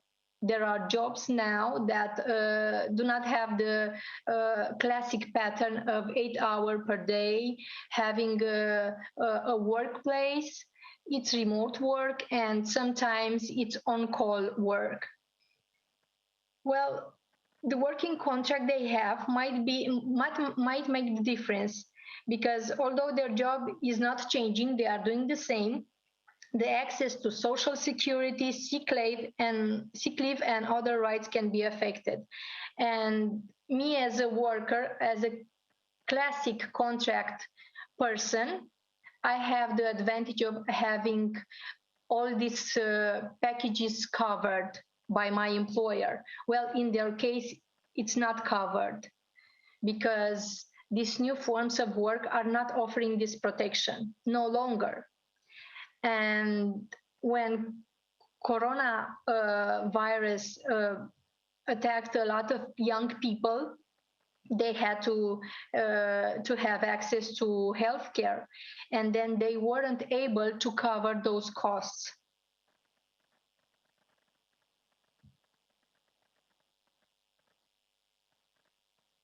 As I was saying, there are a lot of studies also undergoing, but there are also studies finalized, which can give us an image about the situation and the impact on the workers from the pandemic. At European level, unfortunately, the situation is not that good, and young people were the most affected. 1 in 6 young people lost their job due to the economic consequences of COVID-19. This is something that tells a lot about what the pandemic has done to young people, because from all categories, young people were the most affected. Eurofund, another study, had an updated version of their study, and one of the key findings of this study is that mental well-being has reached its lowest level across all ages groups since the onset of the pandemic. But unfortunately, as in the case of the job losses, young people were the most affected according to this study.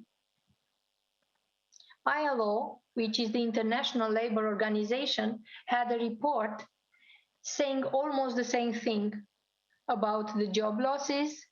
And according to this report, global working hours declined by 70.3% in the second quarter of 2020. This is the equivalent of almost 500 million full job loss. This is something that is related also to digitalization, because a lot of people weren't prepared for this change from a classic work to digital work, to remote work, to telework. This is something that I want to discuss more, because this is the question we were asking. What about the workers, the individual, our members in the end? So this pandemic has obvious effects on industry. It has effects at national level, company level, and we are forgetting that in the end, the most affected are the individuals, young people also. There is an unbalanced pressure on different categories of workers, And here we can relate to the aspects mentioned before, depending on the domain where they work, how much the pandemic changed the way they are working, the task they have at work. The numbers are offering a clear image on that, as I was showing before. Also, during the pandemic, workers are confronting with a lack of resources, internal procedures, elements, which are increasing the level of stress, or sometimes are determining the impossibility to fulfill the requirements from work. For sure, digitalization and working from home has an important impact on the work-life balance. Let's consider here the case of a family. Working from home the next day, having also 1 or 2 children to take care of them, and no room available for an office. Besides the family responsibility, they have also the work, and they don't have the tools needed to do their job properly. Well, during the pandemic, I have also heard the case of people who were made redundant because the tasks from their job were automated. We are talking about here the Industry 4.0, which is defined as a name for the current trend of automatization. This is something that is happening. This is something that we have to deal, and this is something that we have to be aware of in order to handle it as good as possible for our members. There are some effects on the workers, as I was saying, negative effects, as studies always are mentioning in numbers. There are job losses. There is a lot of stress and frustration on the individual level. There is also an exposure to risk associated with the pandemic.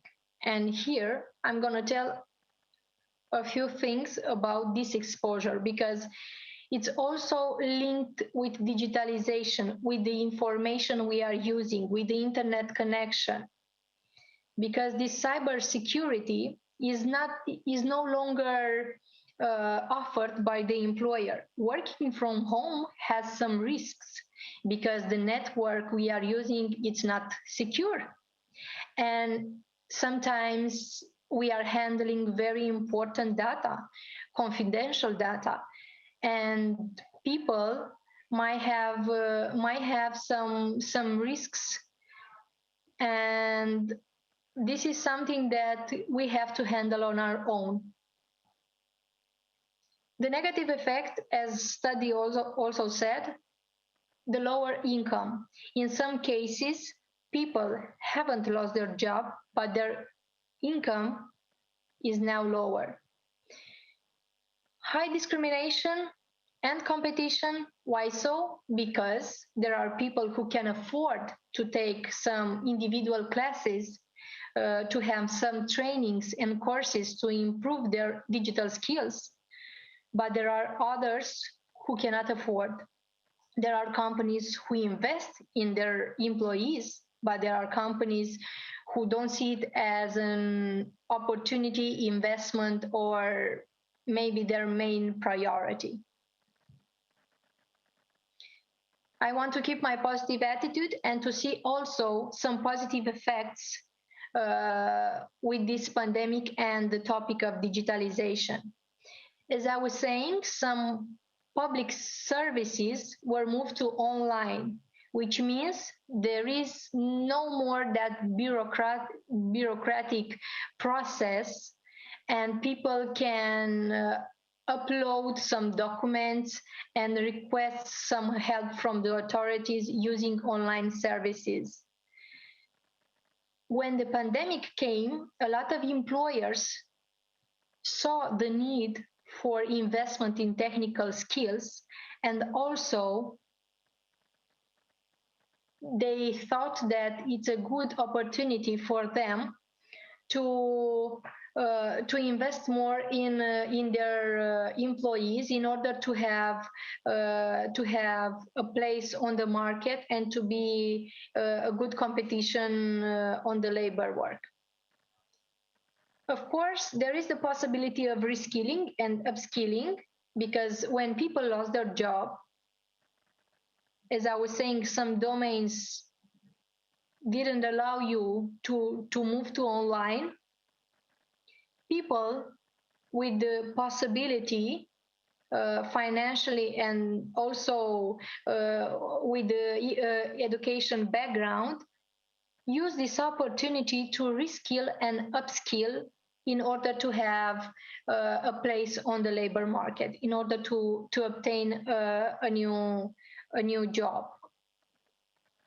With this pandemic, and I'm saying here from my own experience, the communication between workers at workplace became better because we were forced in a way to communicate online, and we had to maintain at least the same performance and efficiency at work, even remotely. So we started to communicate more often using online platforms, using also emails and phone, of course. The pandemic have overcome the reticence for new technology and their implementation in some cases, because sometimes people have the tendency to say that if they are successful, they don't have to change anything. But the pandemic forced, in a way, to become more digital, to become more open to these new technologies.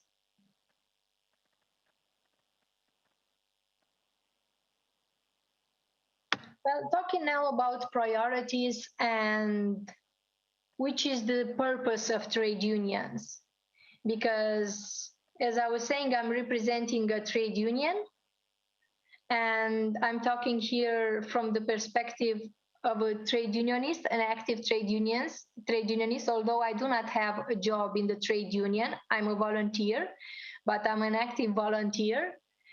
When it ends, and even before, because we don't have a certain date for the end of this pandemic, we have to consider the 2030 agenda. The 2030 agenda has a motto: no one is left behind. The Agenda 2030 has a very important sustainable development goal, which is number 8, economic growth. And we have to focus on that goal. We have to be more aware about the fact that the pandemic has hit the labor market very bad, and also has affected the economic growth, not only at European level, but all around the globe. Another priority is education and lifelong learning process. And here we have to think very, very deep to see what we are going to do.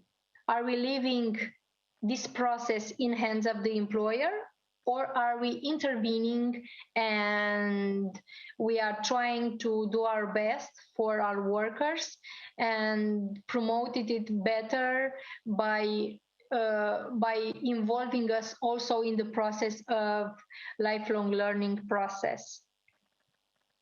But not only for the workers, because in my opinion, and I guess it's something that there is place for improvement everywhere, we should improve the existing level of digitalization within trade unions. The trade unions, as history, they have a very long history, and they are focusing on this physical interaction between the members and the board. Well, now the pandemic has cut a bit this interaction, physical interaction. So we had to become more digital. We had to have online meetings. We had to organize via Zoom, all kind of conferences, webinars, trainings. So maybe it's a starting point for the trade unions also to become more digitalized, to become more aware about the fact that the labor market is changing and we have to be on the same path as the changes on the labor market. We also have a very important role in influencing our members, and we have to promote this adaptation process to the new technologies at workplace. So, as I was mentioning before, there is a reticence about these technologies. A lot of people say, but I have never used it. I do not have the tools. I do not have the procedures. I do not have enough information. I do not have the educational background that I need in order to use these technologies.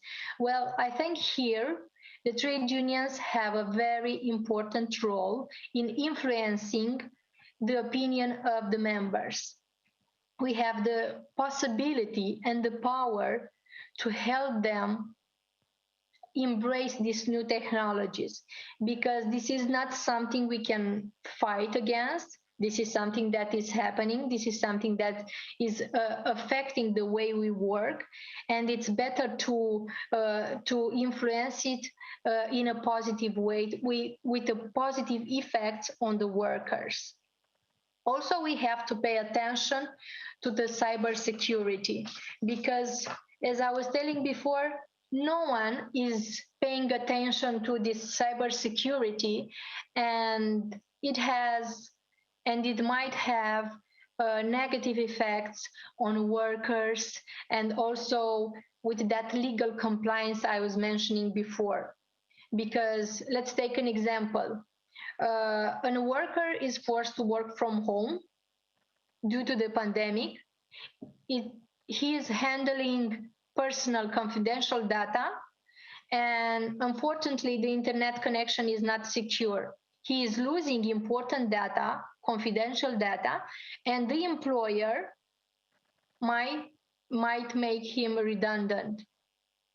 Well, this is a reason for which we as trade unions have to pay attention to the cybersecurity in order to avoid these cases and to better communicate and have that social dialogue with the employer.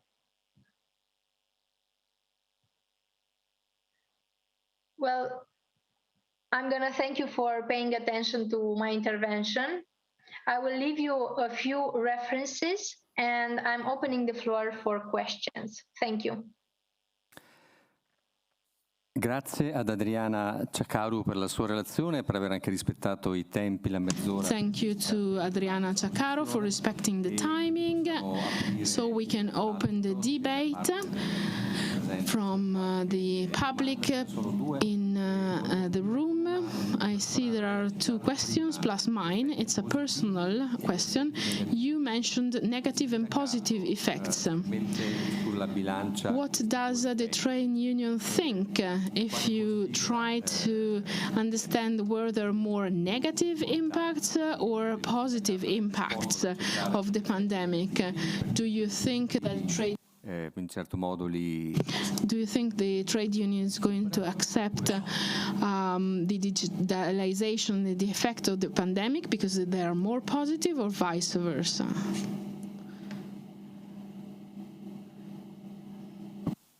May I answer now, or should I leave all the questions?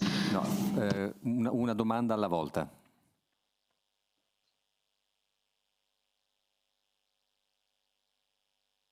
I didn't have the translation. Yes, one question at a time. So I think they want you to answer. Okay, thank you for the question. Indeed, I think this is a question which has different answers depending on the profile of the trade unions.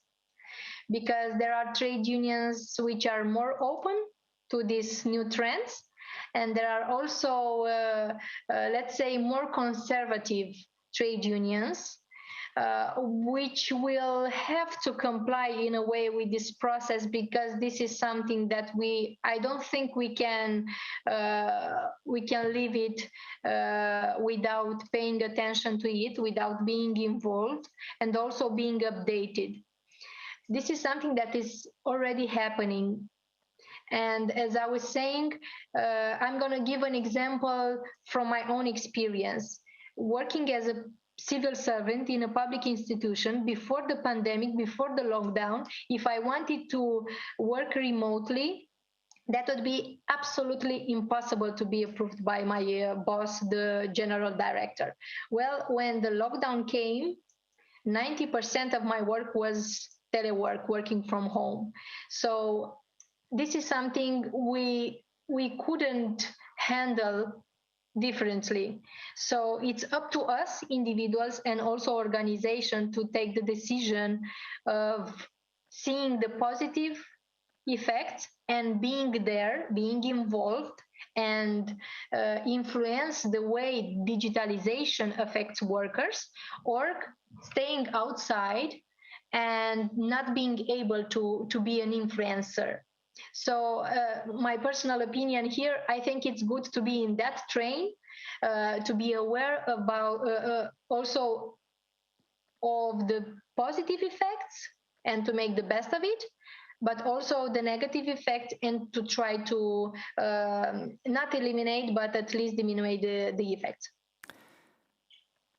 Grazie. Adesso diamo spazio a due domande. Thank you. We now have two questions from the public. Name and institution, please. I think you are touching a lot of very strong issue here. It's I think we need maybe a conference of 10 days to discuss everything about this. So I would like to ask you only one question. Suppose that pandemic is fading away, and in all the world, and to your opinion, what is the best word in order to organize the new world? I'm meaning that you think in a work situation in which digitalization play the most important role, or also you think that the meeting between the people could remain because we need socialization also in the work? Thank you for your question, a very good question. And I will start with the end, saying that 100%, I'm sure we need physical interaction. We are social persons, human beings, and that's why we need to still keep this physical interaction. And as I was mentioning in my intervention, there are domains where you cannot implement the digitalization because you need this physical interaction. Well, after the pandemic ends, hopefully soon, very soon, I am aware about the fact that digitalization will remain in some cases. And why I'm saying this? Because, and I'm going to say from my point of view that there are employers who have seen a better performance from their workers working from home. In the same time, they noticed the fact that their costs became smaller. So it's not in their interest to go back to the previous way of working, because it was more expensive. Then for them, digitalization and the pandemic is an opportunity. That's why it's going to be hard for trade unions. And that's why I'm saying it's a need for the trade unions to be updated to these new conditions, because in this way, we will still have members to protect, and we need to protect workers, because the pandemic had very bad effects on the workers, not to mention on individual levels. As I was saying, I'm talking here only regarding the legal rights of the workers. Hopefully I answered to your question. If not, I can continue, but as you mentioned, we need 10 days conferences to tackle the topic because it's huge. Of course, you are young, so you have the time to, to forecast this, and also to, let's say, to have the possibility to change the way in which this world is going. For the old people or for the people that are not so young, it's different probably, because it's a question also a culture and also let's say education. This is very important, I think. I totally agree. That's why I was mentioning that the educational background is very important when you want to upskill or reskill. And here I'm also seeing the importance of having an active trade union, which has enough information to know if it's an opportunity or a possibility or a must. As I was completing the presentation, the name of the presentation, because in some cases it's an option, in some cases it's a must, otherwise people are losing jobs, or a possibility as seeing is an opportunity. If a trade union has enough information about the members, about the intention of the employer, I think the situation can be handled with less negative effects on workers, no matter the age, because in this situation where there is also a place for social dialogue, where the employer is open to have a discussion with the trade union, then the trade union, having all this information, can protect better the worker in the way that can keep the job, even if the job will need to be changed. But at least that person keeps the job and has an income. So in this way, that person is protected from this digitalization and also other effects on automatization also and other effects of the pandemic.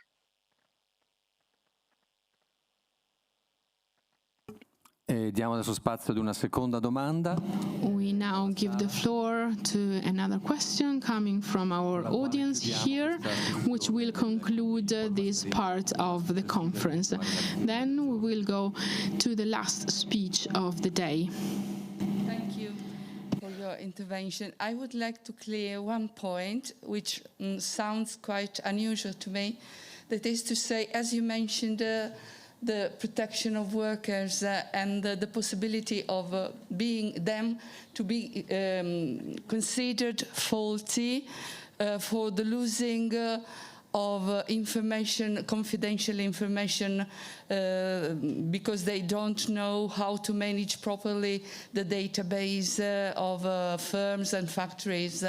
I think they couldn't be considered faulty for that, because we know that there are lots of systems that can grant the security of computers, for instance, just to mention the common antiviruses, then the changing of passwords and the firewalls that each computer has usually.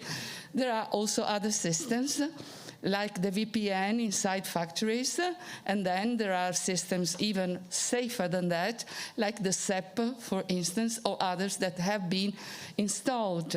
So how can it happen that unexperienced workers can be considered faulty for the losing of confidential information? Thank you. Thank you also for the question. Indeed, there are a lot of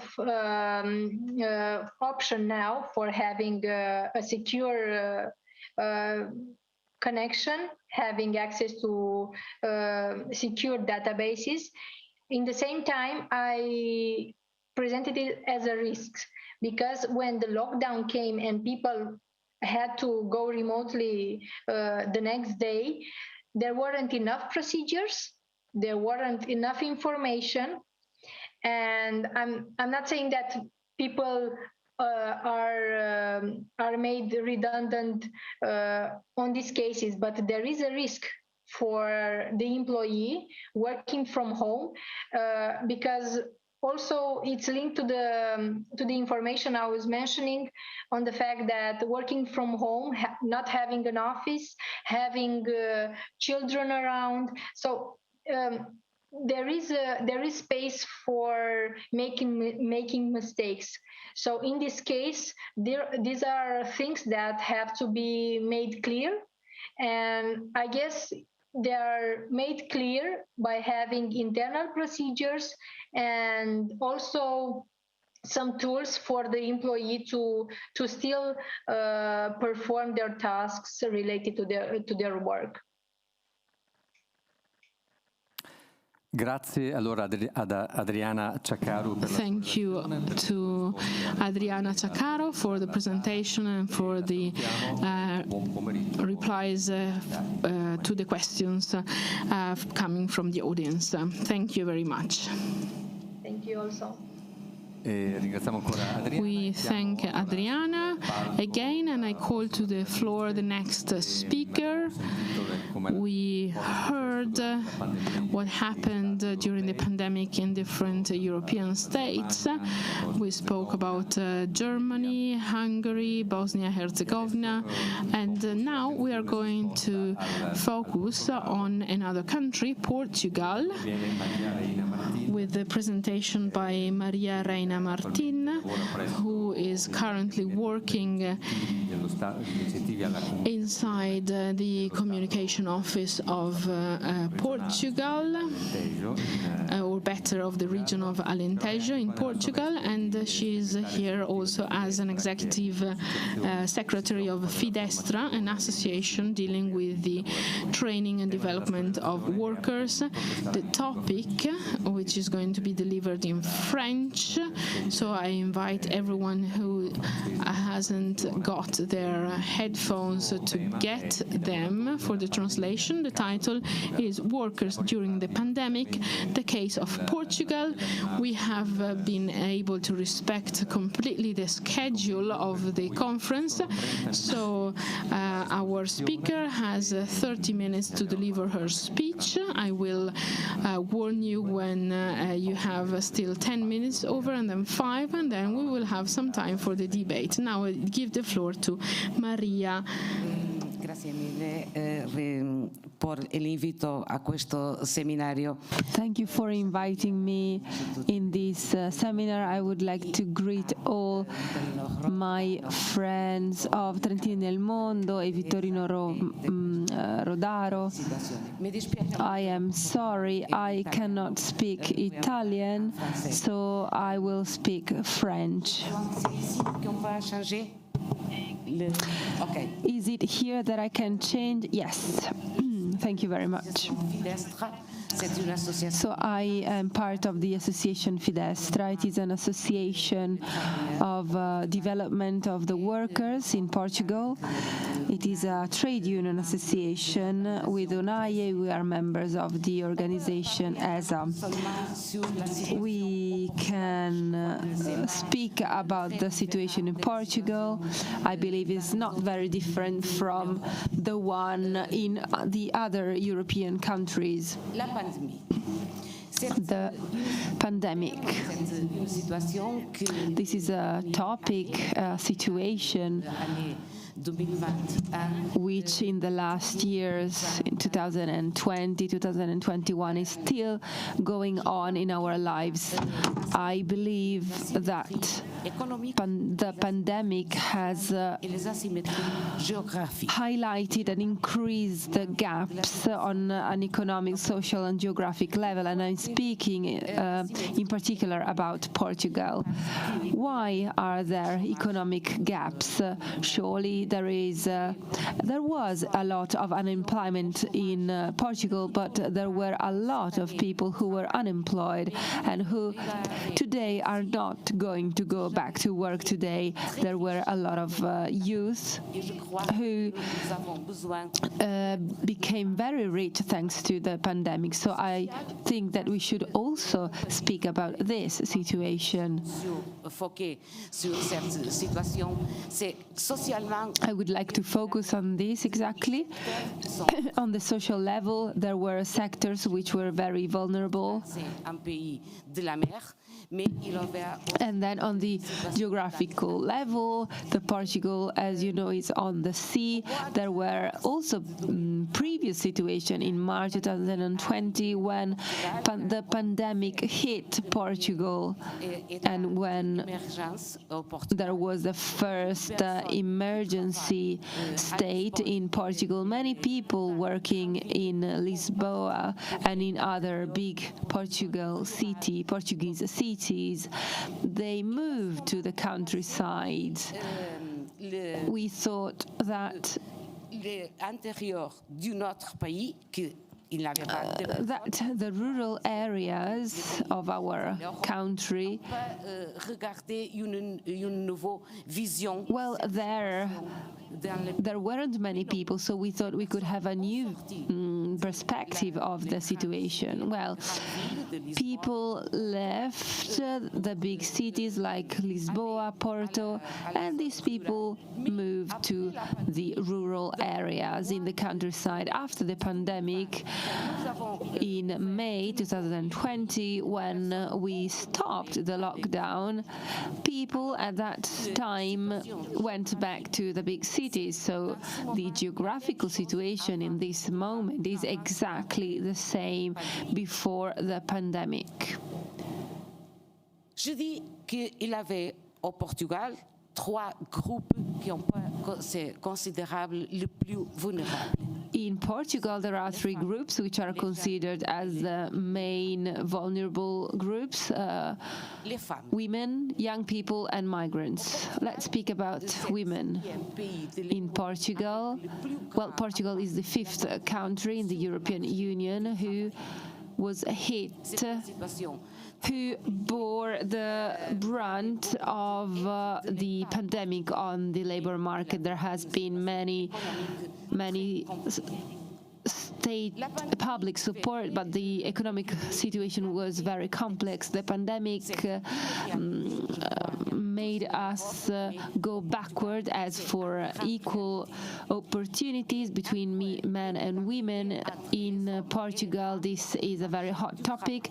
Moreover, the pandemic increased the inequalities between women and men on the labor market, and these are the data carried out by the Observatory on Equal Opportunities. The women are the most hit because of telework, because of the difficulties in the balance between the private and the work life, and also because of the structure of our society. And what do I mean by these 3 points, which are the main causes for the inequalities between women and men? The fact that women are, let's say, they have a lot of problem on the labor market. Well, telework, it's very interesting. I work remotely. I'm with my family, my children.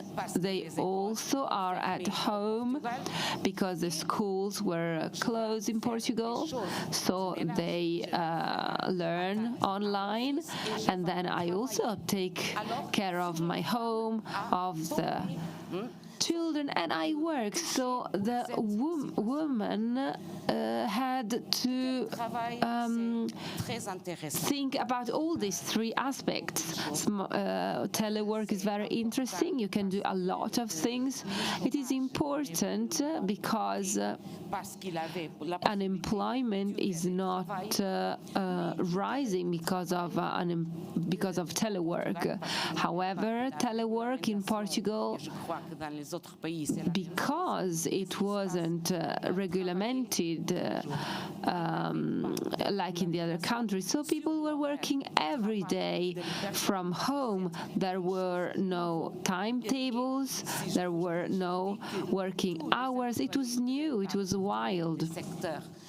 So all the public clerks in Portugal started to work from home on the 19th of March without any kind of rule. So that was difficult because it was difficult to balance the private life and the working life. I'm not a super feminist, but surely women have to bear the brunt of the pandemic.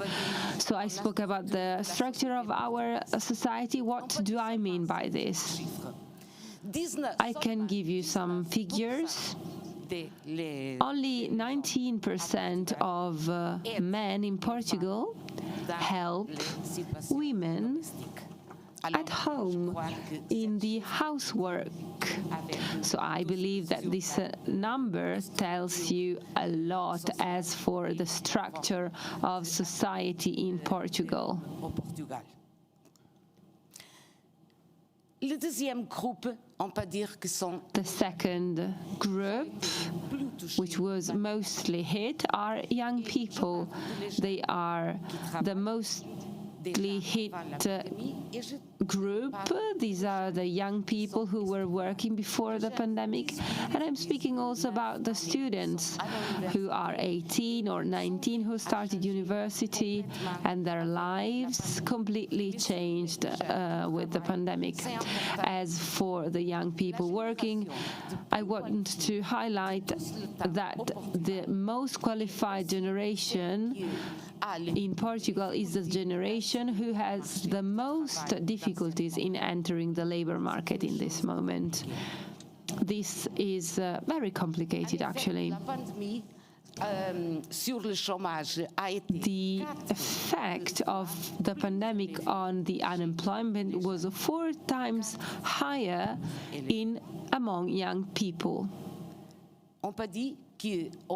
We can say that there are fewer active workers than 100,000 and more than 200,000 inactive workers. These are the figures of our countries. Another important aspect is that the objective of emancipation of young people is struggling because of the pandemic. Young people struggle to emancipate, and it is important that they emancipate for Portugal, but also for the rest of Europe. The third group, which is vulnerable, is migrants. Migrants needed help for eating. Thousands of them left Portugal. We are a country with a history of migration, a very old history of migration, a lot of Brazilians, a lot of migrants who speak Portuguese. And then we have many migrants coming from the eastern countries, like Ukraine, for example. During the pandemic, these people were left struggling. They were bewildered. And I'm speaking about the Brazilian community. More than 2,000 of them were struggling, and they had to go back to Brazil. Another example is that of the 5 flights organized for bringing the Ukrainian people to their countries. So if they needed to go back to Ukraine, it is because the labor market couldn't help them, because they are in a situation which is very fragile as workers. They lost their jobs and they were poor, and we have to do something for this situation. We have to help the migrants. They are not numbers, they're people. And I believe that we really need to make the difference between this. There are people who are unemployed, for example, a Portuguese person working in Italy or a Portuguese working in Paris. These people are mobile people. But refugees have a different situation. However, non-EU migrants who represent a high number of people who come to Europe, not only to Portugal. Portugal actually is a place where people transit to reach other countries, maybe to go to Germany. Well, these people need to have a statute in order to be legalized in the world of work. They didn't have any means of support to survive.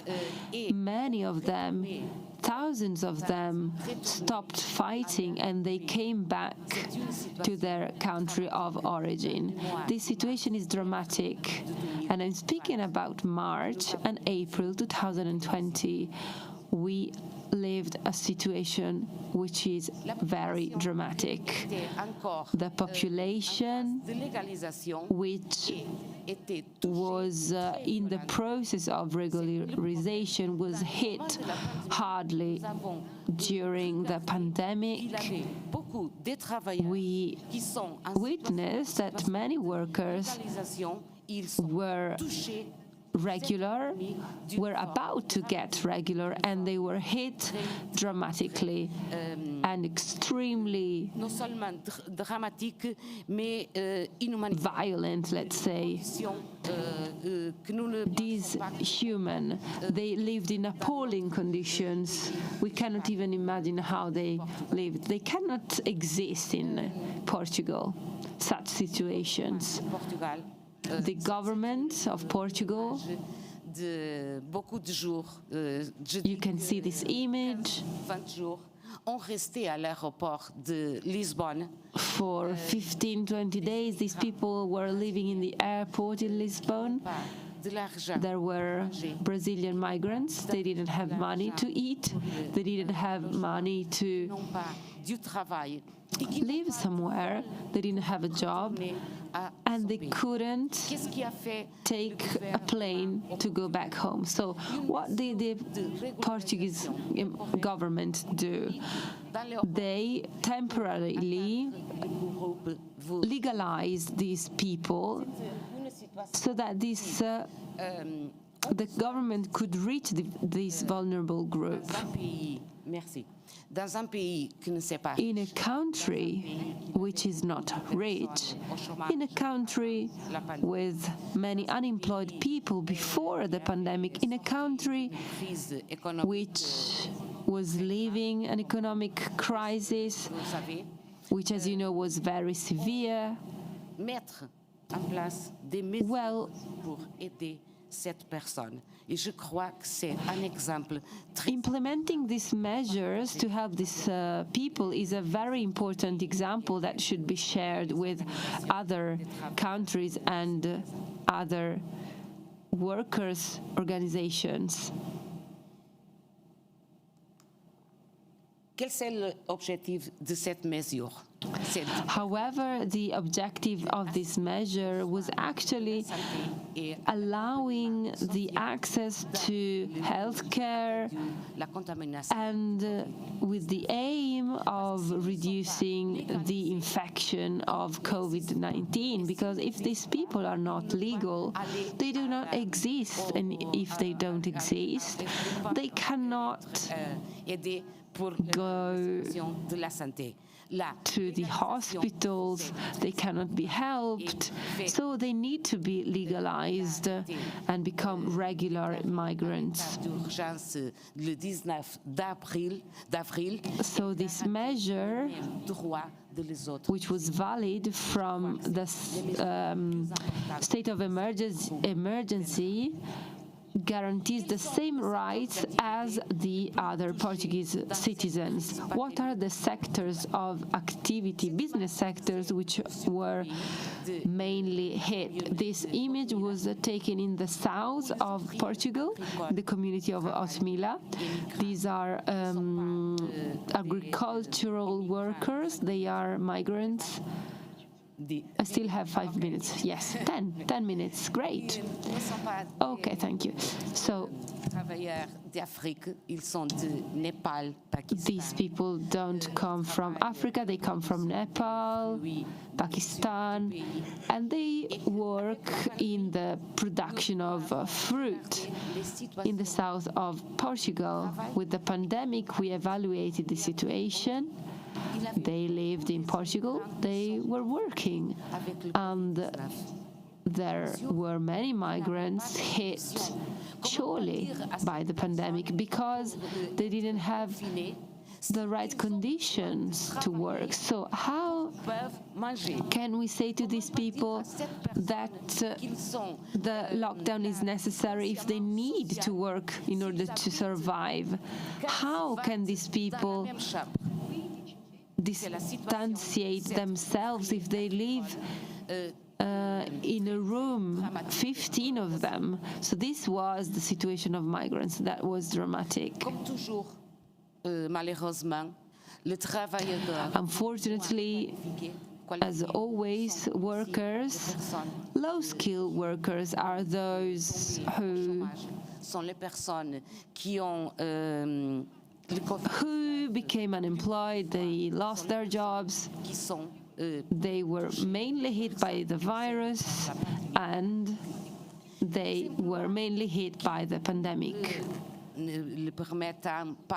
And these are people who work for jobs which cannot be carried out through telework. So when I remember of an author, Rievi. C'est un Français, un philosophe français.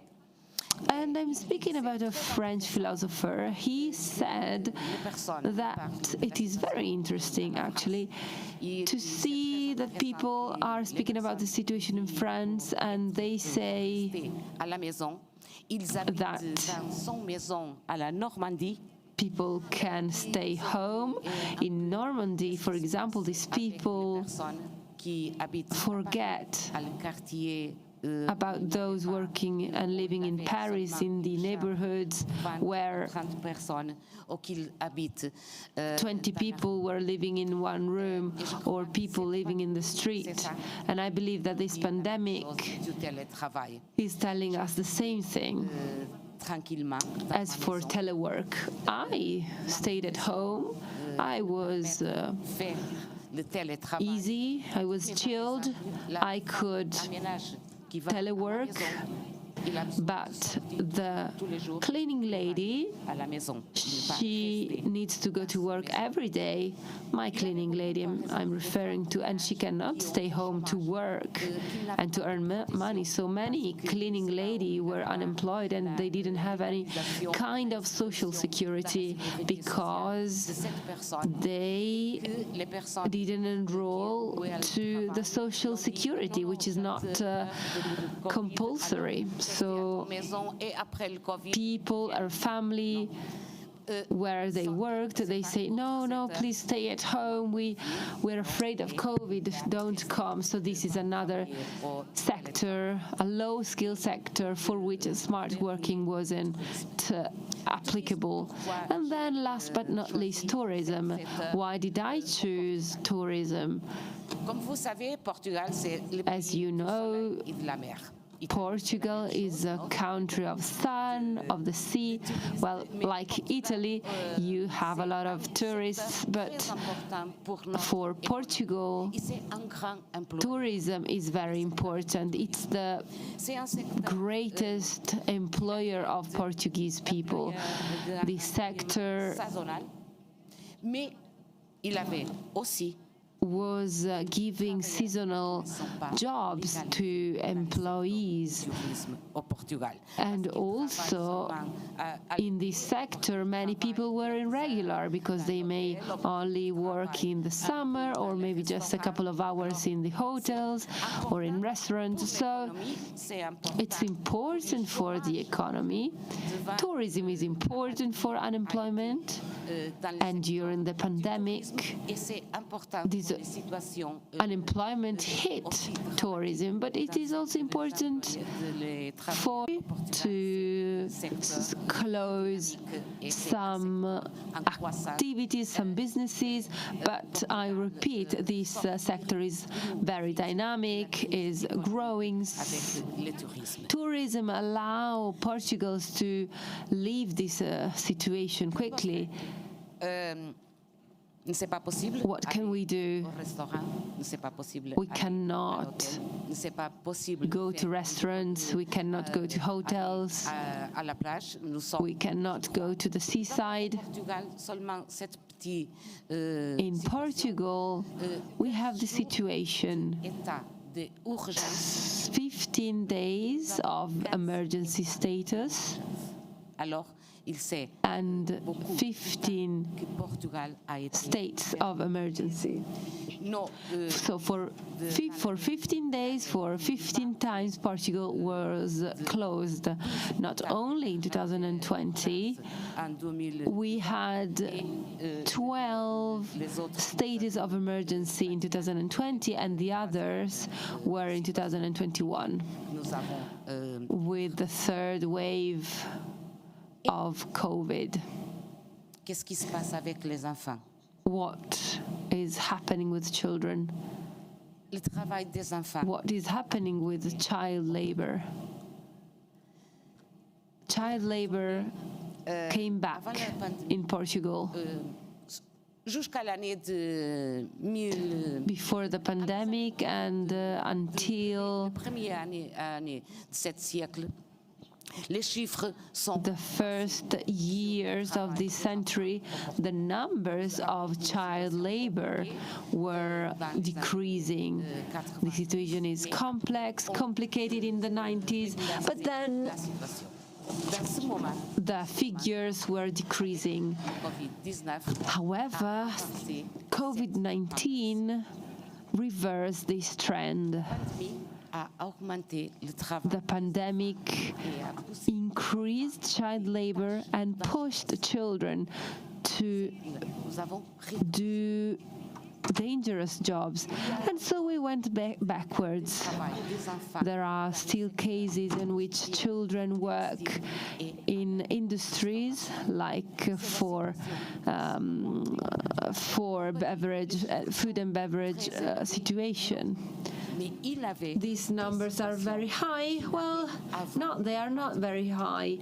There are situations that didn't exist before the pandemic, so we need to do something against this. We need to think about this. The pandemic led to a health crisis, but also the pandemic led to an economic and social crisis.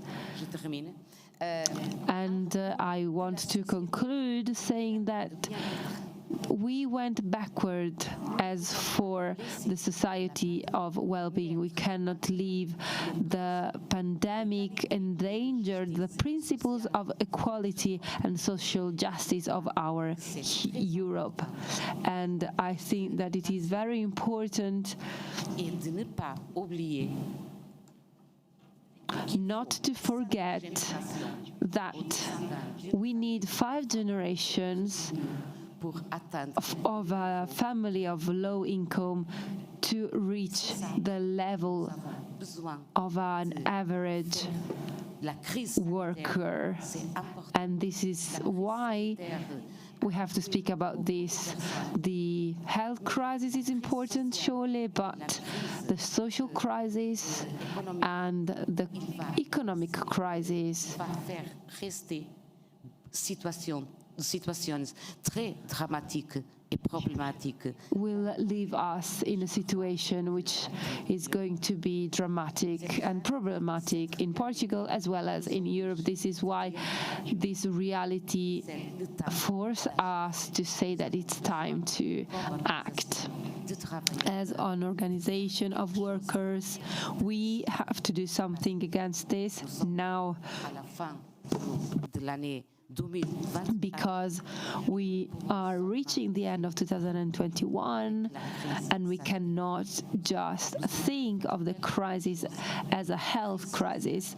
We need to do something for the social crisis, for the gaps existing and the inequalities existing in my countries, but I believe in the whole Europe. So this is why I wanted to share my presentation and my thoughts with you. Thank you very much for your attention. Grazie davvero, Maria. Thank you, Maria Reina Martin, for this very important moving speech, and we're going to open the debate. But I would like to ask the first question, which is the following. This figure about the restart of child labor is very worrying. And we really were shivering thinking about this. What is the age of the children involved in the child labor? Are these children who quitted school, or what is the relationship between work and school? I'm going to respond in French. I'm going to respond in French. La mère et le père ont resté au chômage. D'accord? These are, for example, people, parents who are unemployed. Schools are closed, so these children who aren't young people, they are children. They cannot go to school. You have to know that in the legal sector in Portugal, you can work starting from 16 years old and not before. But as for compulsory schooling, the age is 12. However, starting from 16 years old, one can start working. Children who are, for example, working in restaurants of their parents and who are not going to school because schools are closed, the restaurant is closed, so these people stay home. And well, these children, sometimes they are 13, 14, 15 years old, and a commission was established, created for created with the police, with the schools, with the professors, with the municipalities, and a commission, a local commission. Well, this local commission had to coordinate the schools of this teenager not going to school. However, it wasn't possible to reach all children children didn't go to school, parents were unemployed, so children, teenagers, what could they do but work? They didn't have anything to eat. At home, they didn't have bread for dinner. They didn't have anything. There weren't many people, but if just one minor was forced to work because they didn't have anything to eat, well, this led to the fact that we had to act. This is not just one teenager.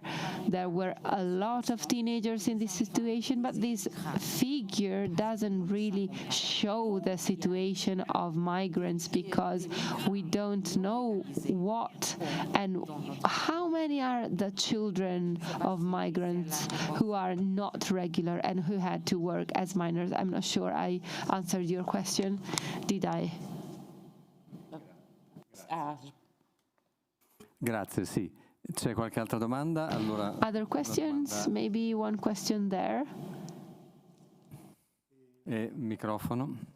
Nome e cognome e... Sono Roberto Niccolai dell'Archivio Roberto Niccolai from the Archivio in Pistoia, Archivio Roberto Marini. In this time, the government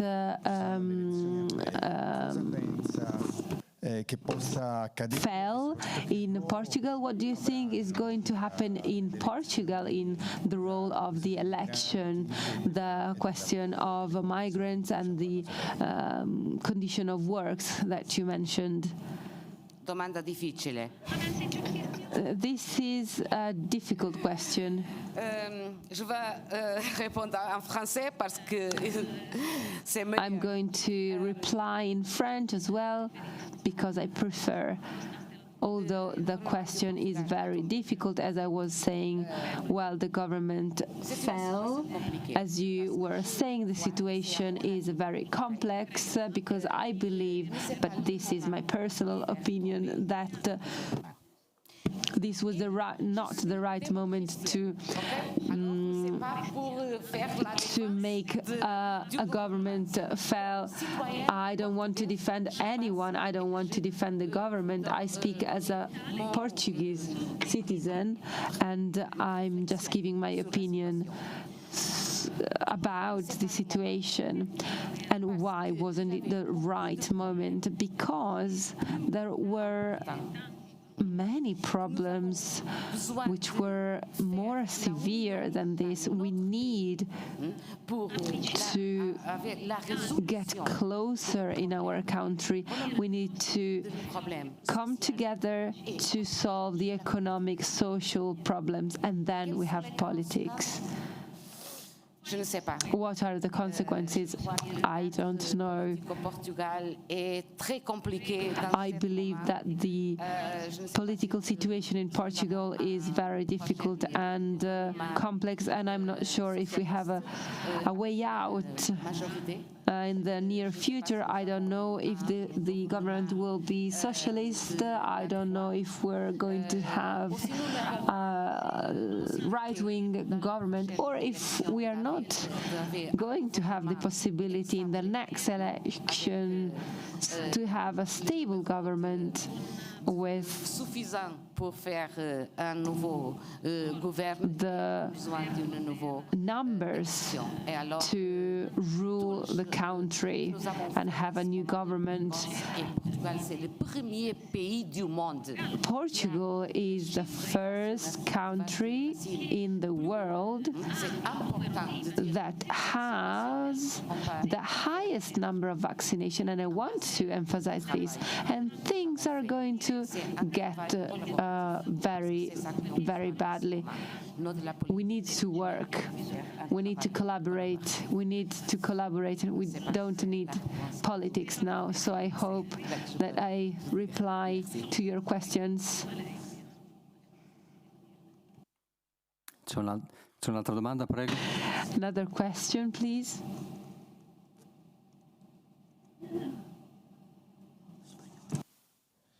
Merci, María, por tu intervención. Thank you, Maria, for your presentation. I am Martiniano Marquez from Spain, and I went to Lisbon many times, and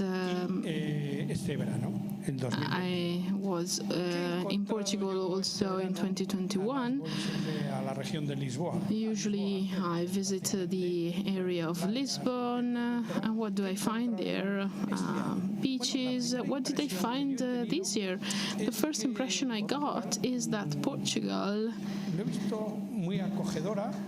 was very welcoming.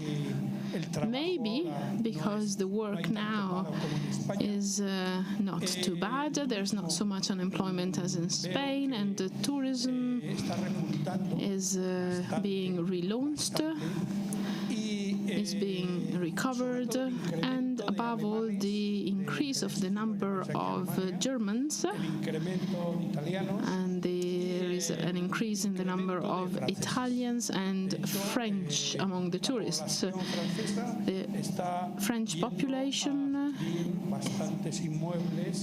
is visiting a lot the Lisbon area, and I think you're right. Many Brazilians left, and many Ukrainians. In Portugal, there are many Ukrainians since the Expo in 1998. Because they got the Portuguese nationality because of that. I didn't imagine there were so many. I noticed that there were very few British, and this is what I want to ask you. Usually England and the UK has had a very good relationship with Portugal historically, and I've seen that this year there were very few British people. Do you think what is the reason for this? Because of Brexit or pandemic? Last year, in 2020, I traveled, and I have to say that I visited the whole of Portugal, and I never encountered any measurements of restrictions. So what do you think? Why is there a lower number of English, Spanish? En français, c'est. Si je ne suis pas politiquement correcte, je dis que la base de touristes britanniques. If I'm not politically incorrect, I must say that the diminishing of the British tourists has to do with the head of Boris Johnson. Important, no? But since I also have to give a different answer, I believe that tourism before the pandemic had to do a lot with British people. You're very right. But the British tourism market, that was true as far as numbers were concerned, but from the economic viewpoint, the most important sector was the German. Secondly, France, and then finally Italy. Italians visited Portugal recently, not only for tourism, but just to spend their years after retirement because of the fiscal incentives. And the same is true also for Germans and French, but anyway, this is the situation. So why has the number of British tourists decreased? I think the entire Europe and the world as a whole, in June, qui est ouvert So the football league, pour les équipes, pour les Britanniques, which opened the doors to the British as well. So the UK team came to Porto. They drank a lot of alcohol, as they like, and they left the day after. So the day after, the Prime Minister said Portugal is in the red list for the EU. So if a British man wants to visit Portugal or go back to Portugal, and he said that a couple of days after the event. So he imposed the quarantine 2 days after going back. So I don't know if it is a political issue or something else. Maybe we should search about it even more. Maybe the economic support coming from Italy, France, and Germany is definitely more important and interesting.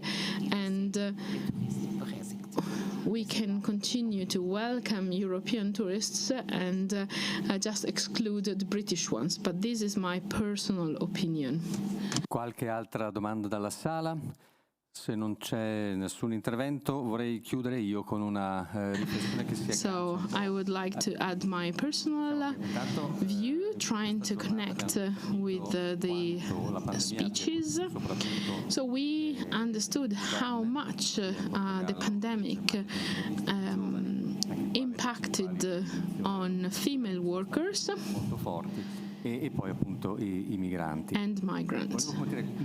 So I would like to complete this picture of the people who have been stricken the most by the pandemic, starting from a research carried out in Trento, which led to this. There are 3 associations dealing with migrants and marginalized people. They created this publication, Trento, Places and Voices of People Who Don't Have a House. And it deals with a paradox. The government used the slogan, I stay home. But what about homeless people? And this short work focused on the homeless people and how they lived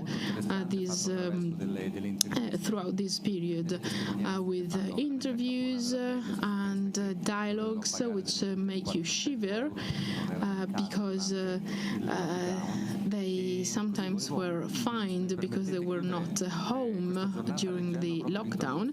And I would like to read the introduction to this work, because I believe that it is a nice conclusion to what we have heard during the day as far as the situation is concerned, of how the pandemic impacted the most on certain sectors of the society, because I think it is very important. It was written by Vincenzo Passerini.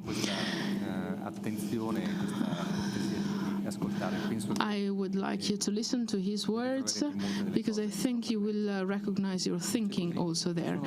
There are very many closed buildings and people sleeping on the street. Why? The question comes back in these pages depicting the homeless, because it underlines the strongest inequalities. This is the true degradation. A rich city with so many houses that some of them are empty, and the city of the poor living on the street. It is very hard to sleep on the street. We hear other people say, I suffered a lot. I can't do do it any longer. I am afraid. You feel like an animal.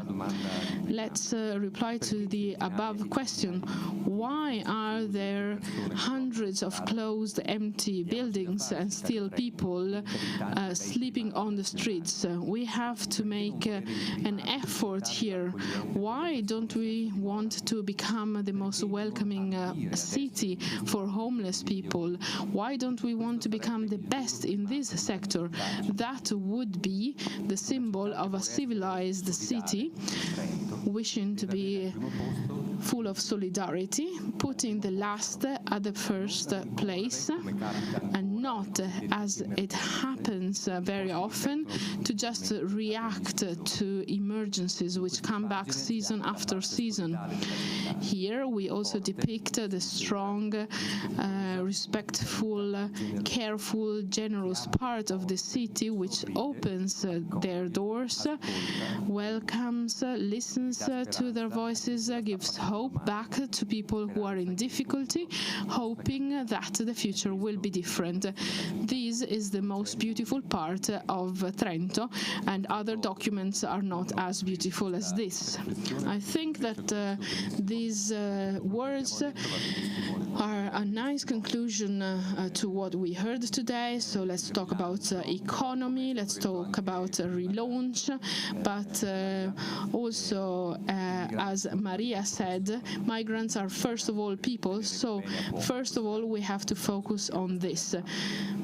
I thank you for your attention, and before concluding, just a piece of information about the logistics, and those who have not already done it should bring back the small template they were giving about the expensive travel expenses. At 7:30 we have dinner, and tomorrow we meet at 9:15 for the last working sessions. Thank you for your attention and enjoy your evening.